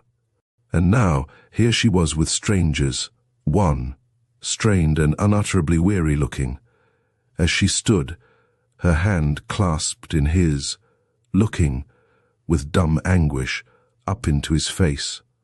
Mr. Stevens felt a thrill of intense anger against John Dampier. For the present, at any rate, he refused to entertain the theory of crime or accident, but he kept his thoughts entirely to himself. The eruption of any human being into a small and, for any reason, closely welded together set of people produces much the same effect, as does the addition of a new product to a chemical mixture. And the arrival of the English lawyer affected not only Nancy herself, but in varying ways Senator Burton and his son. A very few moments spent in the Englishman's company brought to the American senator an immense measure of relief. For one thing, he was sincerely glad to know that the poor young stranger's business was about to pass into capable and evidently most trustworthy hands. Also, a rapid interchange of words the first time they were left alone together put an end, and that forever, to Senator Burton's uneasy suspicions which had persisted to the end as to Mrs. Dampier's account of herself. Whatever else was obscure in this strange story, it was now clear that Nancy had told nothing but the truth concerning her short, simple past life. And looking back, the senator found it difficult, as a man so often finds it difficult when he becomes wise after an event, to justify, even to himself, his former attitude of distrust. As to Gerald Burton, he felt a little jealousy of the lawyer. Till the coming of Mr. Stevens, it was to him that Mrs. Dampier had instinctively turned in her distress and suspense. Now she naturally consulted and deferred to the advice of the older man and older friend. But Mr. Stevens was not able to do more than had already been done. He listened to what all those about him had to say concerning John Dampier's disappearance, and he carefully went over the ground already covered by Senator Burton and his son. He too saw the British consul. He too was granted a short but cordial interview with the prefect of police. But not even to the senator did he advance any personal theory as to what could account for the extraordinary occurrence. Members of the legal profession are the same all the world over. If they are wise men and good lawyers, they keep their own counsel. Perhaps because he himself had a son who was Gerald's age, the English solicitor took from the first a very special interest in the young American architect. Soon they were on excellent terms with one another. Indeed, it was with Gerald Burton that he found he had most to do. The young man naturally accompanied him to all those places where the presence of a first-rate interpreter was likely to be useful, and Gerald Burton also pursued a number of independent inquiries on his own account. But nothing was of any avail. They were baffled at every turn, and soon this search for a vanished man became, to one of the two now so strenuously engaged in it, the most sinister and disturbing of the many problems with which he had had to deal as a trusted family lawyer. The screen of memory bears many blurred and hazy impressions on its surface, but now and again some special dramatic happening remains fixed there in a series of sharply etched pictures in which every line has its retrospective meaning and value. Such was to be the case with Mr. Stevens and the curious days he spent in Paris seeking for John Dampier. He was there a whole week, and every succeeding day was packed with anxious, exciting interviews and expeditions, each of which it was hoped might yield some sort of clue. But what remained indelibly fixed on the English lawyer's screen of memory were 3 or 4 at the time, apparently insignificant conversations, which in no case could have done much to solve the problem he had set himself to solve. The first of these was a short conversation, in the middle of that busy week, with Nancy Dampier. After the first interview in which she had told him her version of what had happened the night of her own and her husband's arrival in Paris, he had very little talk with her, and at no time had he expressed any opinion as to what could have happened to John Dampier. But at last he felt it his duty to try and probe a little more than he had felt it at first possible to do into the question of a possible motive or motives. "I'm afraid," he began, "that there's very little more to do than has been already done. I mean, of course, for the present. And in your place, Nancy, I should come back to England and wait there for any news that may reach you." As she shook her head very decidedly, he went on gravely, "I know it is open to you to remain in Paris, but, my dear, I cannot believe that your husband is in Paris. If he were, we must by now, with the help of the French police, the most expert in the world, remember, have come across traces of him, and that whether he be dead or alive." But Nancy did not take the meaning he had hoped to convey by that last word. On the contrary, "Do you think," she asked, and though her lips quivered she spoke very quietly, "that Jack is dead, Mr. Stevens? I know that Senator Burton's son has come to believe that he is." "No," said the English lawyer very seriously. "No, Nancy, I do not believe that your husband is dead. It is clear that had he been killed or injured that first morning in the Paris streets, we should know it by now. The police assert, and I have no reason to doubt them, that they have made every kind of inquiry. No, they, like me, believe that your husband has left Paris." "Left Paris?" repeated Nancy in a bewildered tone. "Yes, my dear. As to his motive in doing so, I suppose, forgive me for asking you such a question, I suppose that you and he were on quite comfortable and, well, happy terms together." Nancy looked at him amazed, and a look of great pain and indignation flashed into her face. "Why, of course we were," she faltered. "Absolutely, ideally happy. You didn't know Jack, Mr. Stevens. You were always prejudiced against him. Why, he's never said, I won't say an unkind word, but a cold or indifferent word since our first meeting. We never even had what is called again," her lips quivered, "a lover's quarrel." "Forgive me," he said earnestly. I had to ask you. The question as to what kind of relations you and he were on when you arrived in Paris has been raised by almost every human being whom I have seen in the last few days." "How horrible! How horrible!" murmured Nancy, hiding her face in her hands. Then she raised her head and looked straight at the lawyer. "Tell anyone that asks you that," she exclaimed, "that no woman was ever made happier by a man than my Jack made me. We were too happy. He said so that last evening he said," she ended her sentence with a sob, "that his happiness made him afraid." "Did he?" questioned Mr. Stevens thoughtfully. "That was an odd thing for him to say, Nancy." But she took no notice of the remark.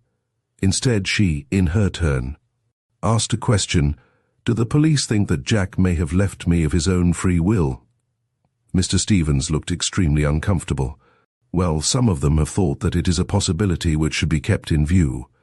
But you do not think so?" She looked at him searchingly. The lawyer's courage failed him. "No, of course not," he said hastily, and poor little Nancy believed him. "And now," he went on quickly, relieved indeed to escape from a painful and difficult subject, "I myself must go home on Saturday. Cannot I persuade you to come back to England with me? My wife would be delighted if you would come to us, and for as long as you like." She hesitated. "No, Mr. Stevens. You are very, very kind, but I would rather remain on in Paris for a while. Miss Burton has asked me to stay with them till they leave for America. Once they are gone, if I still have no news, I will do what you wish. I will come back to England." The second episode, if episode it can be called, which was to remain vividly present in the memory of the lawyer, took place on the 5th day of his stay in Paris.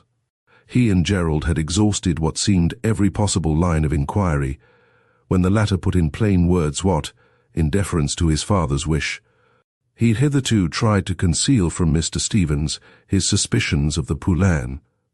"I haven't said so to you before," he began abruptly, "but I feel quite sure that this Mr. John Dampier is dead." He spoke the serious words in low, impressive tones, and the words, the positive assertion, queerly disturbed Nancy's lawyer, and that though he did not in the least share in his companion's view, but still he felt disturbed, perhaps unreasonably so, considering how very little he still knew of the speaker. He was indeed almost as disturbed as he would have been had it been his own son who had suddenly put forward a wrong, and indeed an untenable proposition. He turned and faced Gerald Burton squarely. "I cannot agree with you," he spoke with considerable energy, "and I am sorry you have got such a notion in your mind. I am quite sure that John Dampier is alive. He may be in confinement somewhere, held to ransom. Things of that sort have happened in Paris before now. But be that as it may, it is my firm conviction that we shall have news of him within a comparatively short time. Of course, I cannot help seeing what you suspect, namely, that there has been foul play on the part of the Poulain. But no other human being holds this theory but yourself. Your father, you must forgive me for saying so, has known these people a great deal longer than you have. And he tells me he would stake everything on their substantial integrity, and the police speak very highly of them too. Besides, in this world one must look for a motive. Indeed, one must always look for a motive. But in this case, no one that we know. I repeat, Mr. Burton, no one that we know of had any motive for injuring Mr. Dampier." Gerald Burton looked up quickly. "You mean by that there may be someone whom we do not know of, who may have had a motive for spiriting him away?" Mr. Stevens nodded curtly. He had not meant to say even so much as that. "I want you to tell me," went on the young American earnestly, "exactly what sort of a man this John Dampier is or was." The lawyer took off his spectacles. He began rubbing the glasses carefully. "Well," he said at last, "that isn't a question I find it easy to answer. I made a certain number of inquiries about him when he became engaged to Miss Tremaine, and I am bound to tell you, Mr. Burton, that the answers, as far as they went, were quite satisfactory. The gentleman in whose house the two met, I mean poor Nancy and Dampier, had, and has, an extremely high opinion of him. Mrs. Dampier once spoke to me as if she thought you did not like her husband." Gerald Burton looked straight before him as he said the words he felt ashamed of uttering. And yet, he did so want to know the truth. As to John Dampier, Mr. Stevens looked mildly surprised. "I don't think I ever gave her any reason to suppose such a thing," he said hesitatingly. Mr. Dampier was eager, as all men in love are eager to hasten on the marriage. "You see, Mr. Burton," he paused, and Gerald looked up quickly. "Yes, Mr. Stevens." "Well, to put it plainly, John Dampier was madly in love." The speaker thought his companion winced, and, rather sorry than glad at the success of his little ruse, he hurried on that being so he naturally wished to be married at once. But an English marriage settlement, especially when the lady has the money, which was the case with Miss Tremaine, cannot be drawn up in a few days. Nancy herself was willing to assent to everything he wished. In fact, I had to point out to her that it is impossible to get engaged on Monday and married on Tuesday. I suppose she thought that because I very properly objected to some such scheme of theirs, I disliked John Dampier. This was a most unreasonable conclusion, Mr. Burton. Gerald Burton felt disappointed. He did not believe that the English lawyer was answering truly. He did not stay to reflect that Mr. Stevens was not bound to answer indiscreet questions, and that when a young man asks an older man whether or no he dislikes someone, and that someone is a client, the question is certainly indiscreet. In a small way, the painful mystery was further complicated by the attitude of Marie Belloc. Bribes and threats were alike unavailing to make the old Breton woman open her mouth. She was full of suspicion. She refused to answer the simplest questions put to her by either Mr. Stevens or Gerald Burton, and the lawyer felt a moment of sharp impatience, as businessmen are so often apt to feel in their dealings with women when, in answer to his remark that Marie Belloc would be brought to her knees when she found her supplies cut off, Nancy, with tears running down her cheeks, cried out in protest, "Oh, Mr. Stevens, don't say that. I would far rather go on paying the old woman forever than that she should be brought, as you say, to her knees. She was such a good servant to Jack. He was so fond of her." But Marie Belloc's attitude greatly disconcerted and annoyed the Englishman. He wondered if the old woman knew more than she would admit. He even suspected her of knowing the whereabouts of her master. The more impenetrable became the mystery, the less Mr. Stevens believed Dampier to be dead. And then, finally, on the last day of his stay in Paris, something happened which, to the lawyer's mind, confirmed his view that John Dampier, having vanished of his own free will, was living and well, though he hoped not happy, away from the great city which had been searched, or so the police assured the Englishman, with a thoroughness which had never been surpassed, if indeed it had ever been equalled. Chapter 13. With Mr. Stevens' morning coffee, there appeared an envelope bearing his name and a French stamp, as well, of course, as the address of the obscure little hotel where the Burtons had found him a room. The lawyer looked down at the envelope with great surprise. The address was written in a round copybook hand, and it was clear his name must have been copied out of an English law list. Who in Paris could be writing to him?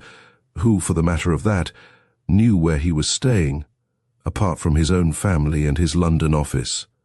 He broke the seal and saw that the sheet of notepaper he took from the envelope was headed Préfecture de Police. Hitherto the police had addressed all their communications to the Hotel St. Ange.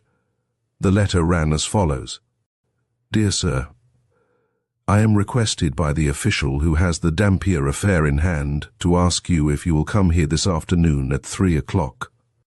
As I shall be present and can act as interpreter, it will not be necessary for you to be accompanied as you were before. Yours faithfully, Ivan Baroff. What an extraordinary thing. Up to the present time, Mr. Stevens had not communicated with a single police official able to speak colloquial English. It was that fact which had made him find Gerald Burton so invaluable an auxiliary. But this letter might have been written by an Englishman, though the signature showed it to be from a foreigner, and from a Pole or possibly a Russian. Were the police at last on the trail of the missing man? Mr. Stevens's well-regulated heart began to beat quicker at the thought. But if so, how strange that the prefect of police had not communicated with the Hotel St. Ange last night. Monsieur Beaucourt had promised that the smallest scrap of news should be at once transmitted to John Dampier's wife. Well, there was evidently nothing for it but to wait with what patience he could muster till the afternoon. And it was characteristic of Nancy's legal friend that he said nothing of his mysterious appointment to either the Burtons or to Mrs. Dampier. It was useless to raise hopes which might so easily be disappointed. 3 o'clock found Mr. Stevens at the Prefecture of Police. Ivan Baroff turned out to be a polished and agreeable person who at once frankly explained that he belonged to the International Police. Indeed, while shaking hands with his visitor, he observed pleasantly, "This is not the kind of work with which I have, as a rule, anything to do, but my colleagues have asked me to see you, Mr. Stevens, because I have lived in England and am familiar with your difficult language. I wish to entertain you on a rather delicate matter.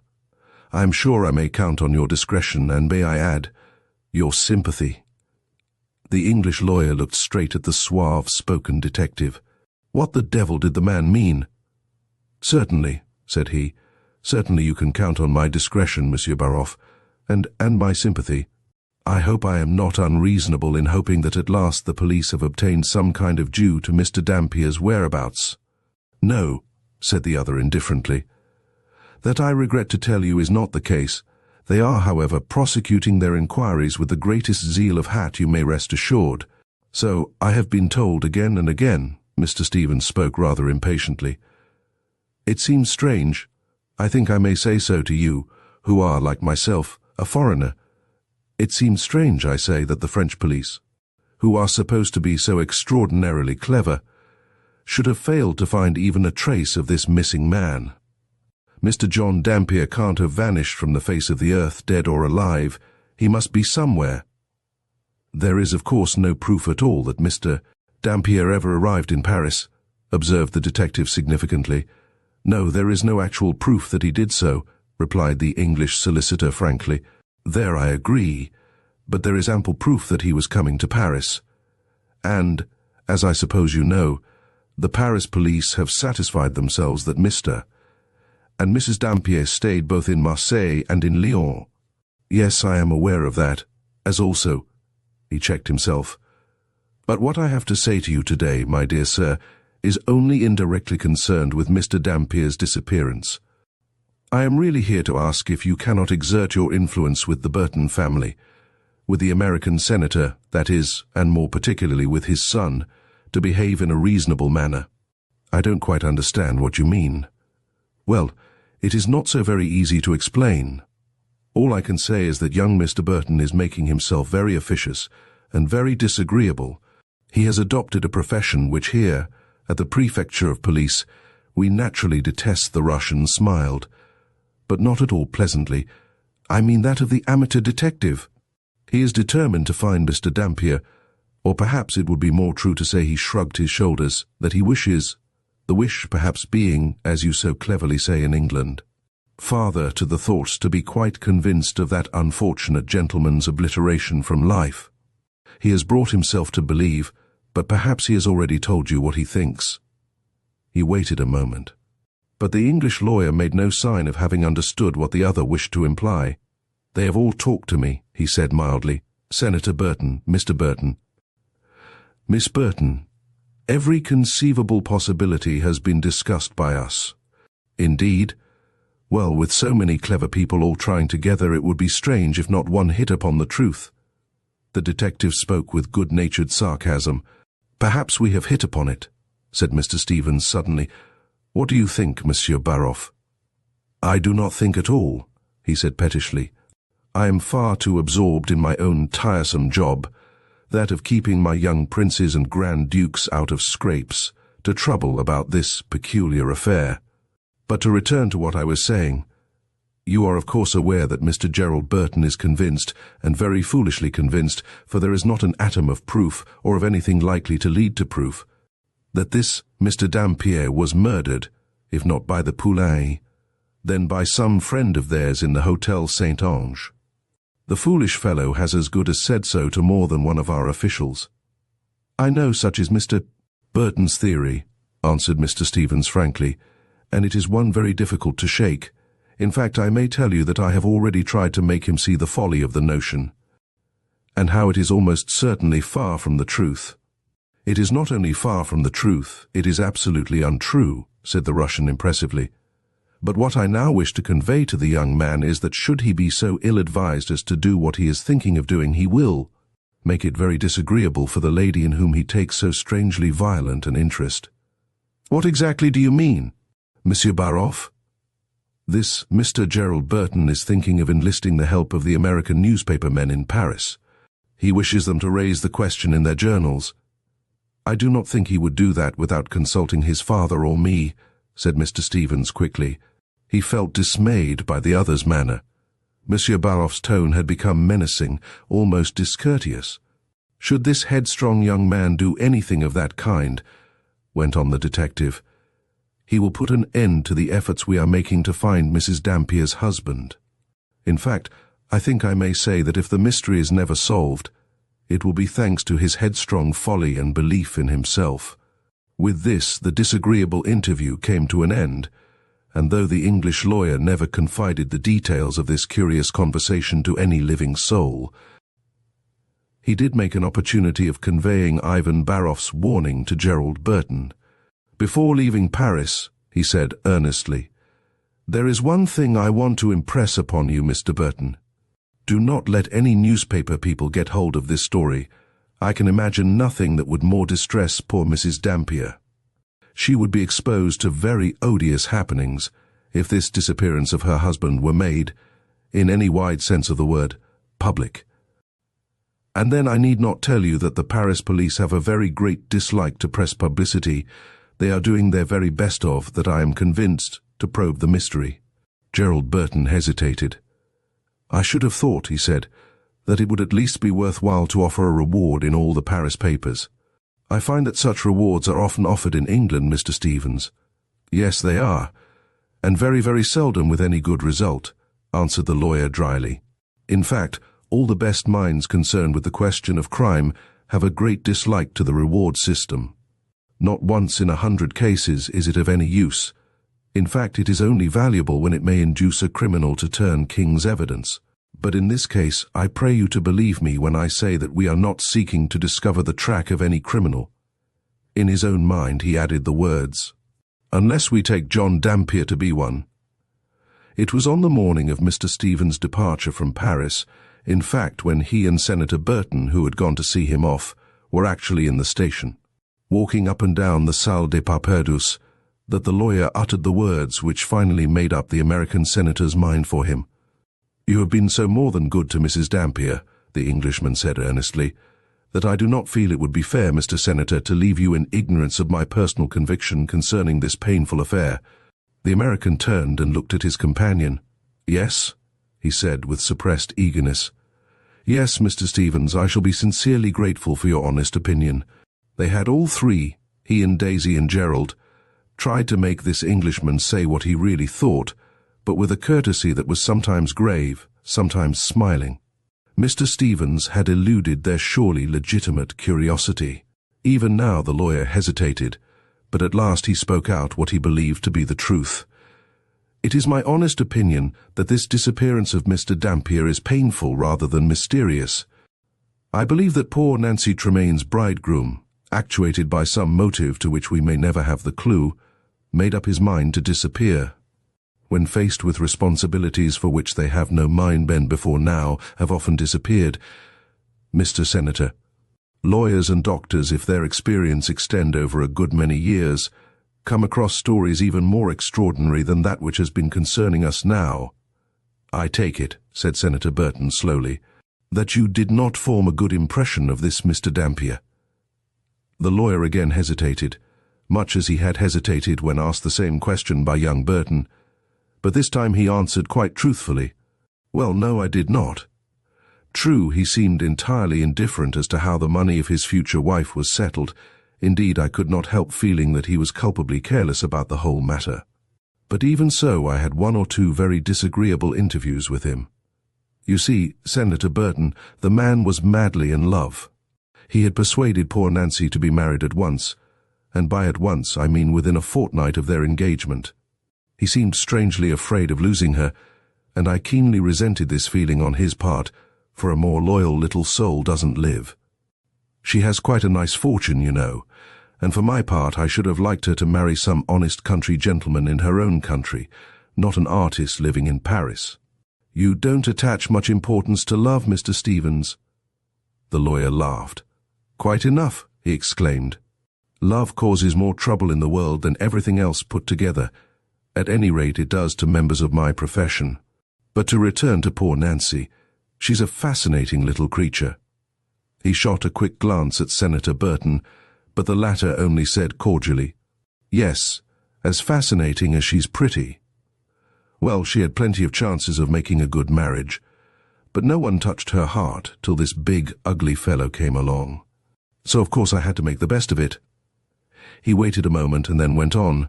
I ought to tell you that at my suggestion Dampier took out a large insurance policy on his own life. I didn't think it right that he should bring, as it were, nothing into settlement, the more so that Nancy had insisted on her side that all her money should go to him at her death, and that whether they had any children or not, you know what women are? He shrugged his shoulders. If that be so, observed the senator, then money can have had nothing to do with his disappearance. I'm not so sure of that. In fact, I've been wondering uneasily during the last few days whether, owing to his being an artist and to his having lived so much abroad, John Dampier could have been foolish enough to suppose that in the case of his disappearance, the insurance money would be paid over to Mrs. Dampier. That, of course, would be one important reason why he should wish to obliterate himself as completely as he seems to have done. I need hardly tell you, Mr. Senator, that the insurance office would laugh in my face if I were to try and make them pay. Why, years will have to elapse before our courts would even consider the probability of death. I now understand your view, said the senator gravely, but even if it be the true solution, it does not explain the inexplicable difference between Mrs. Dampier's statement and that of the Poulain. I mean, their statements as to what happened the night Mr. and Mrs. Dampier arrived in Paris. No, said the lawyer reluctantly. I admit that to me this is the one inexplicable part of the whole story, and I also confess that as to that one matter, I find it impossible to make up my mind. If I had not known poor little Nancy all her life, I should believe, knowing what women are capable of doing, if urged thereto by pride or pain, I should believe, I say, that she had made up this strange story to account for her husband's having left her. I could tell you more than one tale of a woman having deceived not only her lawyer, but, later, a judge and a jury, as to such a point of fact. But from what I know of Mrs. Dampier, she would be quite incapable of inventing, or perhaps what is quite as much to the purpose, of keeping up such a deception. From something my daughter said, observed Senator Burton, I think you have been trying to persuade the poor little lady to go back to England. Yes, I tried to make her come back with me today, and I am bound to say that I succeeded better than I expected to do, for though she refuses to come now, she does intend to do so when you yourselves leave Paris, Mr. Senator. Fortunately, she does not know what sort of a time she will come back to. I fear that most of her friends will feel exactly as I feel.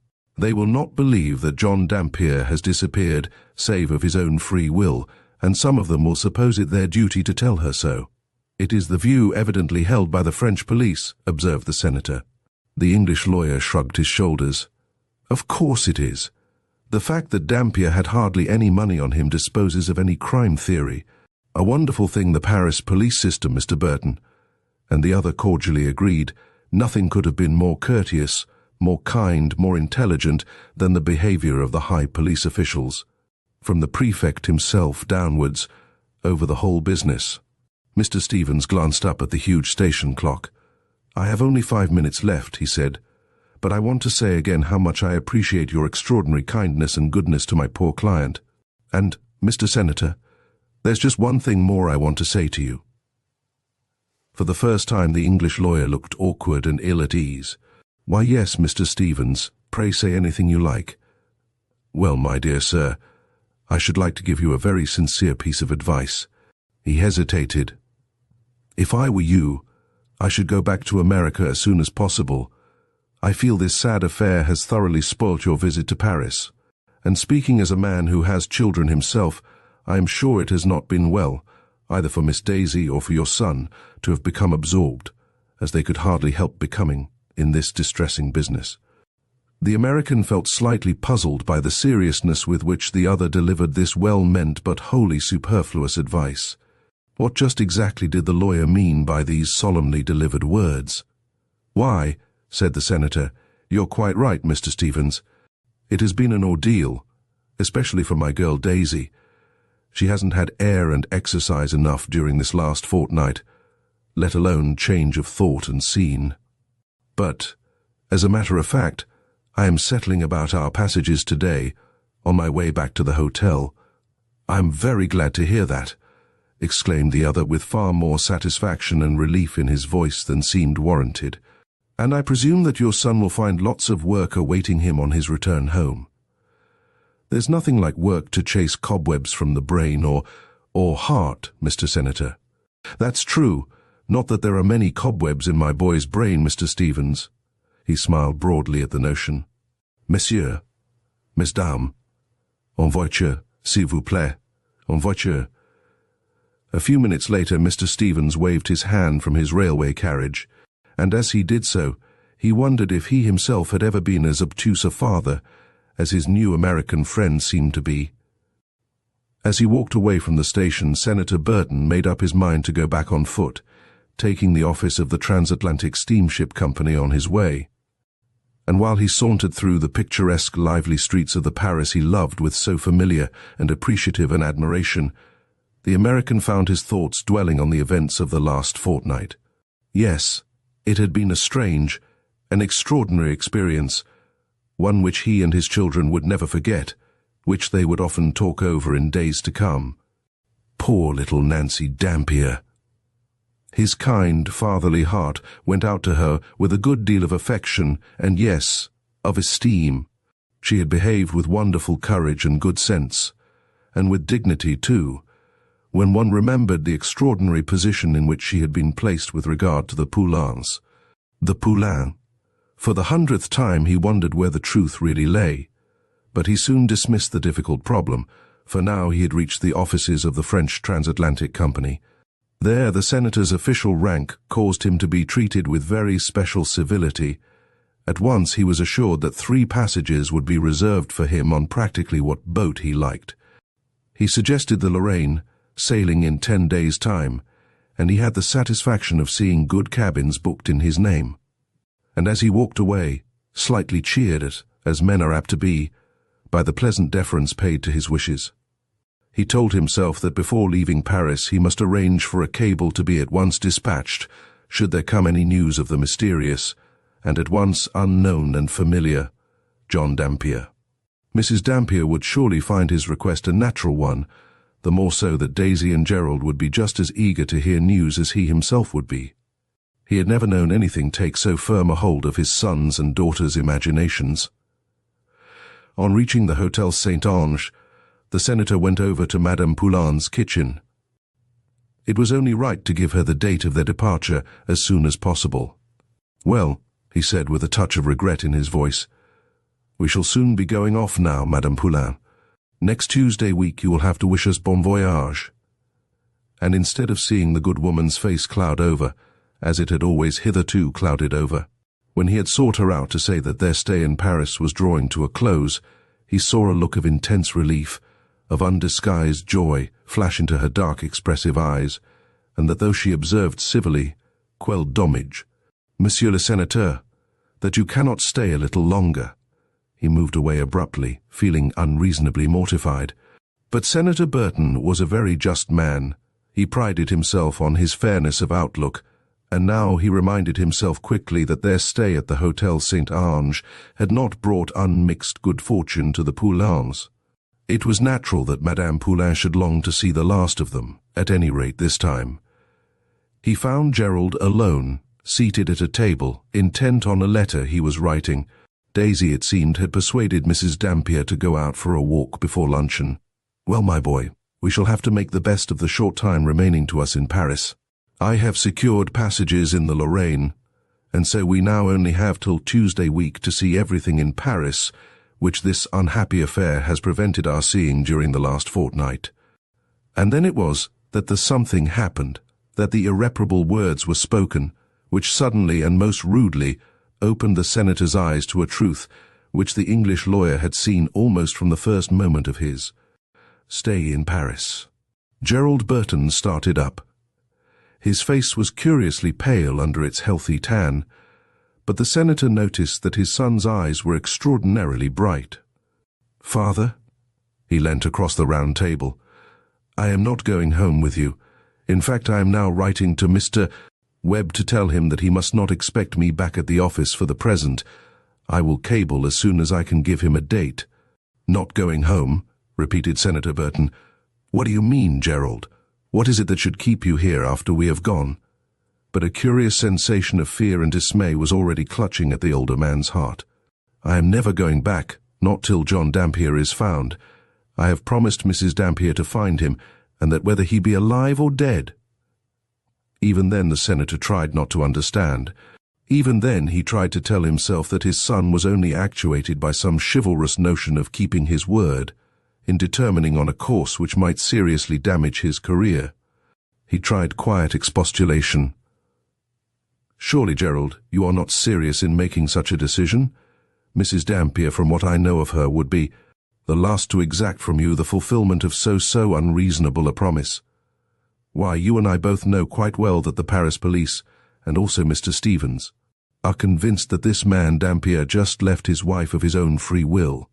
I know they think that. But it's a lie," cried Gerald with blazing eyes. "An infamous lie. I should like to see Mr. Stevens dare suggest such a notion to John Dampier's wife. Not that she is his wife, father, for I'm sure the man is dead, and I hope that she's beginning to think so too." "But if Dampier is dead, Gerald, then—" The senator was beginning to lose patience, but he was anxious not to lose his temper too, not to make himself more unpleasant than he must do. "Surely you see yourself, my boy, that if the man is dead, there's nothing more for you to do here in Paris." "Father, there's everything. The day I make sure that John Dampier is dead will be the happiest day of my life." His voice had sunk low. He muttered the last words between his teeth. But alas! The senator heard them all too clearly. "Gerald," he said gravely, "Gerald, am I to understand?" "Father, don't say anything you might be sorry for afterwards." "Yes, you have guessed truly. I love Nancy. If the man is dead, and I trust to God he is, I hope to marry her some day. If you and Mr. Stevens are right, if he is still alive, well then—" He waited a moment, and that moment was the longest the senator had ever known. "Then, father, I promise you I will come home.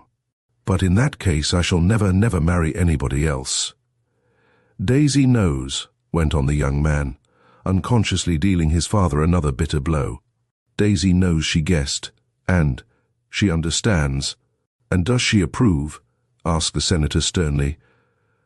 "I don't know, I don't care," cried Gerald fiercely. "I am not looking for anyone's approval." "And father—" His voice altered.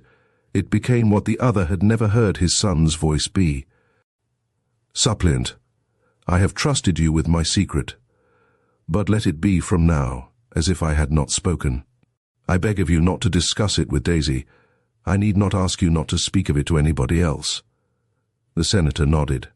He was too agitated, too horror-stricken to speak, and his agitation was not lessened by his son's final words.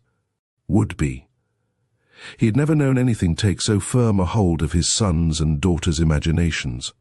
On reaching the Hotel Saint-Ange, the senator went over to Madame Poulin's kitchen.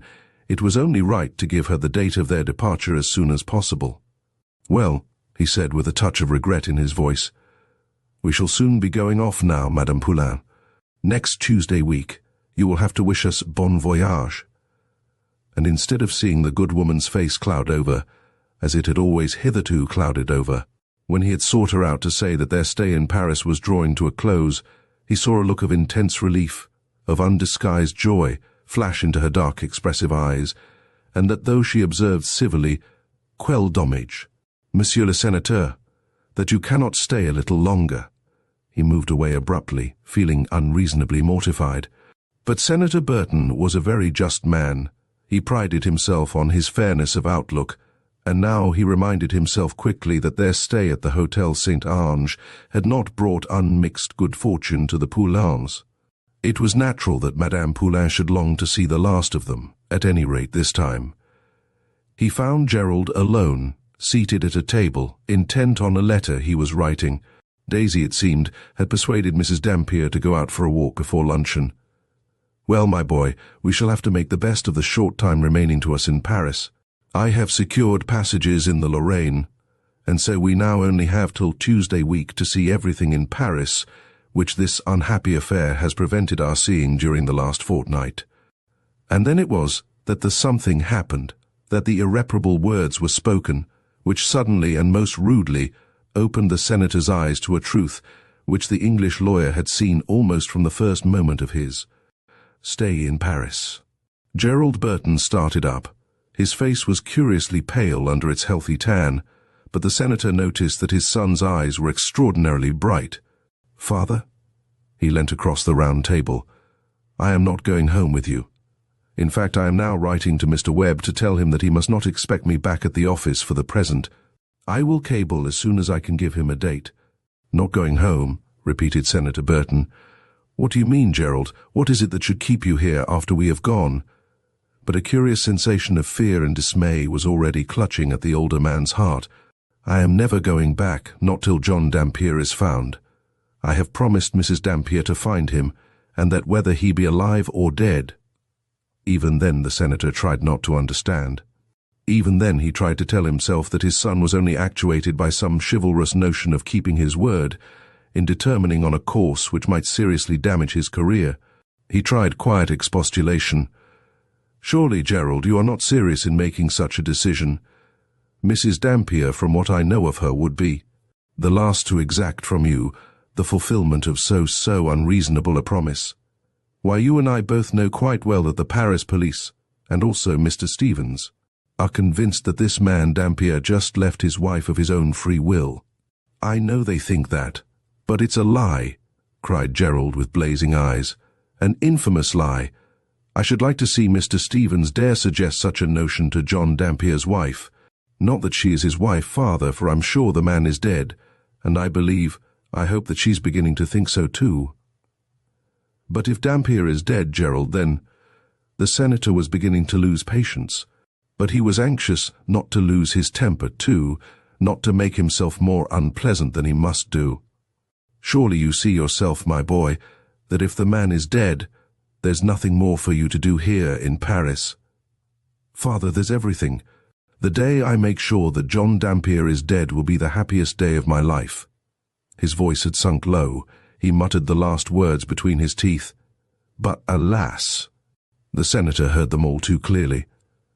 "Gerald," he said gravely, "Gerald, am I to understand—" "Father, don't say anything you might be sorry for afterwards." "Yes, you have guessed truly. I love Nancy. If the man is dead, and I trust to God he is, I hope to marry her some day.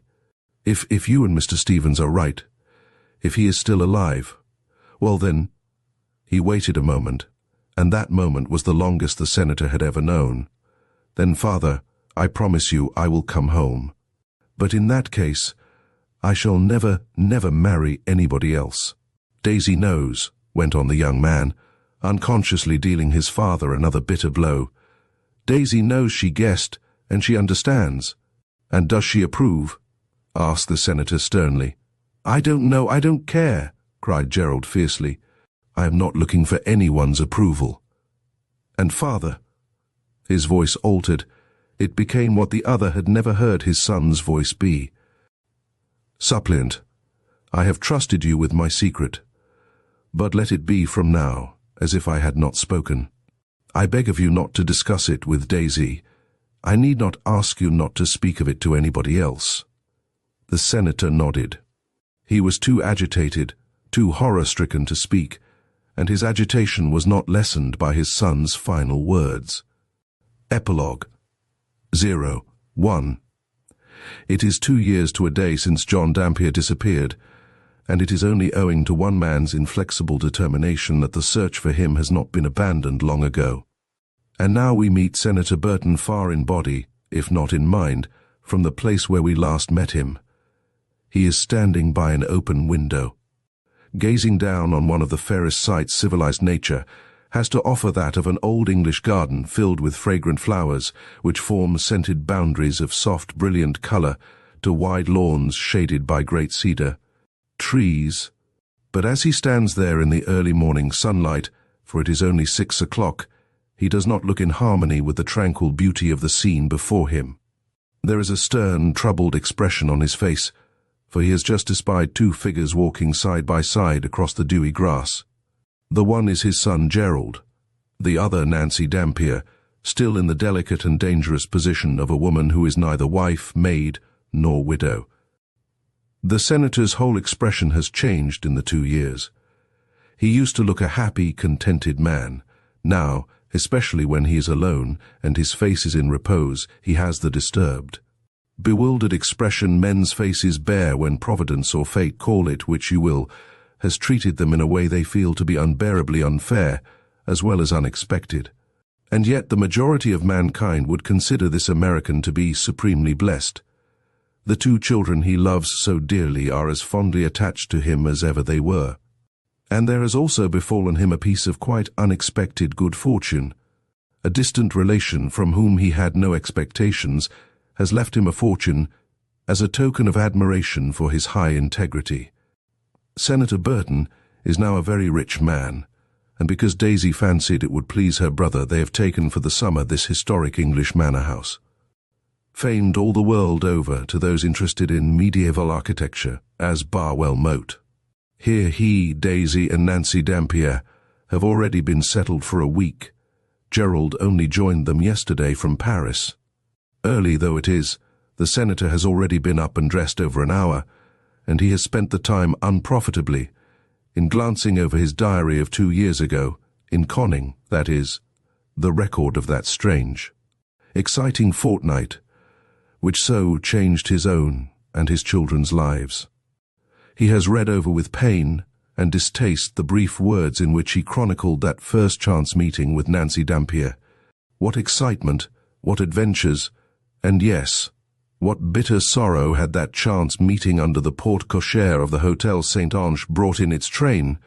If only he and Daisy had started out an hour earlier on that June morning just 2 years ago, how much they would have been spared. As for the fortune left to him, Senator Burton is now inclined to think that it has brought him less than no good. It has only provided Gerald with an excuse, which to an American father is no excuse, for neglecting his profession.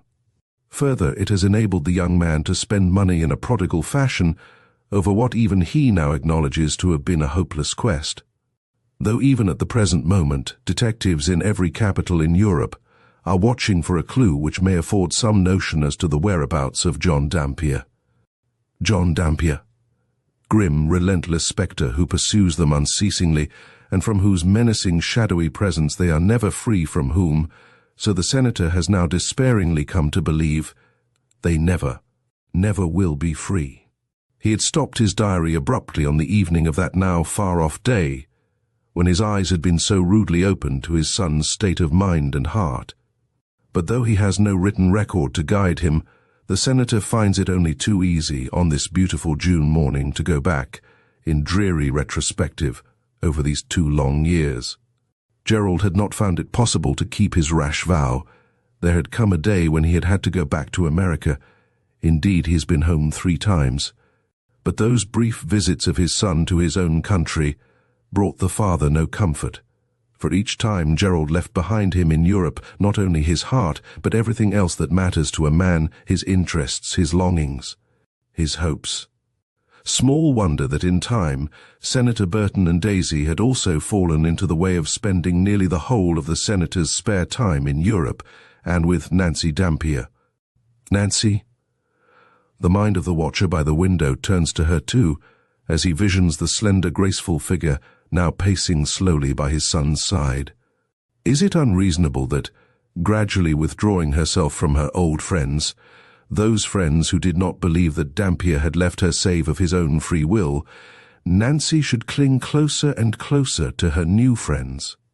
No, not at all unreasonable, but, from the senator's point of view, very unfortunate. Daisy and Nancy are now like sisters, and to the senator himself she shows the loving deference, the affection of a daughter. But with regard to the all-important point of her relations to Gerald, none of them know the truth. Indeed, it may be doubted if she knows it herself. But the situation gets more difficult, more strained every month, every week, almost every day. Senator Burton feels that the time has come when something must be done to end it, one way or the other, and the day before. Yesterday he sought out Mr. Stevens, now one of his closest friends and advisers, in order that they might confer together on the matter. As he stands there looking down at the two figures walking across the dewy grass, he remembers with a sense of boding fear the conversation with Nancy's lawyer. "There's nothing to be done, my poor friend, nothing at all. Our English marriage laws are perfectly clear, and though this is a very, very hard case, I for my part have no wish to see them altered." And the senator had answered with heat, "I cannot follow you there at all. The law which ties a living woman to a man who may be dead, nay, probably is dead, is a monstrous law." And Mr. Stevens had answered very quietly, "What if John Dampier be alive? And is this all I can tell my poor son?" And then it was that Mr. Stevens, looking at him doubtfully, had answered, "Well, no, for there is a way out. It is not a good way. I doubt if it is a right way, but still it is a way. It is open to poor little Nancy to go to America, to become naturalized there, and then to divorce her husband in one of your states for desertion. The divorce so obtained would be no divorce in England, but many Englishmen and Englishwomen have taken that course as a last resort." He'd waited a moment, and then added, "I doubt, however, very much if Nancy would consent to do such a thing, even if she reciprocates, which is by no means sure your sons are feeling for her." "Feeling?" Senator Burton's voice had broken, and then he had cried out fiercely, "Why use such an ambiguous word, when we both know that Gerald is killing himself for love of her, and giving up the finest career ever opened to a man? If Mrs. Dampier does not reciprocate what you choose to call his feeling for Bet, then she is the coldest and most ungrateful of women. I don't think she is either the one or the other," had observed Mr. Stevens mildly, and he had added under his breath, "It would be the better for her if she were. Believe me, the only way to force her to consider the expedient I have suggested." He had hesitated as if, rather ashamed of what he was about to say, would be for Gerald to tell her the search for Mr. Dampier must now end, and that the time has come when he must go back to America and work. Small wonder that Senator Burton found it hard to sleep last night. Small wonder he has risen so early. He knows that his son is going to speak to Nancy, to tell her what Mr. Stevens has suggested she should do, and he suspects that now, at this very moment, the decisive conversation may be taking place. 2. Though unconscious that anxious, yearning eyes are following them, both Nancy Dampier and Gerald Burton feel an instinctive desire to get away from the house, and as far as may be from possible eavesdroppers. They walk across the stretch of lawn which separates the moat from the gardens in a constrained silence, she following rather than guiding her companion, but as if this charming old-world pleasaunce were quite familiar to him. Gerald goes straight on, down a grass path ending in what appears to be a high, impenetrable wall of yew, and Nancy, surprised, then sees that a narrow, shaft-like way leads straight through the green leafy depths. "Why, Gerald?" she says a little nervously. They have long ago abandoned any more formal mode of address, though between them there stands ever the spectre of poor John Dampier, as present to one of the two, and he the man, as if the menacing shadow were in very truth a tangible presence. "Why, Gerald? Where does this lead? Have you ever been here before?" And for the first time since they met the night before, the young man smiles. "I thought I'd like to see an English sunrise, Nancy, so I've been up a long time. I found a rose garden through here, and I thought it would be a quiet place for our talk. It is strangely dark, and still under the dense evergreen arch of the slanting way carved through the yew hedge, Nancy can only grope her way along. Turning round, Gerald holds out his strong hands, and taking hers in what seems so cool, so impersonal a grasp, he draws her after him. And Nancy flushes in the half-darkness.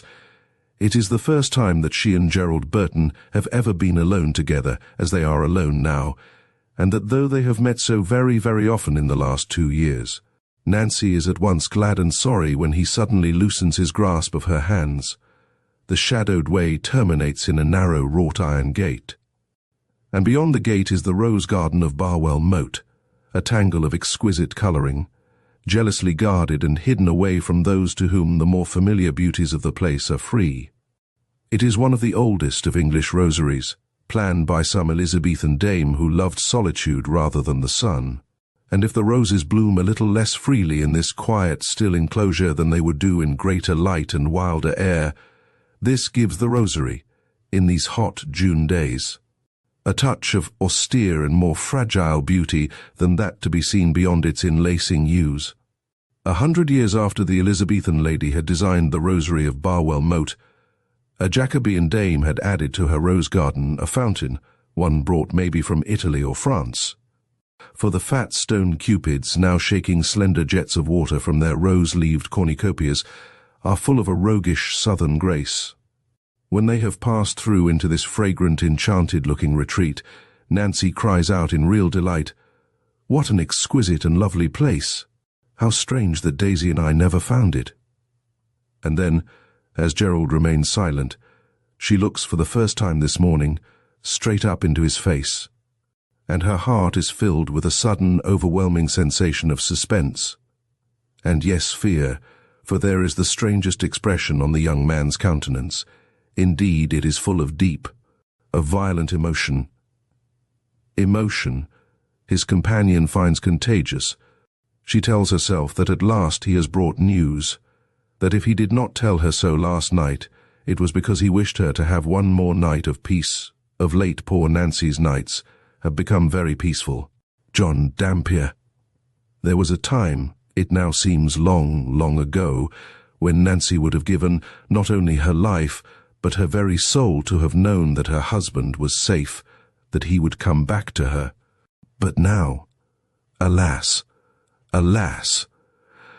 Now she realizes with an agonized feeling of horror, of self-loathing, that she no longer wishes to hear Gerald Burton say that he has kept his word, that he has found Dampier. She prays God that nothing of what she is feeling shows in her face, and Gerald is far too moved, far too doubtful as to what he is to say to her, and as to the answer she will make to him. To see that she looks in any way different from what she always does look in his eyes, the most beautiful, as well as the most loved and worshipped of human creatures. "Tell me," she gasps, "tell me, Gerald, what is it you want to say to me? Don't keep me in suspense." And then, as he is still dumb, she adds with a cry, "Have you come to tell me that at last you have found Jack?" And he pulls himself together with a mighty effort. Nancy's words have rudely dispelled the hopes with which his heart has been filled ever since his father came to his room last night and told him what Mr. Stevens had suggested as a possible way out of the present, intolerable situation. "No," he says somberly. "No, Nancy, I have brought you no good news, and I am beginning to fear I never shall." And he does not see even now that the long quivering sigh which escapes from her pale lips is a sigh of unutterable, if of pained and shamed relief.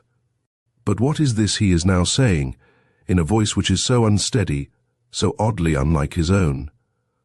"I think, God forgive me for thinking so if I am wrong, that I have always been right, Nancy. That your husband is dead, that he was killed 2 years ago, the night he disappeared." She bends her head. Yes, she too believes that, though there was a time when she fought, with desperate strength, against the belief.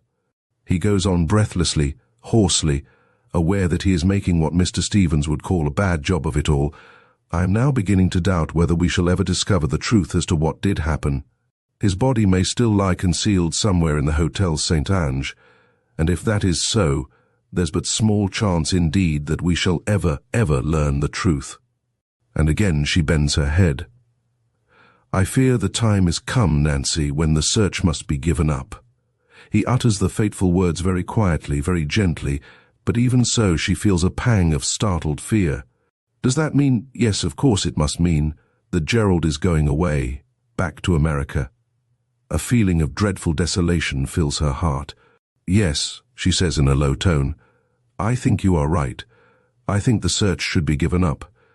She would like to utter words of thanks, the conventional words of gratitude she has uttered innumerable times in the last 2 years, but now they stick in her throat. Tears smart into her eyes. Stifled sobs burst from her lips. And Gerald again misunderstands her tears, the sobs which tear and shake her slender body.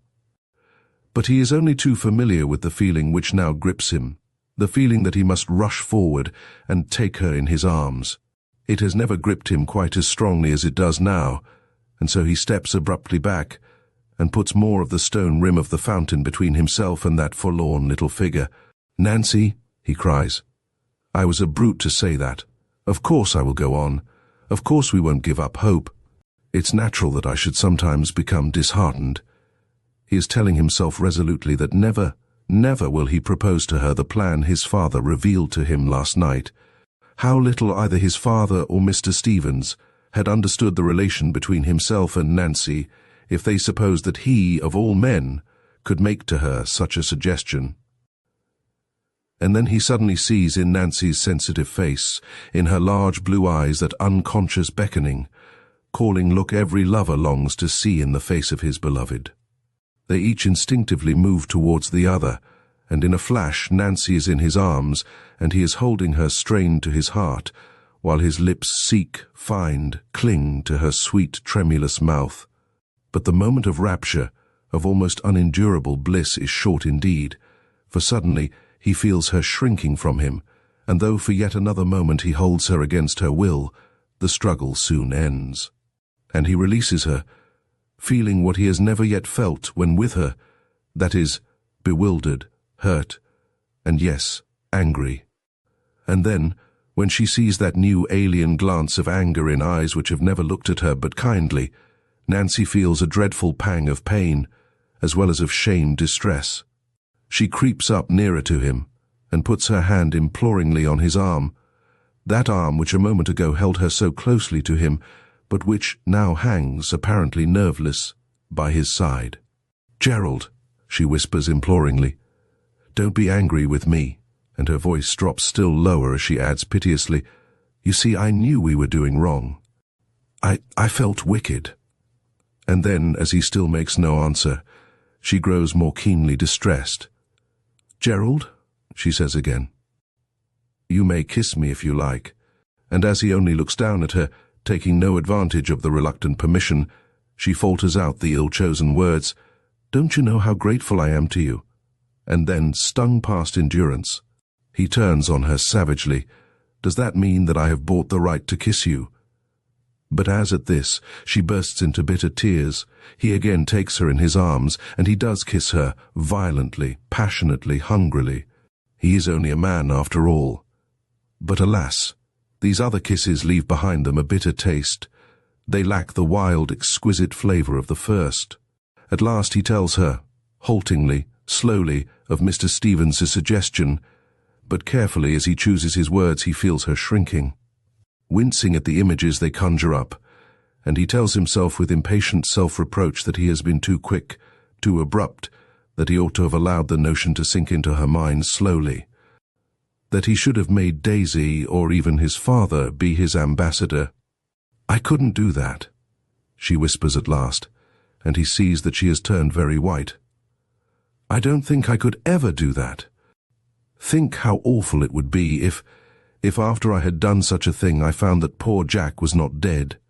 Some time ago, I have never told you of this, some friend, meaning to be kind, sent me a cutting from a paper telling of a foreigner who had been taken up for mad in Italy, and confined in a lunatic asylum for years and years. You don't know how that story haunted me. It haunted me for weeks you wouldn't like me to do anything I thought wrong, Gerald. No, he says moodily. No, Nancy, I will never ask you to do anything you think wrong. He adds with an effort, I told my father last night that I doubted if you would ever consent to such a thing. And then she asks an imprudent question. And what did he say then? She says in a troubled, unhappy voice. Do you really want to know what he said? She creeps a little nearer to him. She even takes his hand. Yes, Gerald, tell me. He said that if you wouldn't consent to do some such thing, why then I should be doing wrong to stay in Europe. He said, I little knew how true it was, that soon you would learn that I loved you, and that then the situation would become intolerable. Intolerable? She repeats in a low, strained tone. Oh no, not intolerable, Gerald. Surely you don't feel that. And this time it is Gerald who winces, who draws back. But suddenly his heart fills up, brims over with a great and unselfish tenderness for Nancy, gazing up at him, looks disappointed as a child, not a woman, looks, when disappointed of a caress, and so he puts his arms round her and kisses her very gently, very softly, in what he tells himself is a kind, brotherly fashion. You know I'll do just whatever you wish, he murmurs, and contentedly she nestles against him. Oh, Gerald, she whispers back, how good you are to me. Can't we always be reasonable like this? And he smiles a little wryly. Why, yes, he says, of course we can. And now, Nancy, it's surely breakfast time. Let's go back to the house. And Nancy, perhaps a little surprised, a little taken aback at his sudden, cheerful acceptance of her point of view, follows him through the dark passage cut in the yew hedge. She supposes, perhaps she even hopes, that before they emerge into the sunlight, he will turn and again kiss her in the reasonable, tender way he did just now. But Gerald does not even turn round and grasp her two hands as he did before. He leaves her to grope her way behind him as best she can, and as they walk across the lawn he talks to her in a more cheerful, indifferent way than he has ever done before. Once they come close up to the house, however, he falls into a deep silence. 3. It is by the merest chance that they stay in that afternoon, for it has been a long, a wretched day for them all. Senator Burton and his daughter are consumed with anxiety, with a desire to know what has taken place, but all they can see is that Gerald and Nancy both look restless, miserable, and ill at ease with one another. Daisy further suspects that Nancy is avoiding Gerald, and the suspicion makes her feel anxious and uncomfortable. As for the senator, he begins to feel that he hates this beautiful old house and its lovely gardens. He has never seen Gerald look as unhappy anywhere as he looks here. At last he seeks his son out, and in a sense forces his confidence. Well, my boy. Well, father, she doesn't feel she can do it. She thinks that Dampier may be alive after all. If you don't mind, I'd rather not talk about her just now. And then the senator tells himself, for the 100th time in the last 2 years, that they have now come to the breaking point, that if Nancy will not take the only reasonable course open to her, then that Gerald must be nerved to make, as men have so often had to make, the great renouncement. To go on as he is now doing is not only wrong as regards himself, it is wrong as regards his sister Daisy. There is a man in America who loves Daisy. A man, too, of whom the senator approves as much as he can of anyone who is anxious to take his daughter from him. And Daisy, were her heart only at leisure, might respond. But alas, her heart is not at leisure. It is wholly absorbed in the affairs of her brother and of her friend. At last the high ritual of English afternoon tea brings them out all together on the lawn in front of the house. Deferentially consulted by the solemn-faced, suave-mannered butler, who seems as much part of Barwell Moat as do the gabled dormer windows, Daisy Burton decides that tea is to be set out wherever it generally is set out by the owners of the house. Waiterly, she is informed that her ladyship has tea served sometimes in that part of the garden which is called the Rosary, sometimes on the front lawn, and the butler adds the cryptic information, according as to whether her ladyship desires to see visitors or not. Daisy does not quite see what difference the fact of tea being served in one place or another can make to apocryphal visitors, so, with what cheerfulness she can muster, she asks the others which they would prefer. And at once, a little to her surprise, Nancy and Gerald answer simultaneously, "Oh, let us have tea on the lawn, not in the rosery." And it is there, in front of the house, that within a very few minutes they are all gathered together, and for the first time that day, Senator Burton's heart lightens a little. He is amused at the sight of those three men, the butler and his two footmen satellites, gravely making their elaborate preparations. Chairs are brought out, piles of cushions are flung about in bounteous profusion, even 2 hammocks are slung up all in an incredibly short space of time.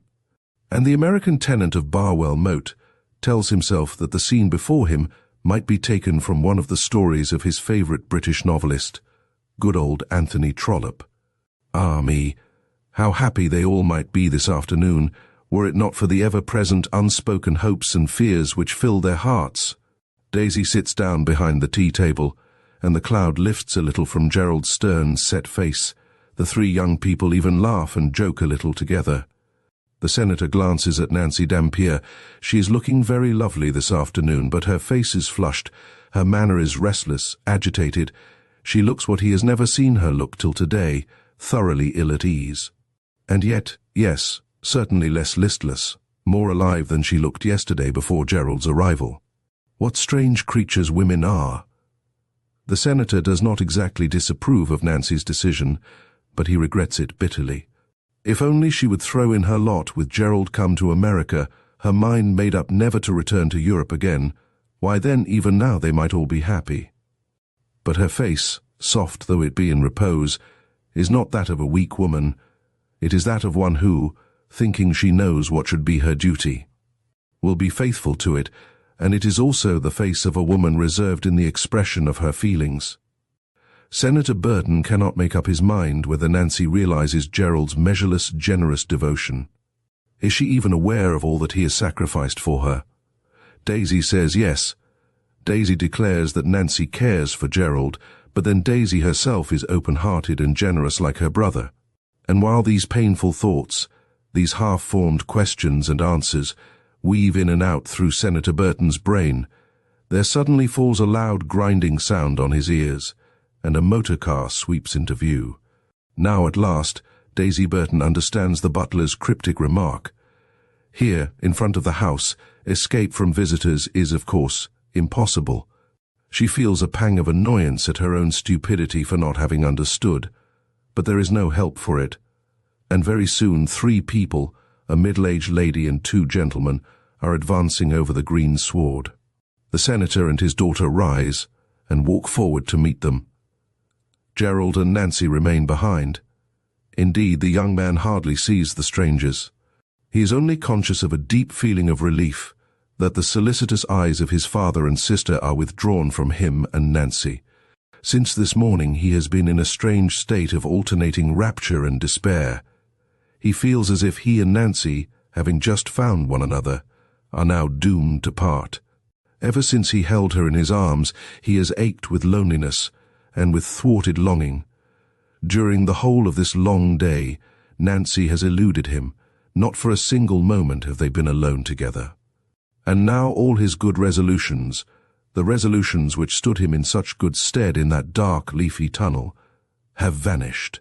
He now faces the fact that they cannot hope, when once more alone and heart to heart, to be what Nancy calls reasonable. Suddenly he comes back to the drab realities of everyday life.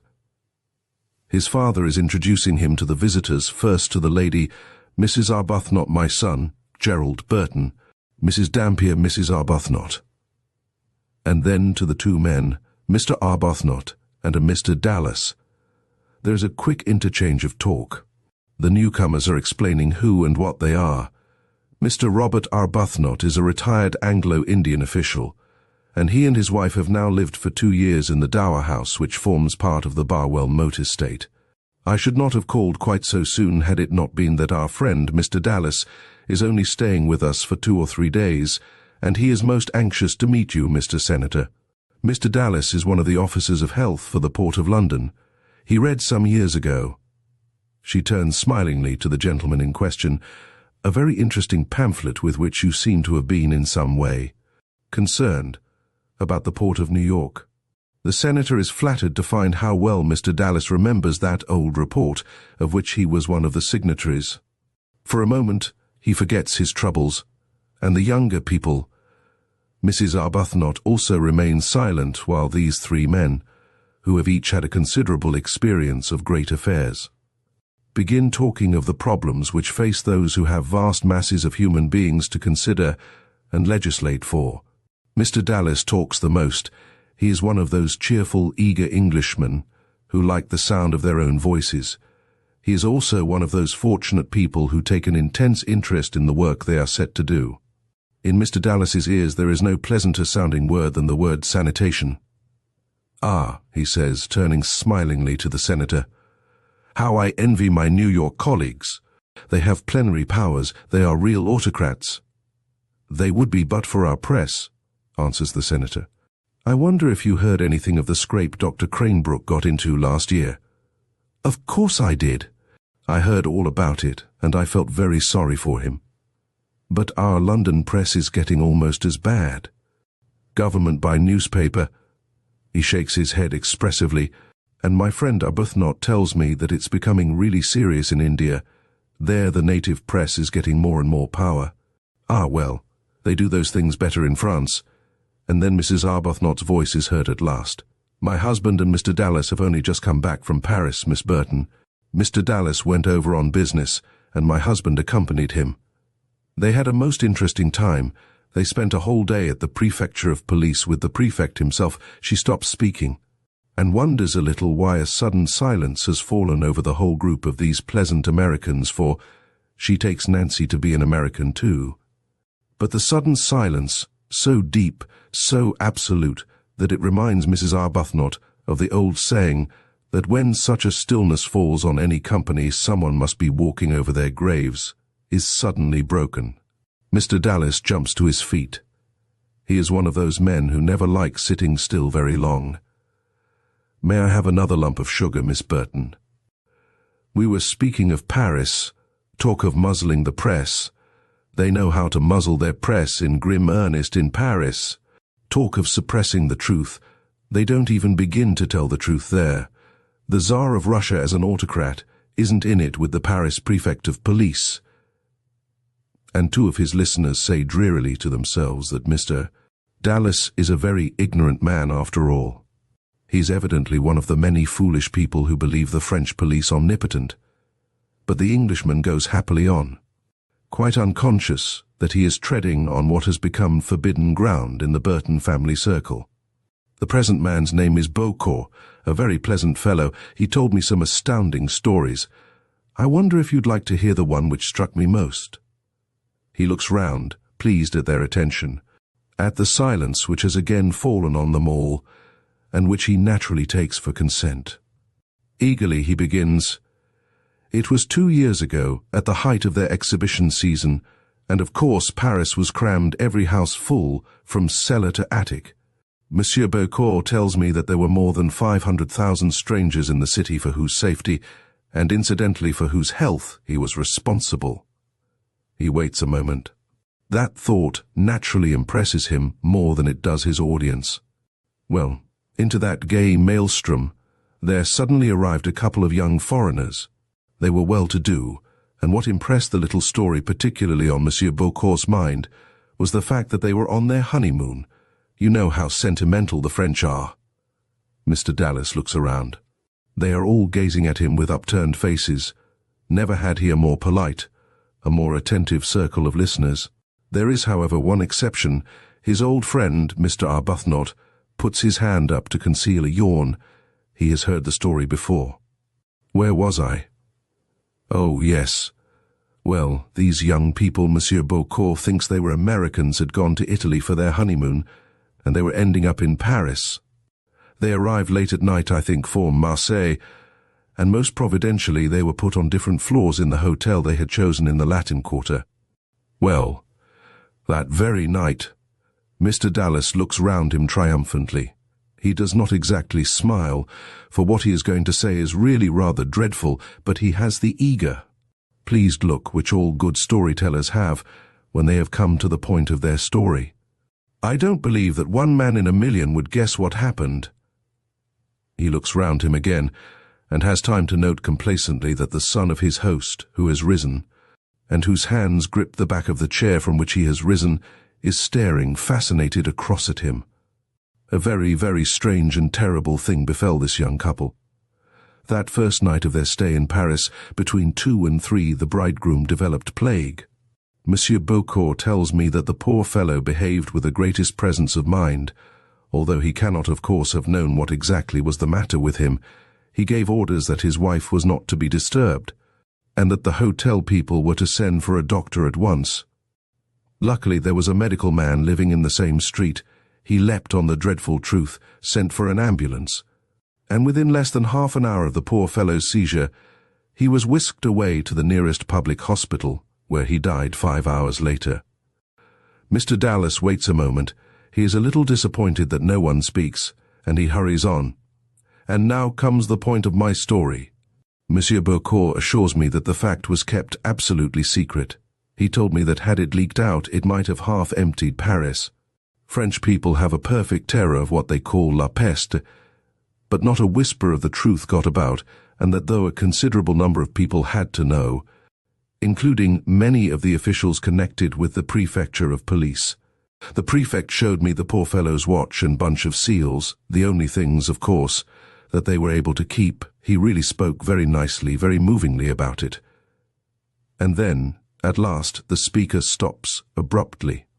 He has seen his host's son reel a little, sway as does a man who is drunk, and then fall heavily to the ground.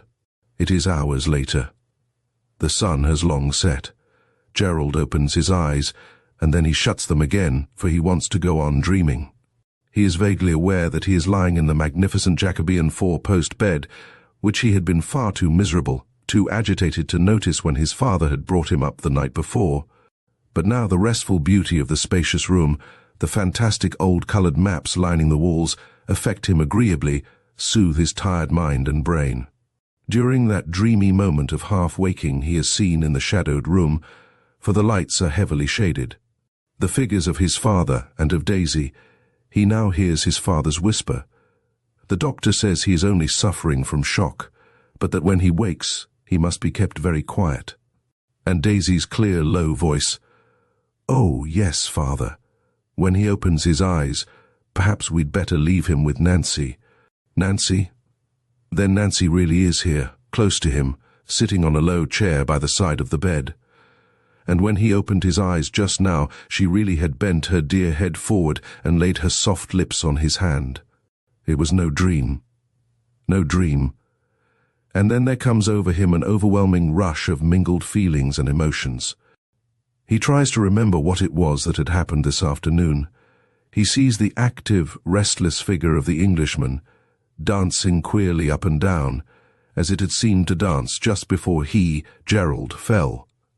And he feels again the horrible wish to laugh, which had seized him when that dancing figure had said something about Beaucourt having spoken very nicely. Curse Beaucourt! Such a fiend is only fit for the lowest depths of hell. Again he opens his eyes. Did he say the ugly words aloud? He thinks not, he hopes not, for Daisy only takes their father's hand in hers and leads him from the room. "Nancy," he says, trying to turn towards her, "do we know the truth now? Is my search at an end?" "Yes," she whispers. "We know the truth now, my dearest. Your search is at an end." And as she gets up and bends over him, he feels her tears dropping on his face. As the story draws to a close, we witness the evolution of Nancy and Jack's relationship amidst the allure of Paris. Their honeymoon, filled with joy and unexpected challenges, ultimately reveals the intricacies of love and commitment. The couple learns that the journey of marriage is not just about the blissful moments, but also about facing the trials together. In the End of Her Honeymoon, Marie Belloc Lowndes masterfully captures the essence of romance and the realities that accompany it. Thank you for joining us on this journey, and we hope you enjoyed this tale of love and life.